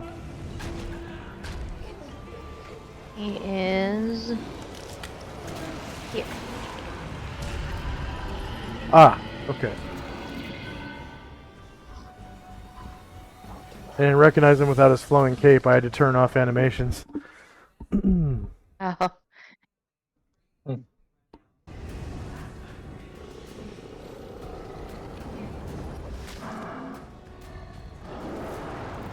I don't see Zalmond second, but you might have got his necklace instead of him. Yeah, his necklace is on top for some reason.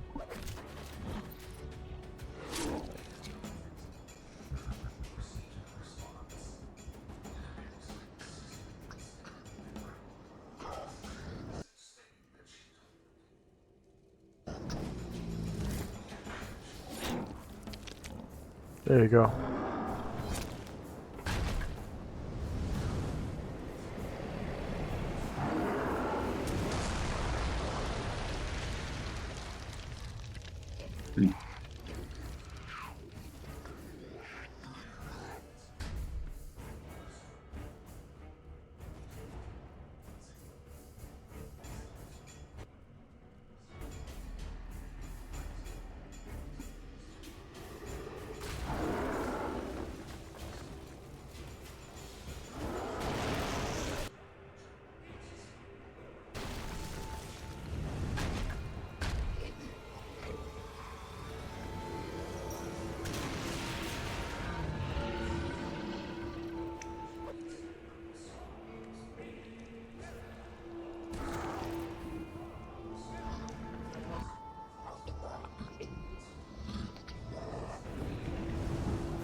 Oh yeah.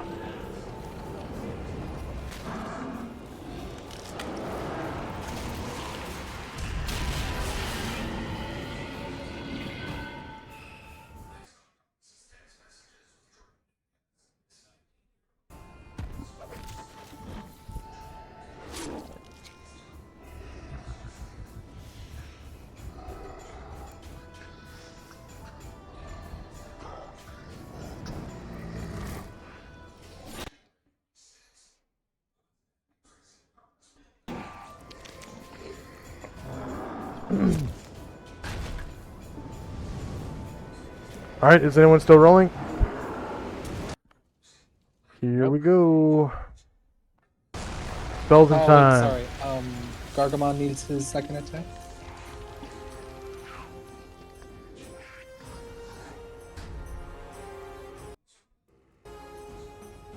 Oh, I forgot Bombosa. Yikes. Okay, now I'm ready.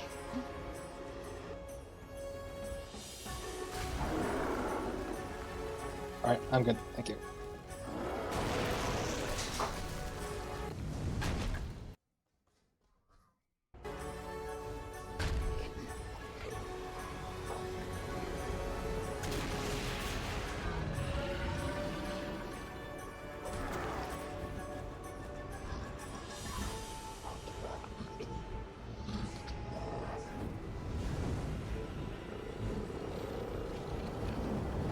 Did you roll for Bombosa? Yes.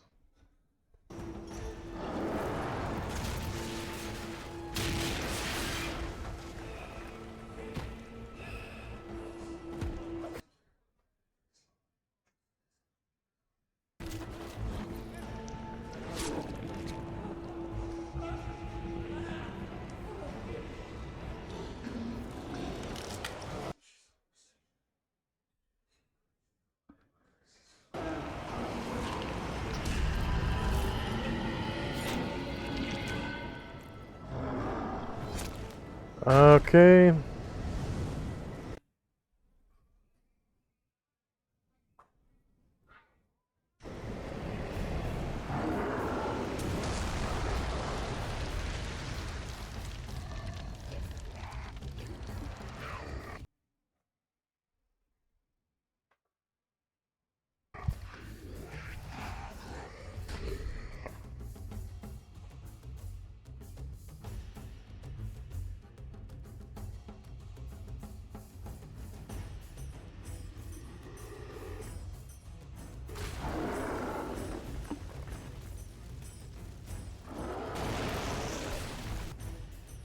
Alright, this Brock from across the room walks up to Tenzi and takes how much damage?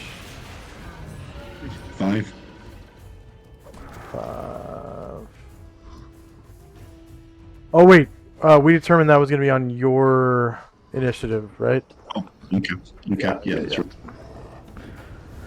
Okay, and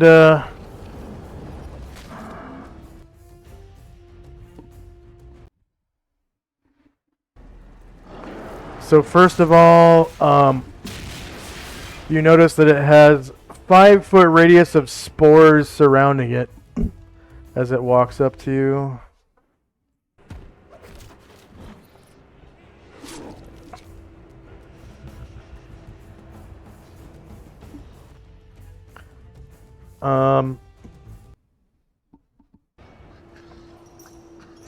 Stinging ejection of spores from small glands around the creature's bodies. They can attack once every 3 melee rounds with a spore attack. Spray of spores automatically inflicts 1d8 damage on all opponents within 5 feet. Once the spores have hit, they implant themselves just below the surface of the skin and begin to grow and sprout. Okay, so you take four damage from these spores. Do they hit me? Yeah. With the cloak? With the what? Cloak of displacement? Yeah, there's no roll to hit. They automatically hit. And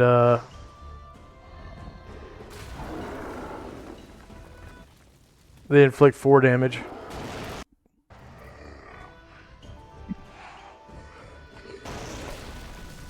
And then the right hand is a roll to hit, so it will miss.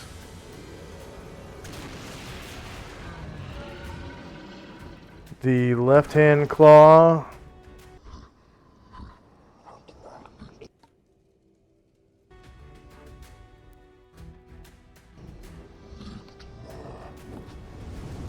Left hand claw against, let's see, you're shieldless, so AC 8 is a miss. And then a bite from the beak.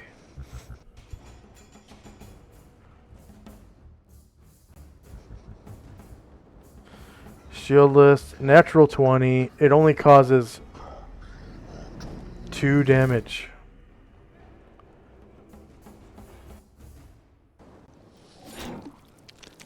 And then it also has a right foot claw.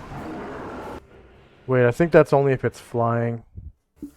I'll roll to see if it's only when it's flying.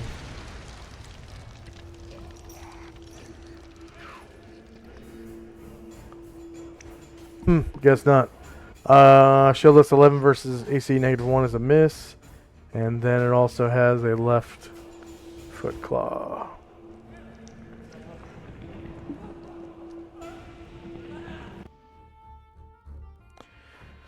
Shieldless 4 versus AC -1 is a miss.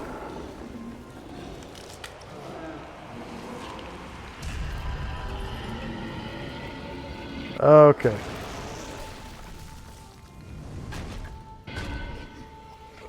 How long does Ryer's rally last? 11 rounds. Okay. So everyone within 110 feet who is not already engaged in melee, correct? Yeah. Which would be everyone because the rock went right after. Okay. Well, Tenzi would get it. Yep, Tenzi got it. Alright, the next rock is gonna come over here.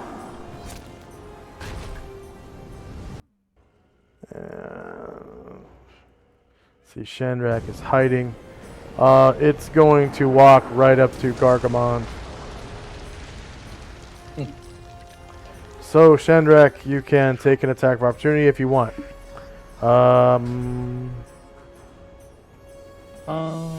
Which would be, if you want to, Yeah. could be a backstab. Yeah, I'll go for that. Alright.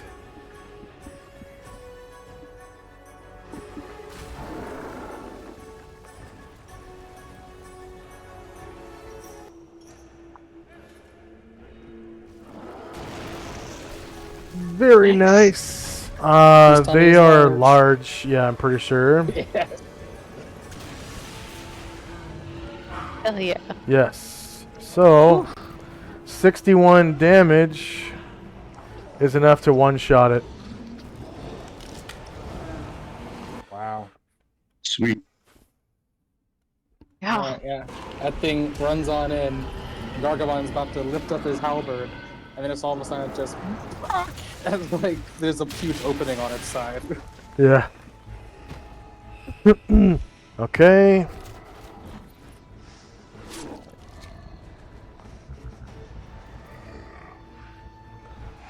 The next rock is...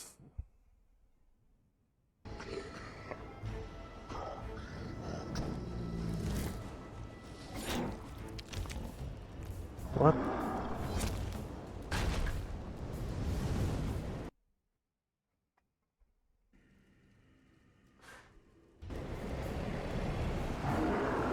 Oh, yeah.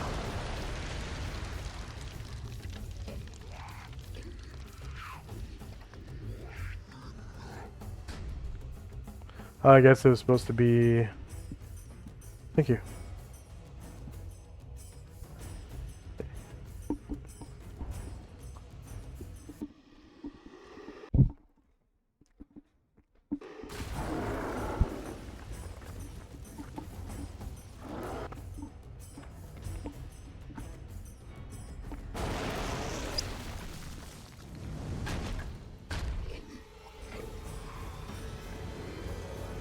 Weird.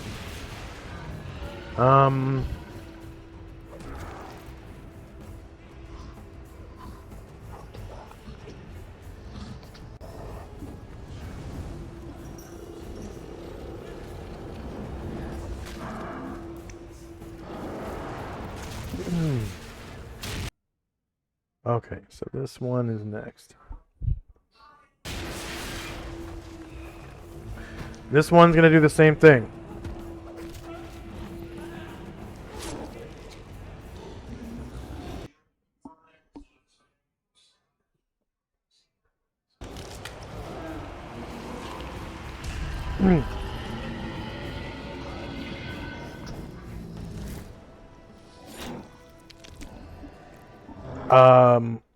So it can't be a backstab, but you do get +4 to hit if you want to attack it with an attack of opportunity. No. If I can't make it a backstab, I'll save it. All right.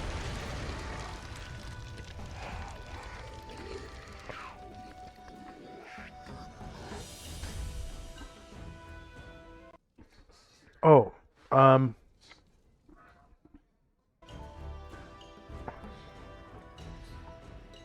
so you take 1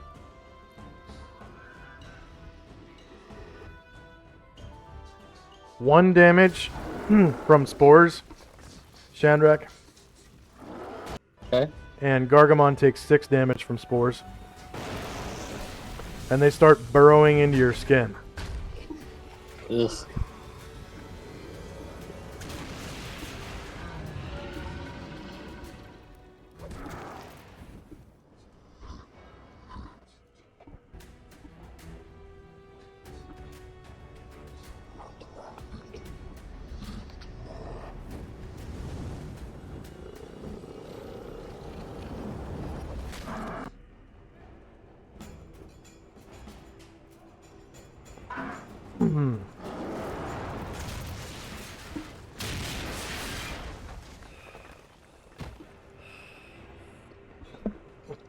So he comes around with his right claw and slashes Gargamon across the chest for 4 damage. And then again with his left claw.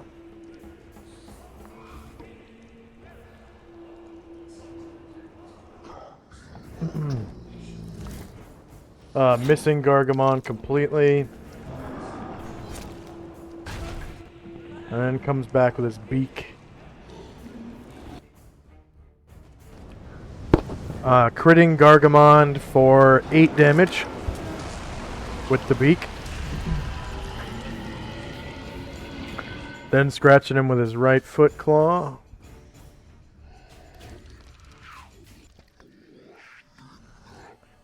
Critting Gargamon for another 6 damage. My goodness. And the left foot claw.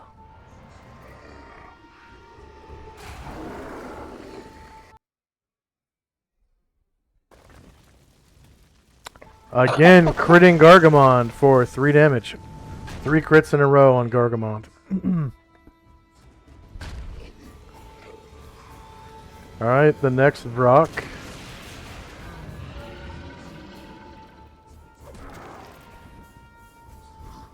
It's going to come after Tenzi, taking 5 damage. We're gonna wait till my turn for that. I thought. Oh, yeah, that's right. Tenzi.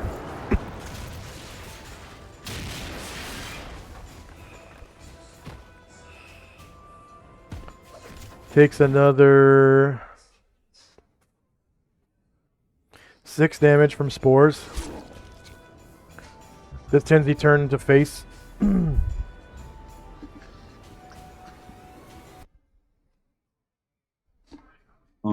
you only get 1 free turn of face? No, no, can you it's do it? unlimited.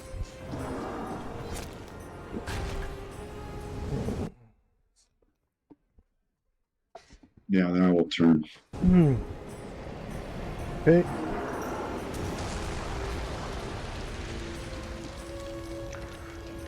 And he further attacks with his right hand claw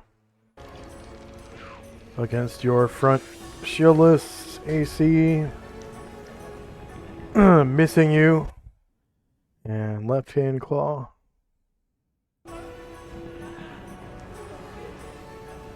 Rolling a 1 and going off balance.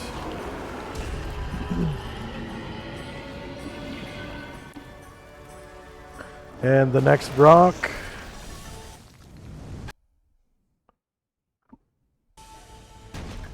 Again coming after Tenzi.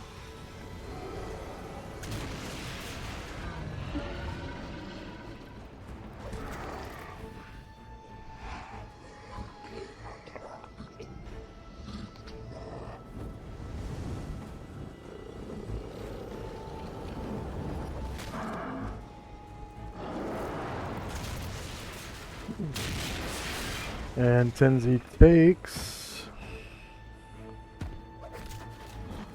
5-foot radius spores.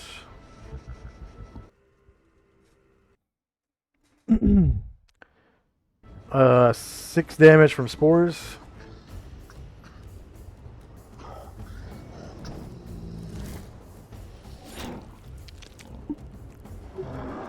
And he comes around with his right hand claw.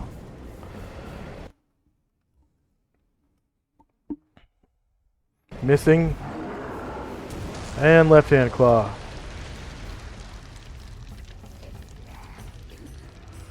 Missing. And a bite from the beak.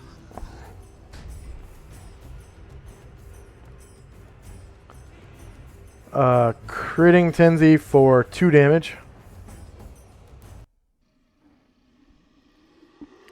And then the right foot claw.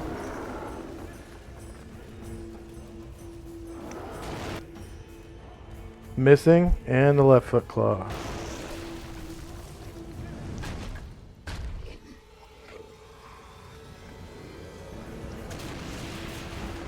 Missing. And the last rock.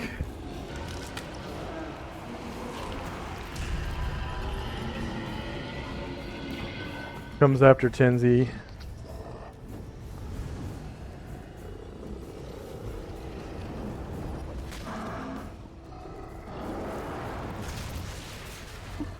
And Tenzi takes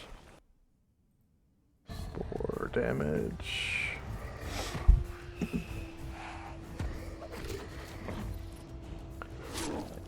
2 damage from spores. And then, do you want to turn again, Yep. or okay? Yep. So that'll be front shieldless. So attack. Right hand claw.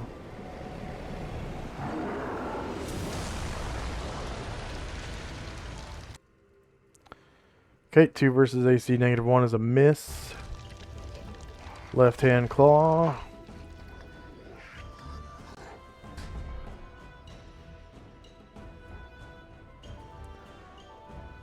And another miss.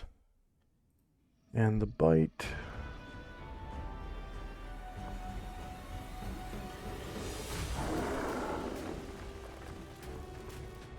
(11) versus AC -1 is a miss. And 2 foot claws. Right foot claw.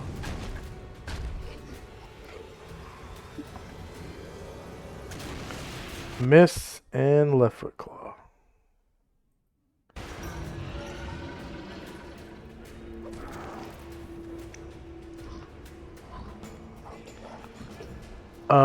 Crit for 4 damage. Only 4 damage. 4 damage crit. Zalmond.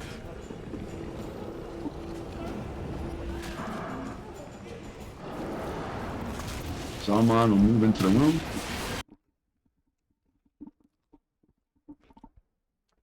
Oh, because there's one before he can get into the room. He'll stop here and attack the one that's by Darkmond.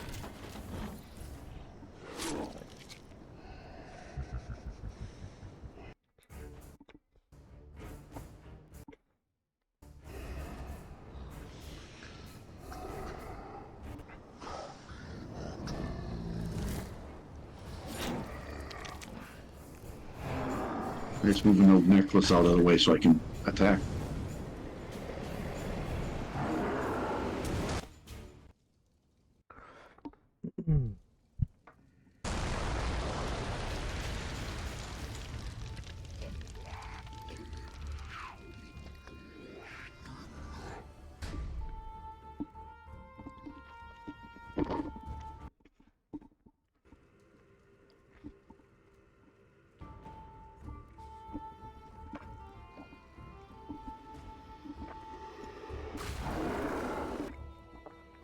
They're shieldless. They rolled a 1. Gargamon. Gargamon swings back at the rock in front of him.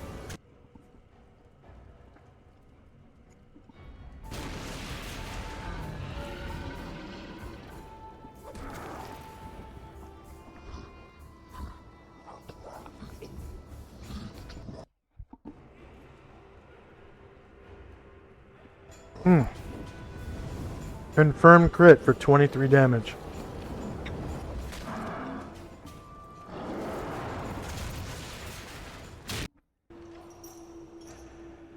Asher. Alright, Asher will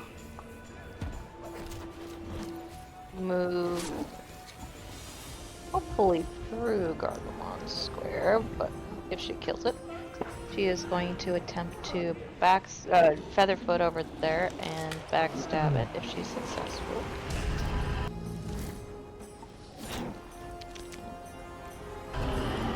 She's using stealth, correct? Yeah. Very nice.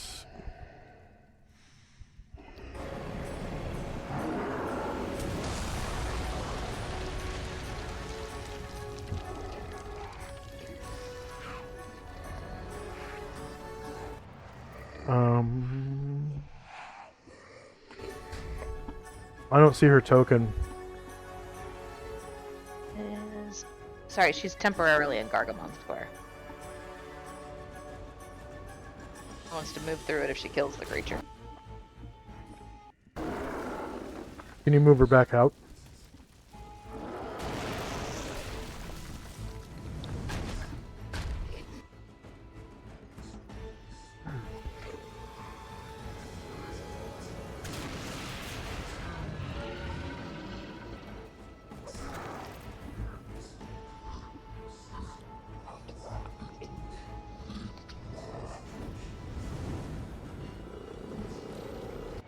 Okay, you get your backstab. Thank you.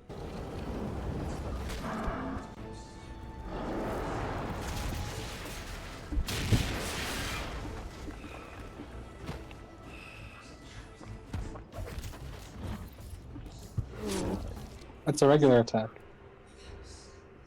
Oh, it sure is. Thank you.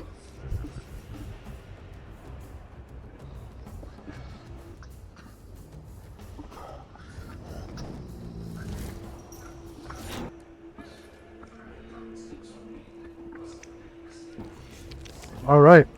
You only caused 8 damage, though. Alright, so she's going to... He survives. Yeah, so she's visible. And I know Chandrak's there, but she doesn't. So she's going to try for that flare. And I guess we have to make a check.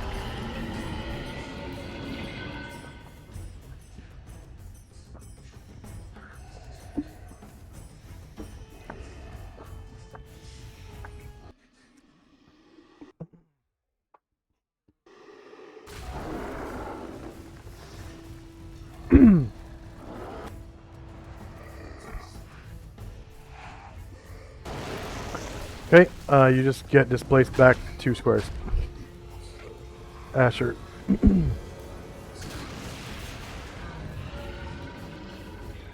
And anything else from Asher? I think that's it, right? That'll be all. Okay, Karen Glor. Alright, Karen Glor is going to...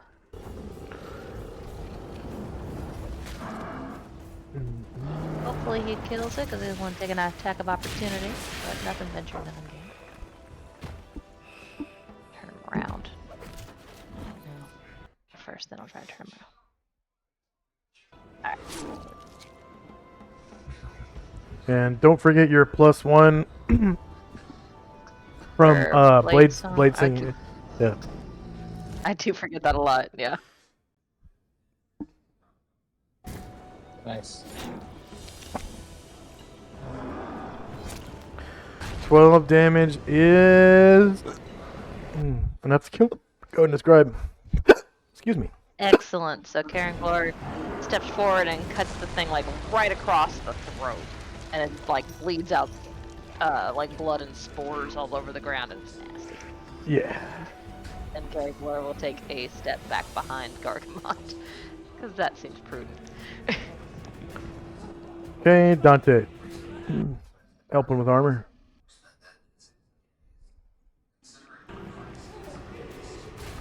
Probably so. Sorry, I was on mute. Yeah, he's going to take his time, but not look like he's taking his time sorting his armour out for Alistair. So, yeah, he's keeping it out the way. Okay, Musashi. Musashi used his Ki shout and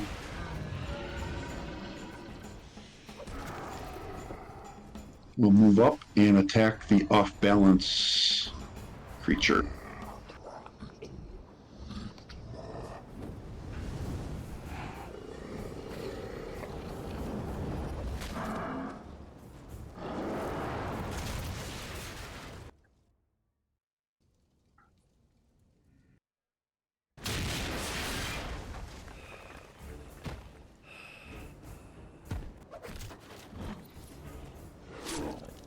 So +2 for off balance and then +1 for Ryer. Yeah. Yep. Oh, and he's in Hero's Feast as well, so +4. Yeah. And it looks like you're getting him in the shieldless flank. Okay, -10 beats AC -5, and you cause 14 damage to him. Wakaza.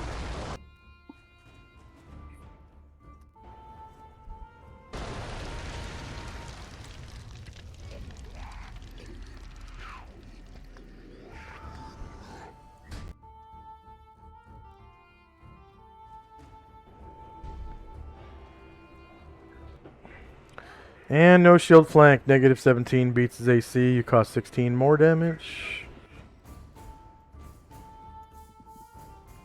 That's it for now. Okay. Before the mirror lift goes, can Gargamon just take his movement now that the way is clear? Yes. Gargamon will come up right there. And we'll wait from there.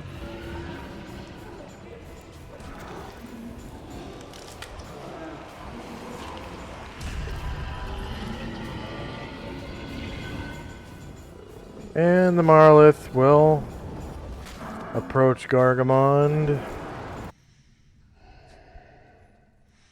And these Marliths.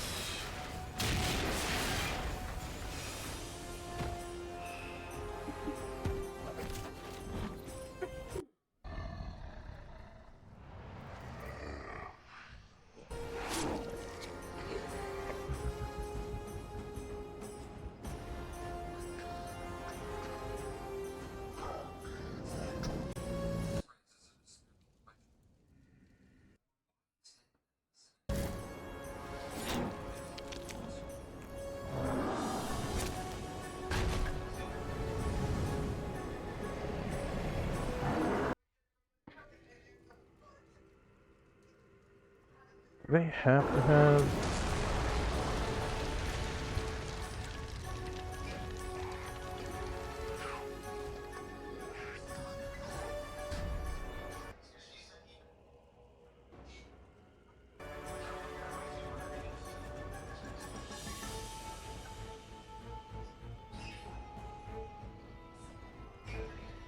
Okay.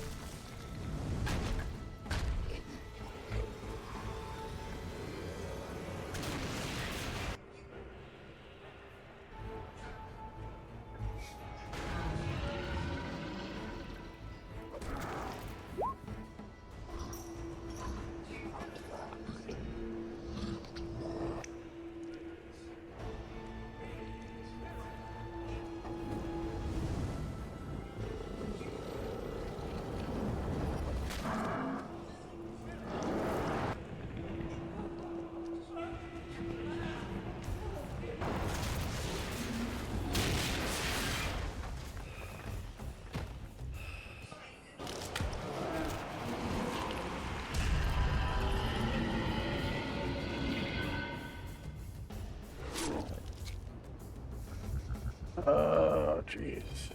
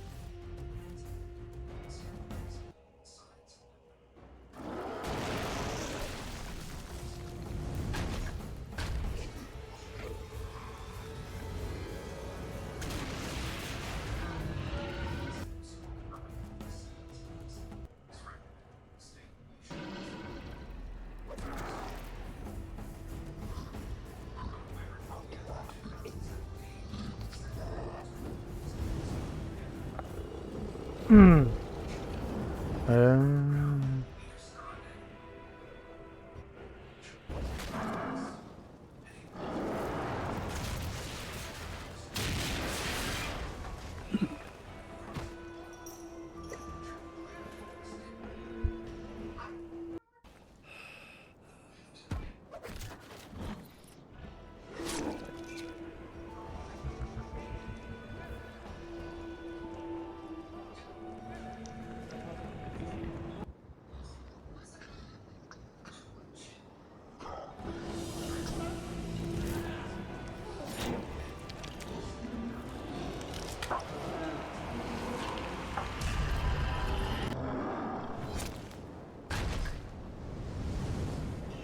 Oh yeah.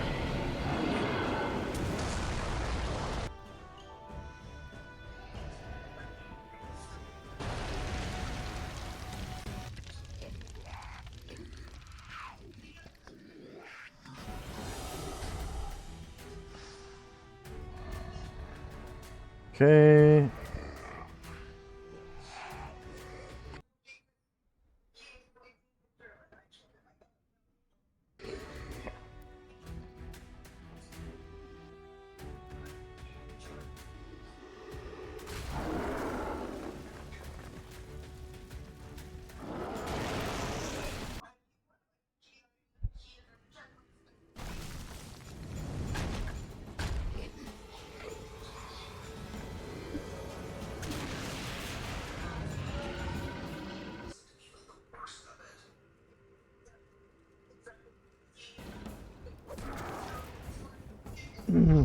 Sorry, I just have to put in damage for these weapons.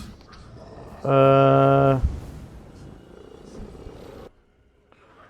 think Tontos do D4, D4, right?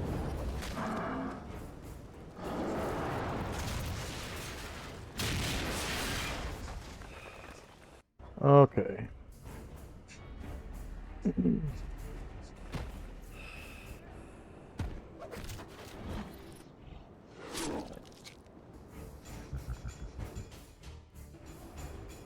And small. Okay, so these Mariliths each have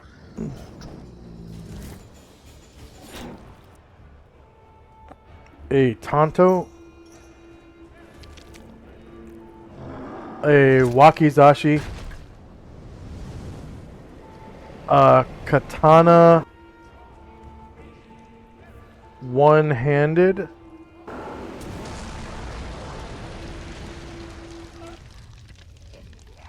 and 2 scimitars. Are they supposed to have 6 weapons? Oh, yeah, okay. Katana, Wakizashi, 2 scimitars, a Tonto, and a...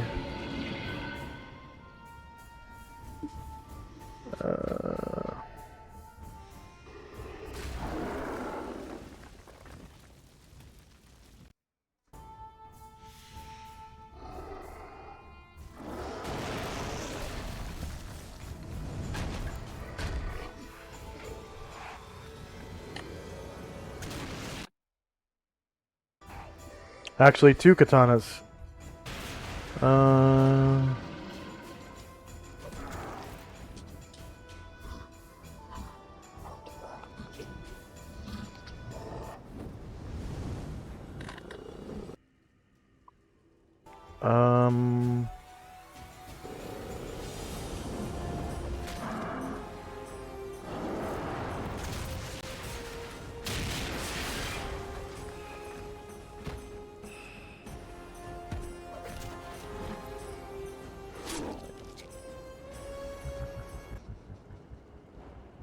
1 second.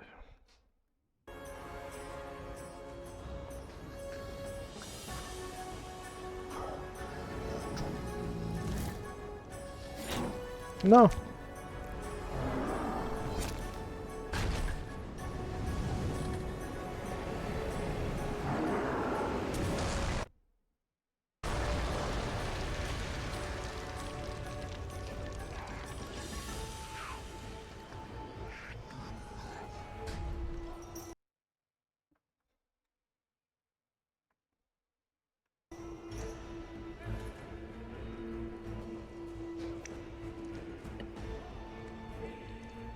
Okay.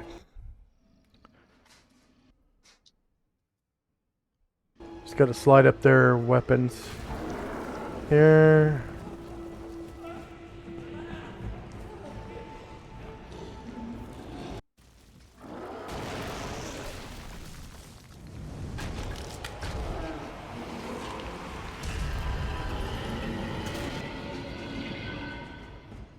Katana, Katana, Wakizashi, Tonto.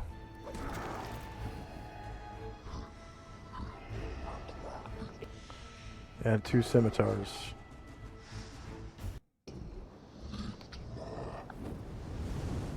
There we go. 1, 2, 3, 4, 5, 6. And the... There's something critical in this.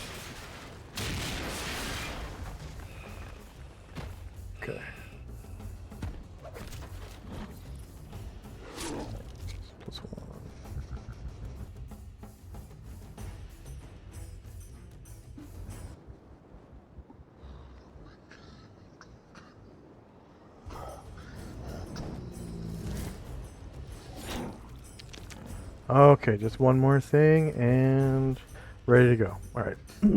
Sorry about that. Alright, so attack against Gargamond with a katana. One-handed.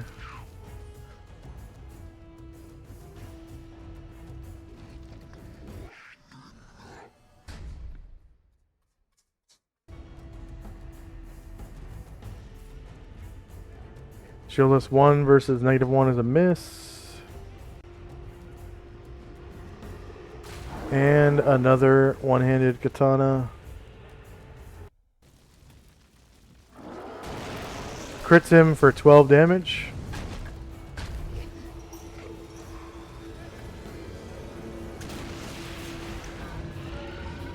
And a wakizashi.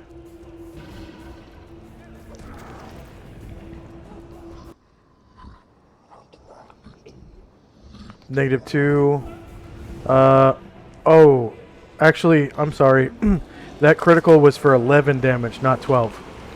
Because he's a large creature. So you can go ahead and add 1 point. And then takes another 2 damage from the wakizashi, sorry. And then the 2 scimitars.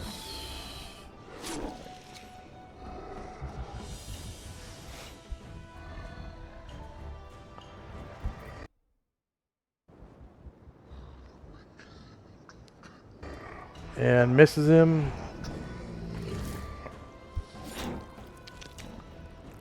And the other scimitar. Miss. Probably. Nope, hits him for 7 damage.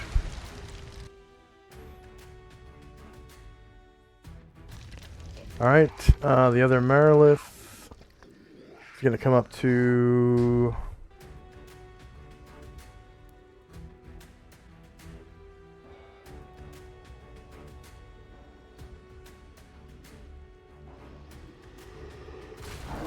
Musashi.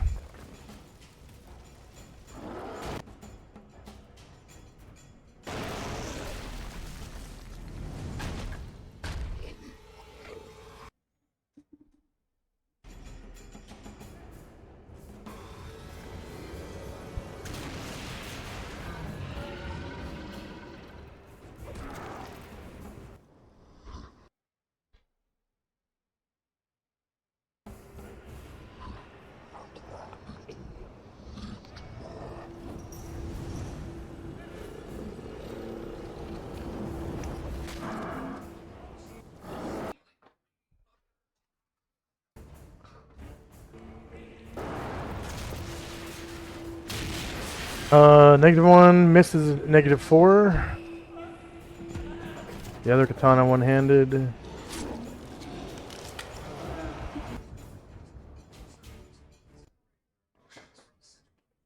Critical hit for 9 damage from the other one-handed katana. Okay, wakizashi.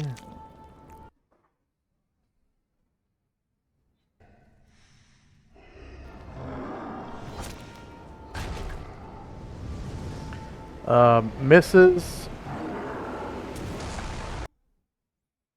And the Tonto.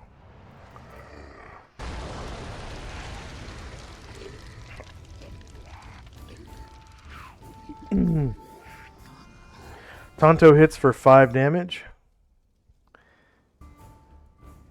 And the scimitar. Was that a crit? Tonto. Oh, yeah. 4 damage.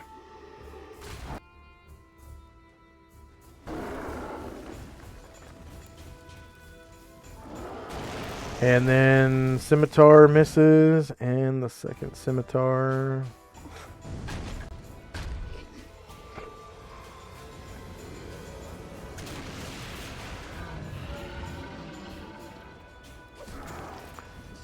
Also misses.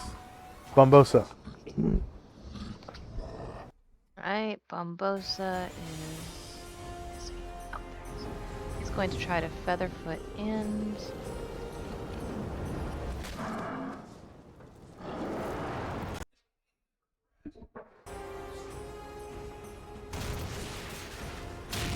And he is going to try. Try to backstab this injured. I forget what he's called. But if he was Vrock. successful in his stealth.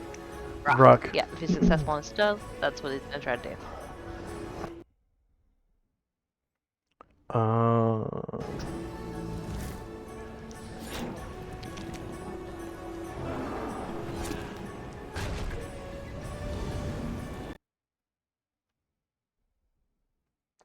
Yep, you get the backstab. He's off balanced. You get +2. Oh yeah. It's 2 and Ryer.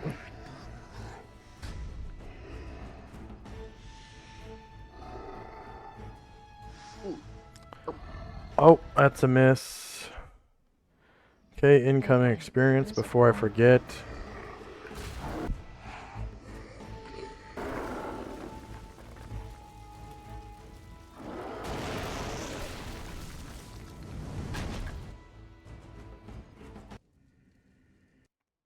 Five players now. 1, 2, 3, 4, 5. 11 NPCs. 2 defeated. Hit dice per creature. 8. And 8 warriors and bards in the party.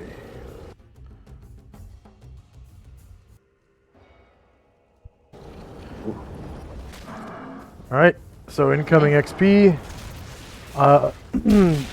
Jim. Okay. Jim is like gives Alistair a pat on the shoulder and moves by him.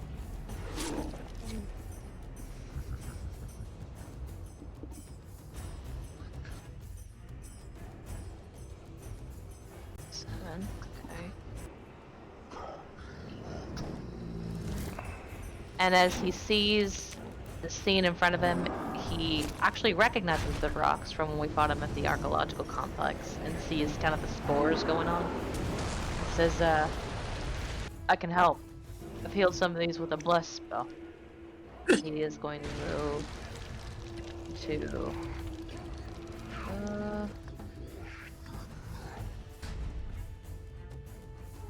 just this spot. He doesn't want to get his neck out there too much. Alright, that'll be all. Alright, Tinsy. You can roll your Do you want to re-roll it? damage. Yeah, go ahead. Okay.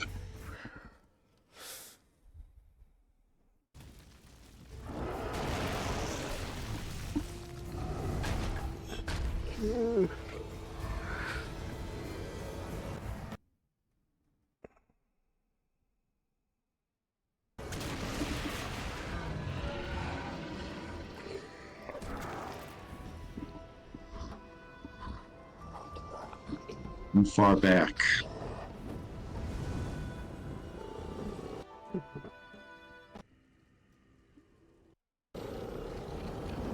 I'll have to redo it. It's too far back. Go ahead.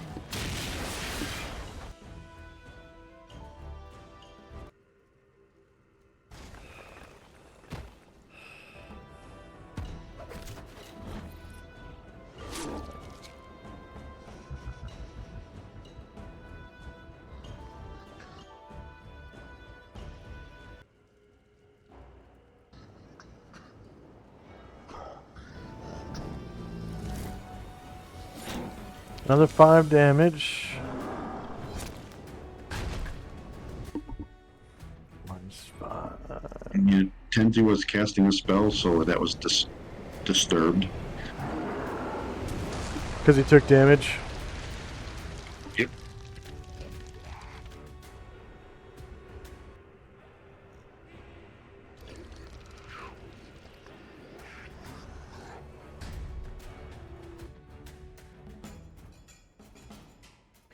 All right, Brian Druid.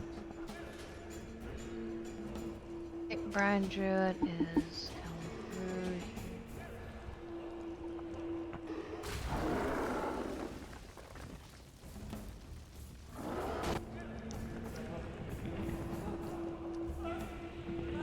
That.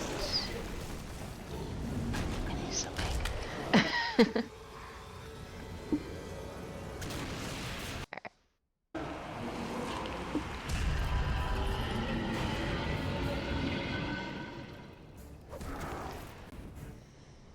Yeah, he's gonna wait just a hair. Okay, Ryer.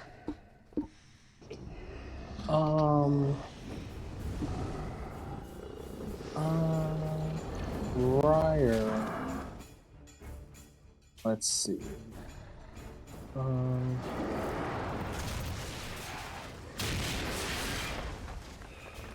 Yeah, he'll probably make his way down next to Musashi and jab this rock with his javelin. Okay. You get a back attack and you get +2.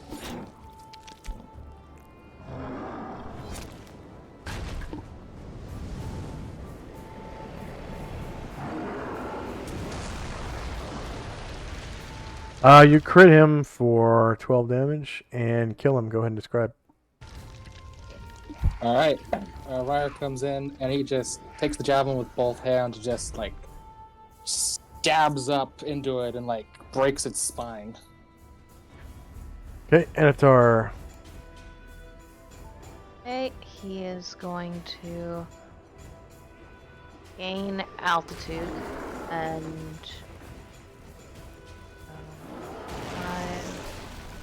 10 feet up.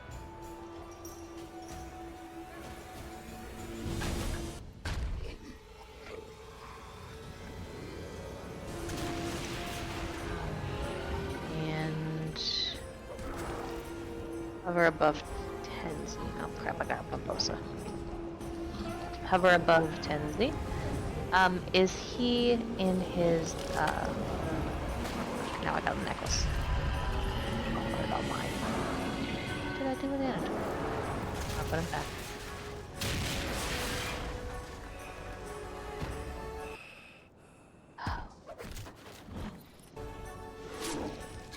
Okay, I finally have Anatar. He's going for the rock directly south of him. And is he in his, is he wild out? Yeah, he can while out. Yep. Excellent. We'll go plane first. Higher ground. +1 from Ryer, +1 from Hero's Feast. And yes, target is evil. I forgot to give him an airplane. Actually, was it higher ground? He's only at 10 feet. I didn't think about that. 10 feet and you're attacking what? The Varrock right in front of Tenzi. It might not be higher ground now that I think about it. The rocks are 8 feet tall, so yeah. Oh, okay, cool. Alright, then that's correct.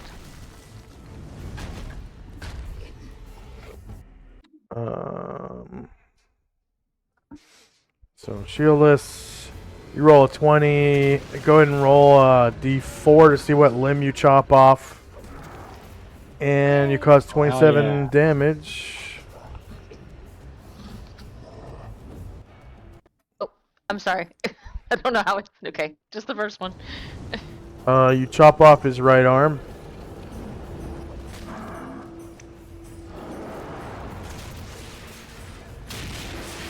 And then we will go with the longsword.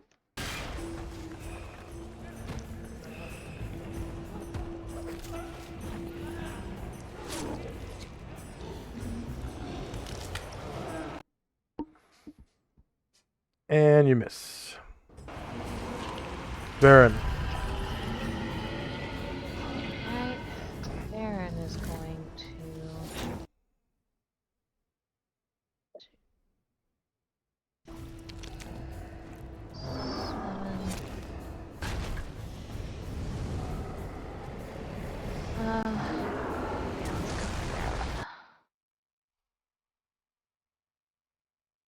Or will he still be in the threatened area? Yeah, he'll be in the threatened area if he goes here. So, alright. First, try to finish off the rock.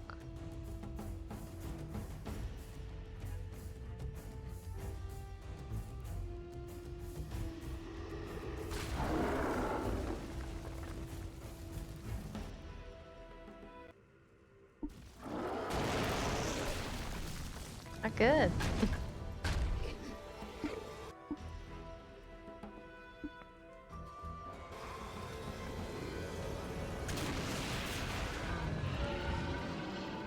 That's the one right in front of him, or the one that's injured? The injured one. Okay. Shieldless -2 versus -5 is a miss. Alright, Airdrone.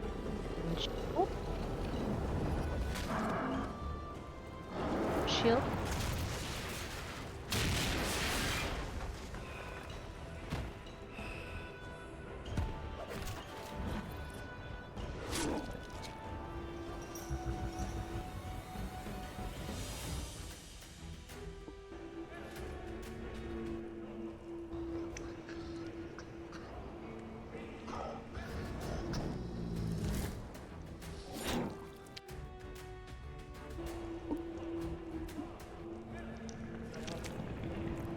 Okay. Confirm crit for 12 damage against the injured one. That's enough to kill him. Go ahead and describe how. Smash right in his face. I think it's kind of bird-like, maybe. So I'm trying to remember what these things look like. All right, and then They look like a big vulture. yeah. So he's like puts that beak right back into his brain. Oh, Hi, Loki. All right, natural fighting.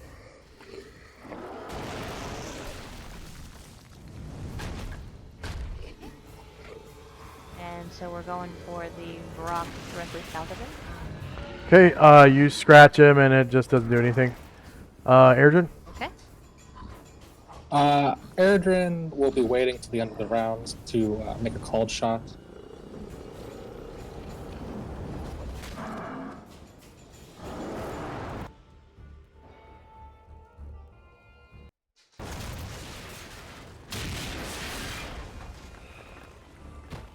What's Airdrone doing?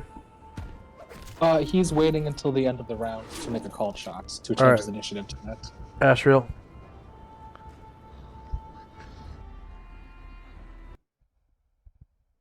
Ash will fly in above Musashi and engage this.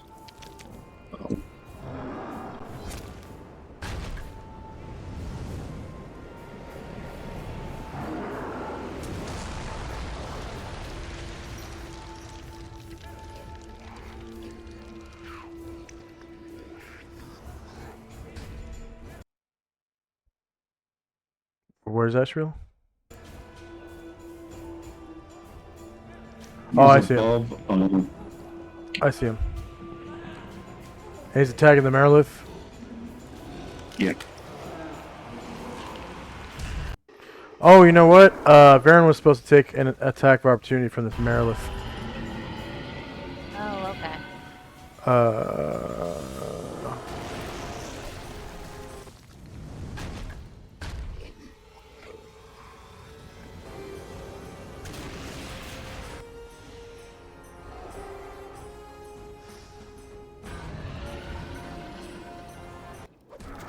She misses him.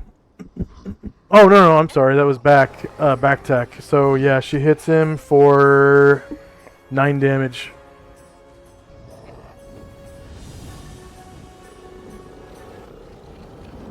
And Ashriel attacks the Marilith. Missing her. Wow. They have -9 AC. So he's going to try to follow up with the great sword.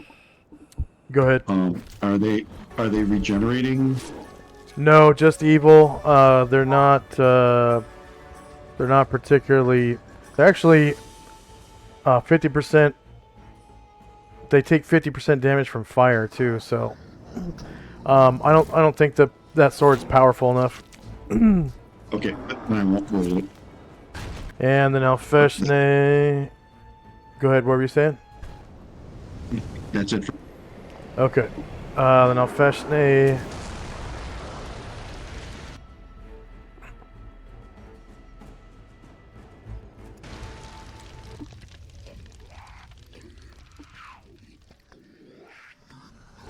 Produces 6 mirror images.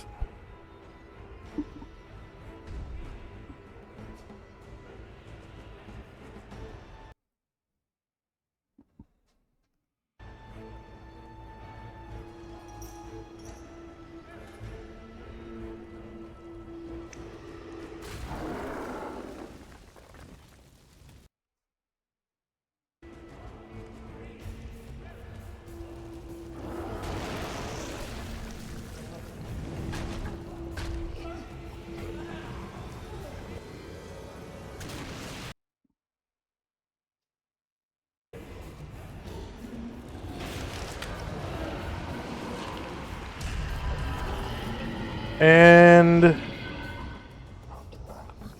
the Baylor is gonna fly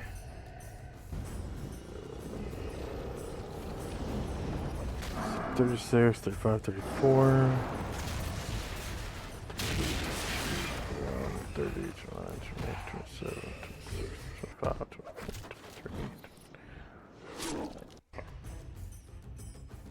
21. And land there, he's 20 feet above you guys.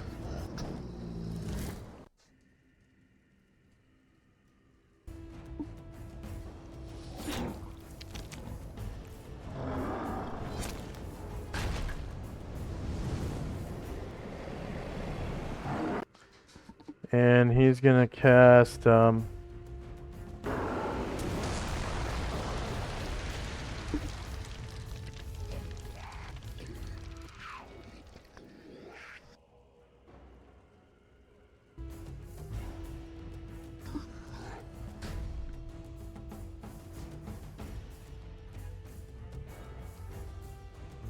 Alistair was right. We should have left their baths alone.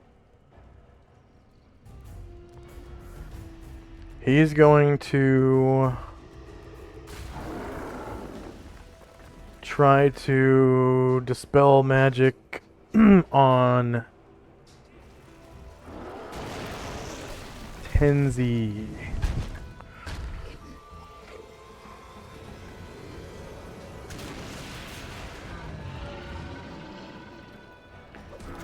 What magic effects does Tenzi have other than That's Crown of Cold.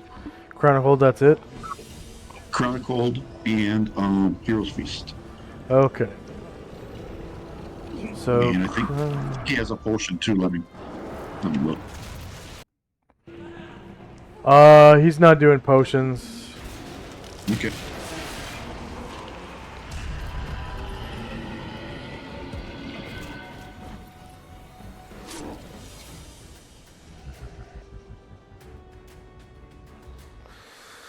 Yeah, if he's trying to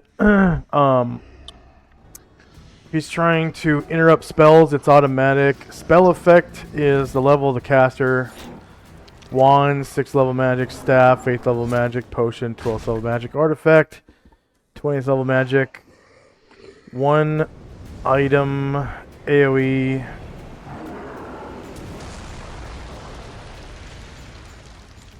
Other item, 12th level magic. Artifact, 20th level magic. Disabled for 3 rounds. But he is doing spell effects right now. The other ones are, I think Spellcaster is the AoE 30 by 30 by 30, and then so is Potions. And everything else is specifically cast, like he would have to specifically cast on your cloak to, you know, disable it for 3 rounds or whatever. Okay, so this is for Cone of Cold. What level did you cast it at? 13. 13th. And Baylor cast at the 20th level. So that's probably... Nope. Wow. Target number was 4 or higher, and he rolled a 3. But he still gets a chance with your Hero's Feast effect. Heroes...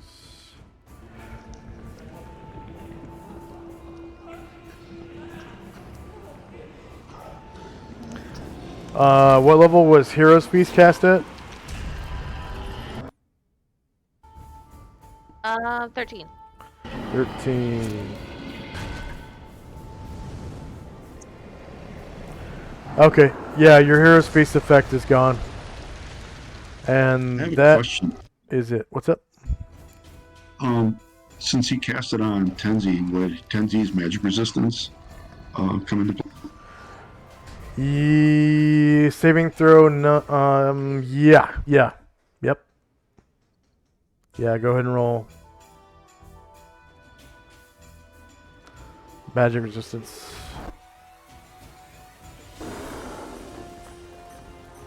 So it's just your Hero's Feast is gone. Pink face blessed thing. And your Crown of Cold is still functioning. And Chandrak. Chandrak is going to Featherfoot through the group, end up in the corner behind the Merilith, and gonna try to stab the Varrock right next to him.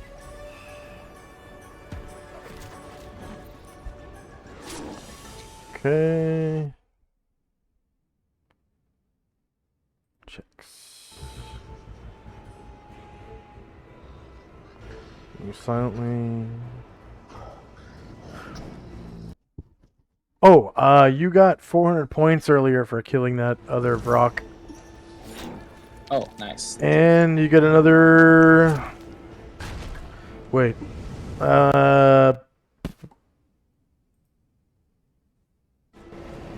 Actually, you're visible now.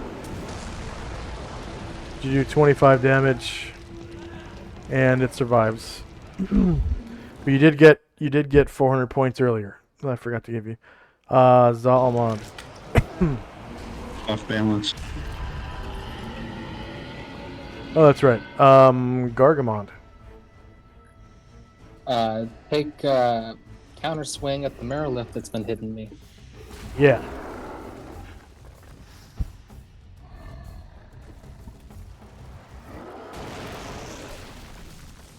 Oops, gotta reroll that. Just forgot the huge bonus. Oh, right. The times 1.9 damage. That's right. Ah, Okay. And you can remove your weight token marker, I guess. yeah, I won't be needing that. Shieldless, -6 versus -9 is a miss. Karen Glor. Alright, Karen Glora's coming.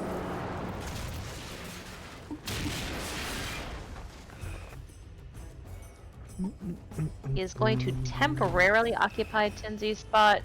Just try not to kill the thing without taking an attack of opportunity. Well, he probably will from the other one, but just one attack of Yeah. opportunity. And he will go for the more injured one. Being the one on the Song left. and Ryan. Yep. You crit it for 17 damage, killing it, and go ahead and describe how you do so. Dances up and just does like a Zoro flourish and like, and the thing got all cut up on his chest. And you take an attack of opportunity. from the other rock.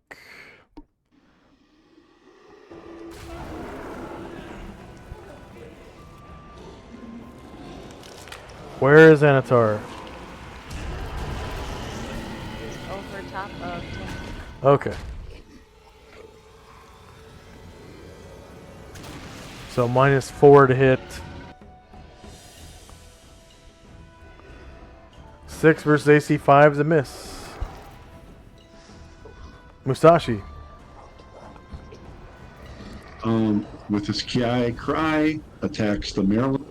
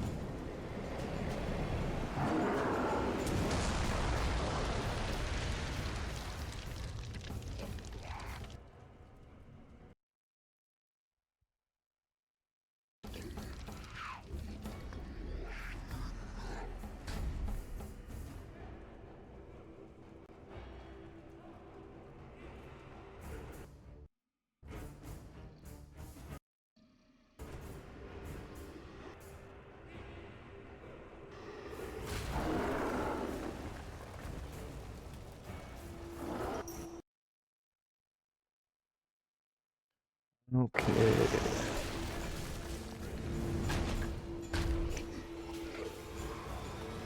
Against the Marilith. She is shieldless. And that is a miss. Anatar. He is going to go for the specs again. I'll put it back. He is going for the remaining rock. First with the blade plane, or actually only with the blade plane this time. Higher ground.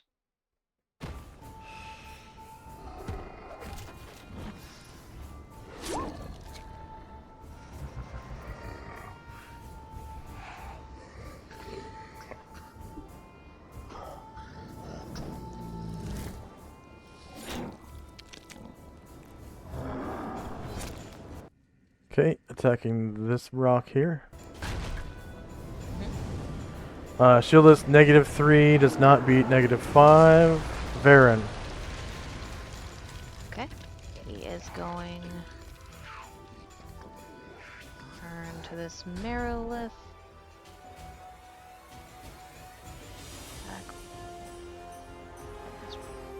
Back with sword.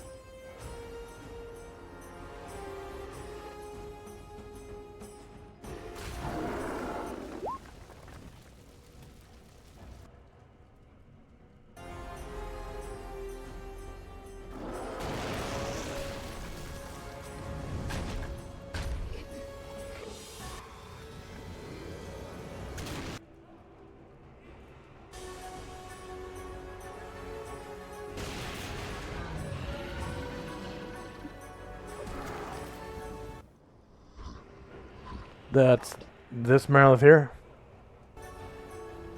Yes. Okay, she is going to turn to face Varen actually. So shieldless, -15 versus AC 9 hits. And you cause 19 damage. Did I bother with a claw attack? No.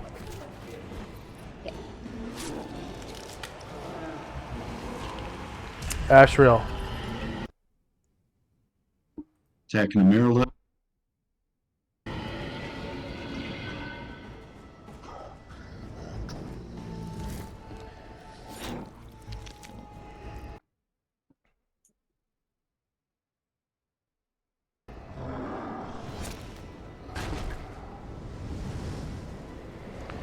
She's shieldless, and you miss. Varen. Okay, he's They going got for the barrel of one the hell gun. of an AC, don't they? They're hard to hit.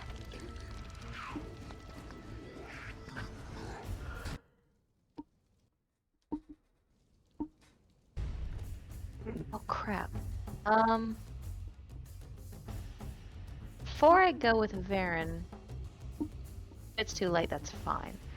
Can I haven't used Anatar's gaze attack for this round. Can I drop his invisibility and use it on the Varrock that he's facing? Sure. Yeah. Thank you.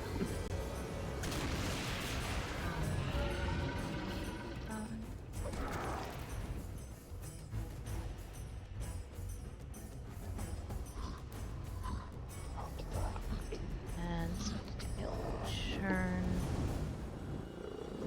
face specifically the direction. Oh, I swear I always grab other characters.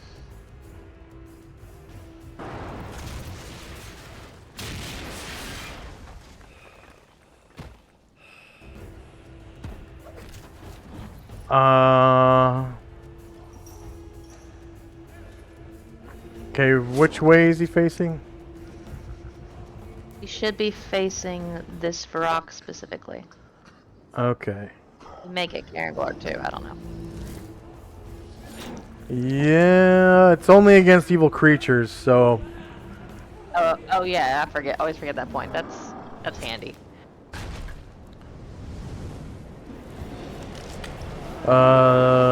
non-evil creatures. Oh, and the evil beings with 8 hit dice or more suffer the same effect at half the duration. So yeah, he's gonna have to make save versus spell.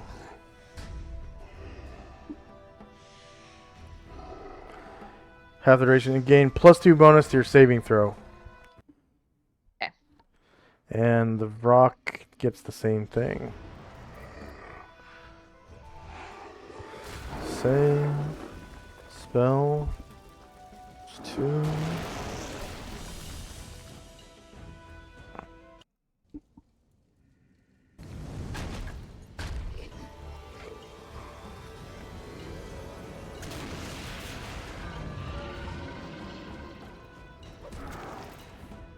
The rock saves and goes blind for 4 rounds. So he will be blind 1.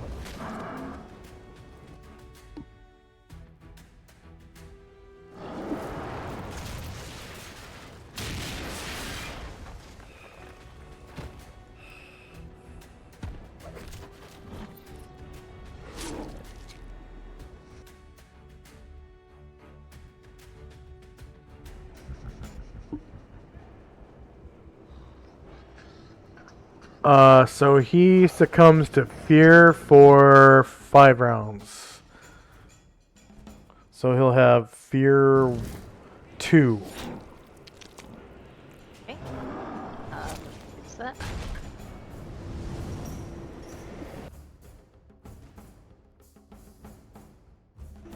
Blind now- 1.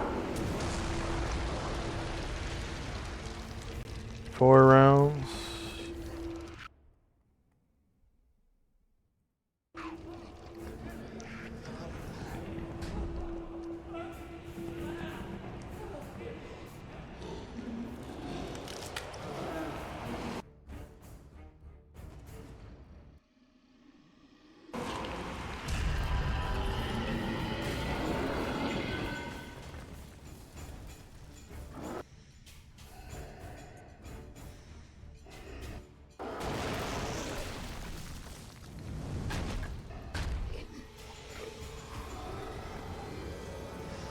Okay, now Varen can take his attack.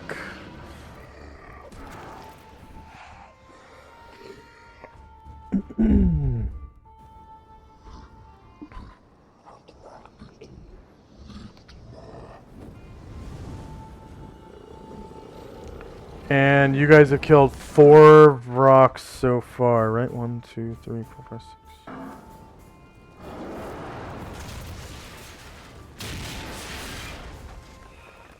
There's only one Vrock left. You've killed 5 Vrocks. I've given you experience for Wow. 3 of them. So I need to give you experience for 2 of them right now.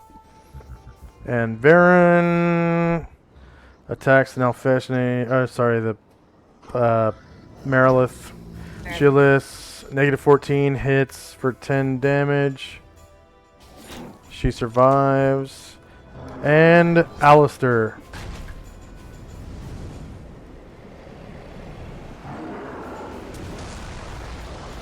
You there, Alistair?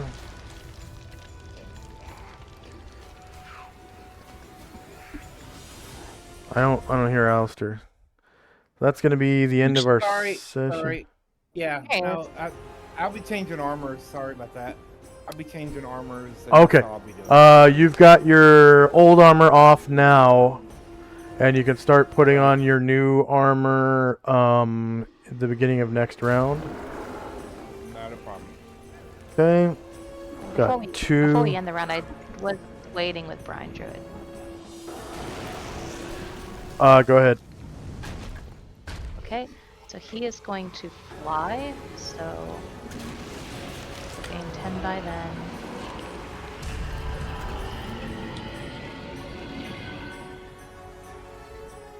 $20 by then. Take his 90-degree turn. 16 squares, I believe. And give him up airplane.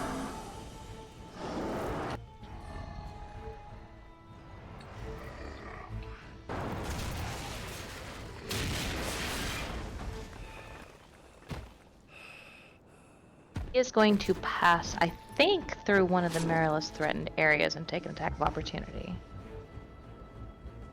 1 second.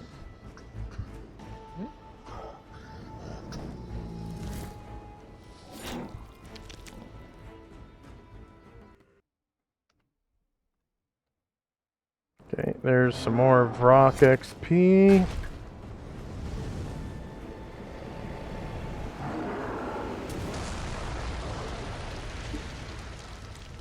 No, he's still currently threatened by the Marilith. Okay, so then he is going to bite the Vrock. This one here. Yeah. Go ahead. Higher ground. He's flying? Yeah.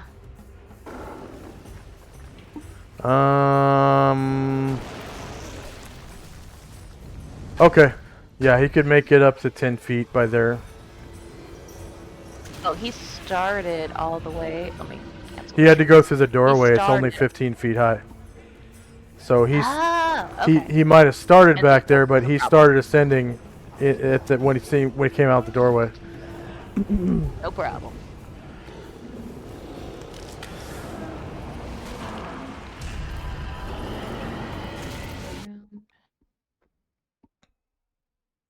Rose Feast and Raya and a Asterix. 1.9 damage. Hey. Shieldless 4 versus -5 is a miss. And Alright, so he needs to so he's gonna take a through bunch of 2 area attacks. pools. Yeah. Okay. And he needs to go that far to land.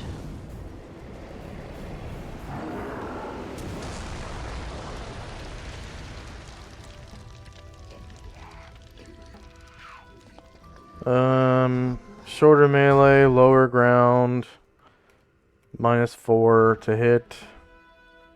No damage roll mod. 8 versus. Wait, hold on. Oh, rolls a 1. End the round anyways, doesn't matter. And the Vrock.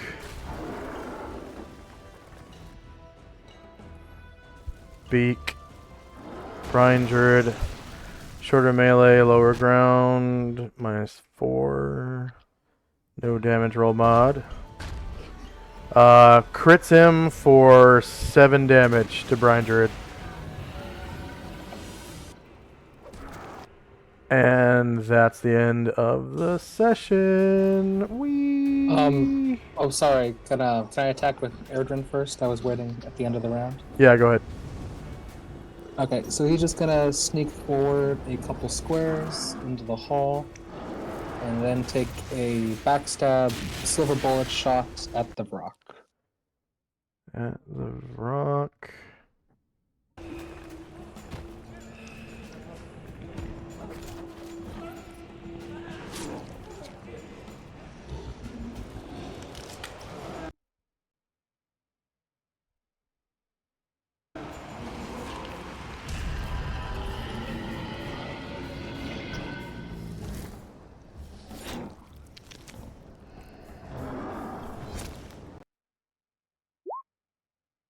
Oh, I wish that hits.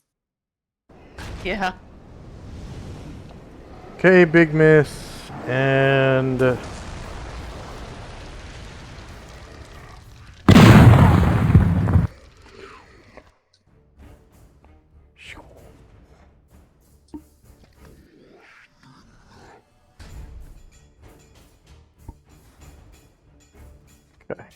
That's the end of the session. I know Alistair gained a level because you got like 13,000 experience points plus your role playing bonuses.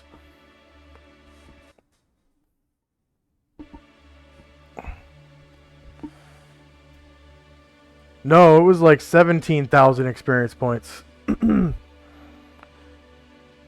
Yeah. Because it's 3,500-ish per PC per rock, and you guys killed 5 of them. So that's like 17,500 plus.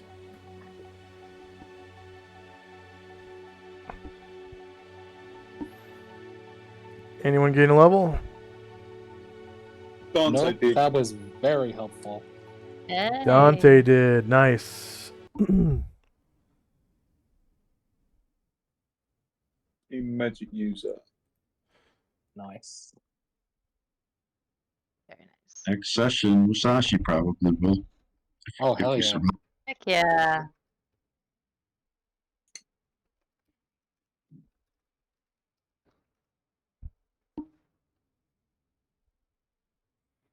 Nice. Actually, is getting to the point where he can become a grandmaster pretty soon, isn't he? Yeah. Right now. Nice. Oh, right now. Susie levels, I'm pretty sure. It needs some downtime.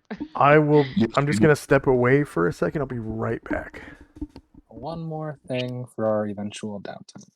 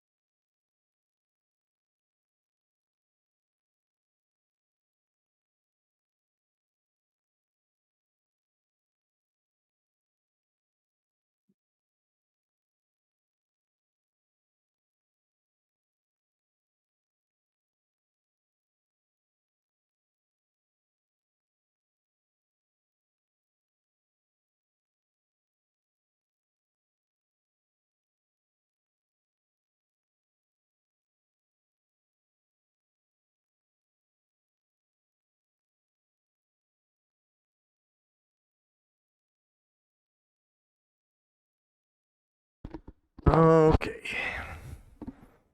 Oh, is Alistair back? I'm here. I'm just trying to get things situated. Okay. Did you gain a level? Yeah. Nice. In both classes? Did you or one? overload? Yeah, I've overloaded a little bit.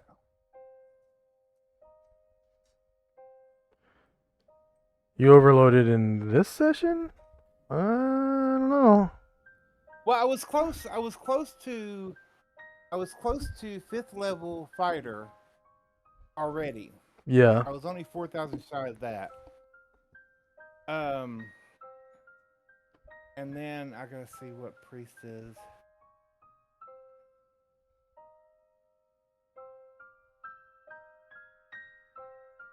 Yeah, I don't think you should overload from I this mean, because I'm not overloaded, but I went over pretty good amount. 35, 23.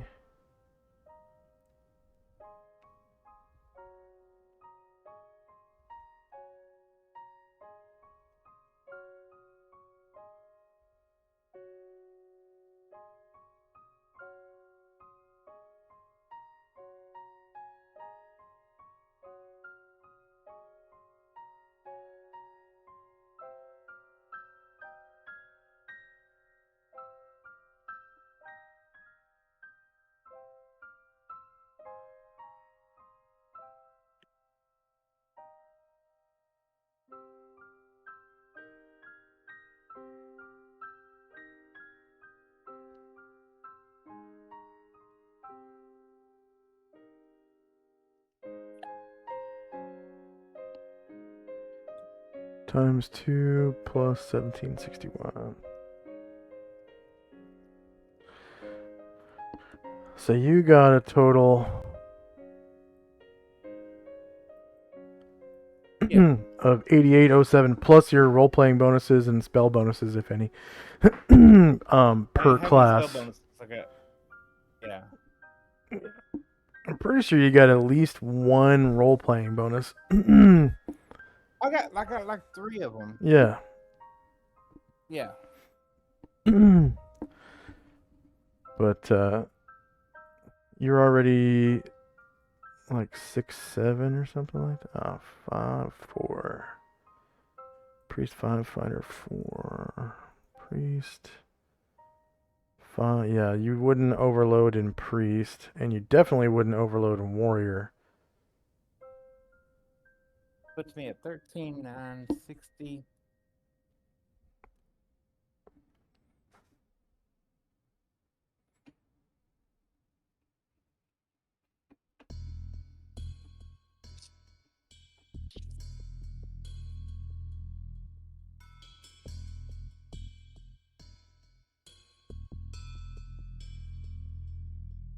Yeah, you probably never overload again, because by the time Probably not. you Yeah. guys finish this dungeon, your character will probably be like level 7, 8, or 8, 9, something like that.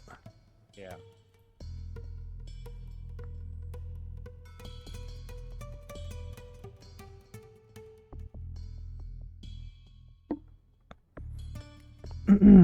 So, all right. Pretty sure you gained in both classes, though. Yeah.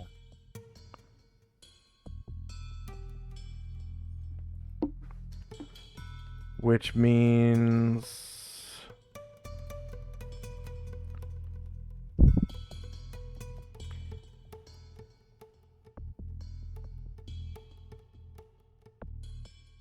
you would now have level 5 fighter Thaco.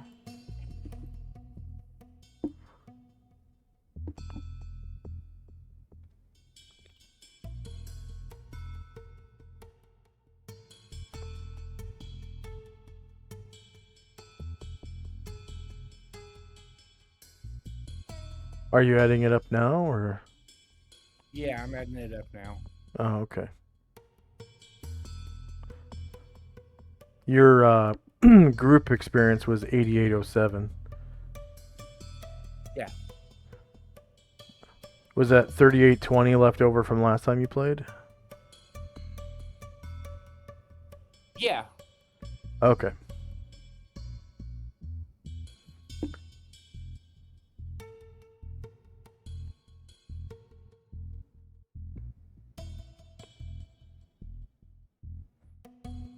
And then Dante gained in Mage, right? Yeah. So what level is he in Mage now? 8th level. 8th level. Nice.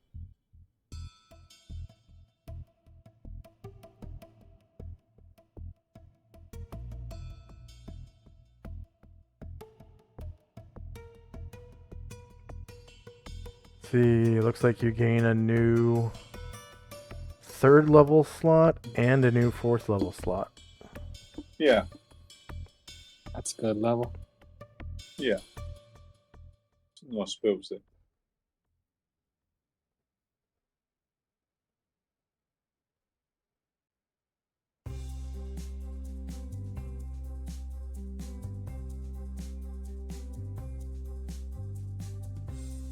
$35K more and I'll level. Ooh.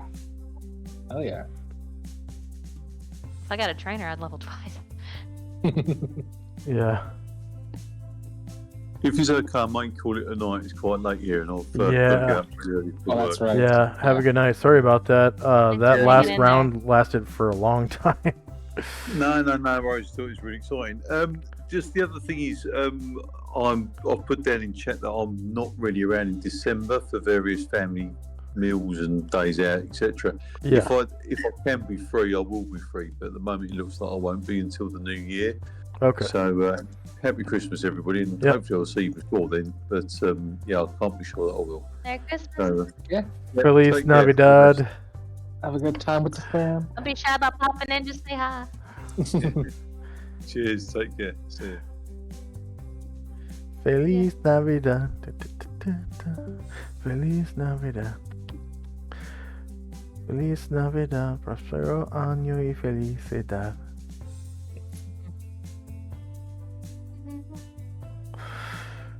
Okay.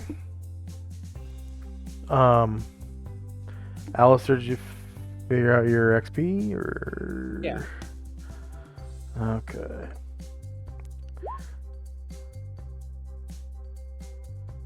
There you go. So don't forget to copy your prime requisite total up to your current XP. Yeah. And then delete your old XP for gained XP. And looks like you are Fighter 5. Almost pre-6. You're like Yeah. 428 Next section. points. Yeah. From pre-6, Mhm. 7,500.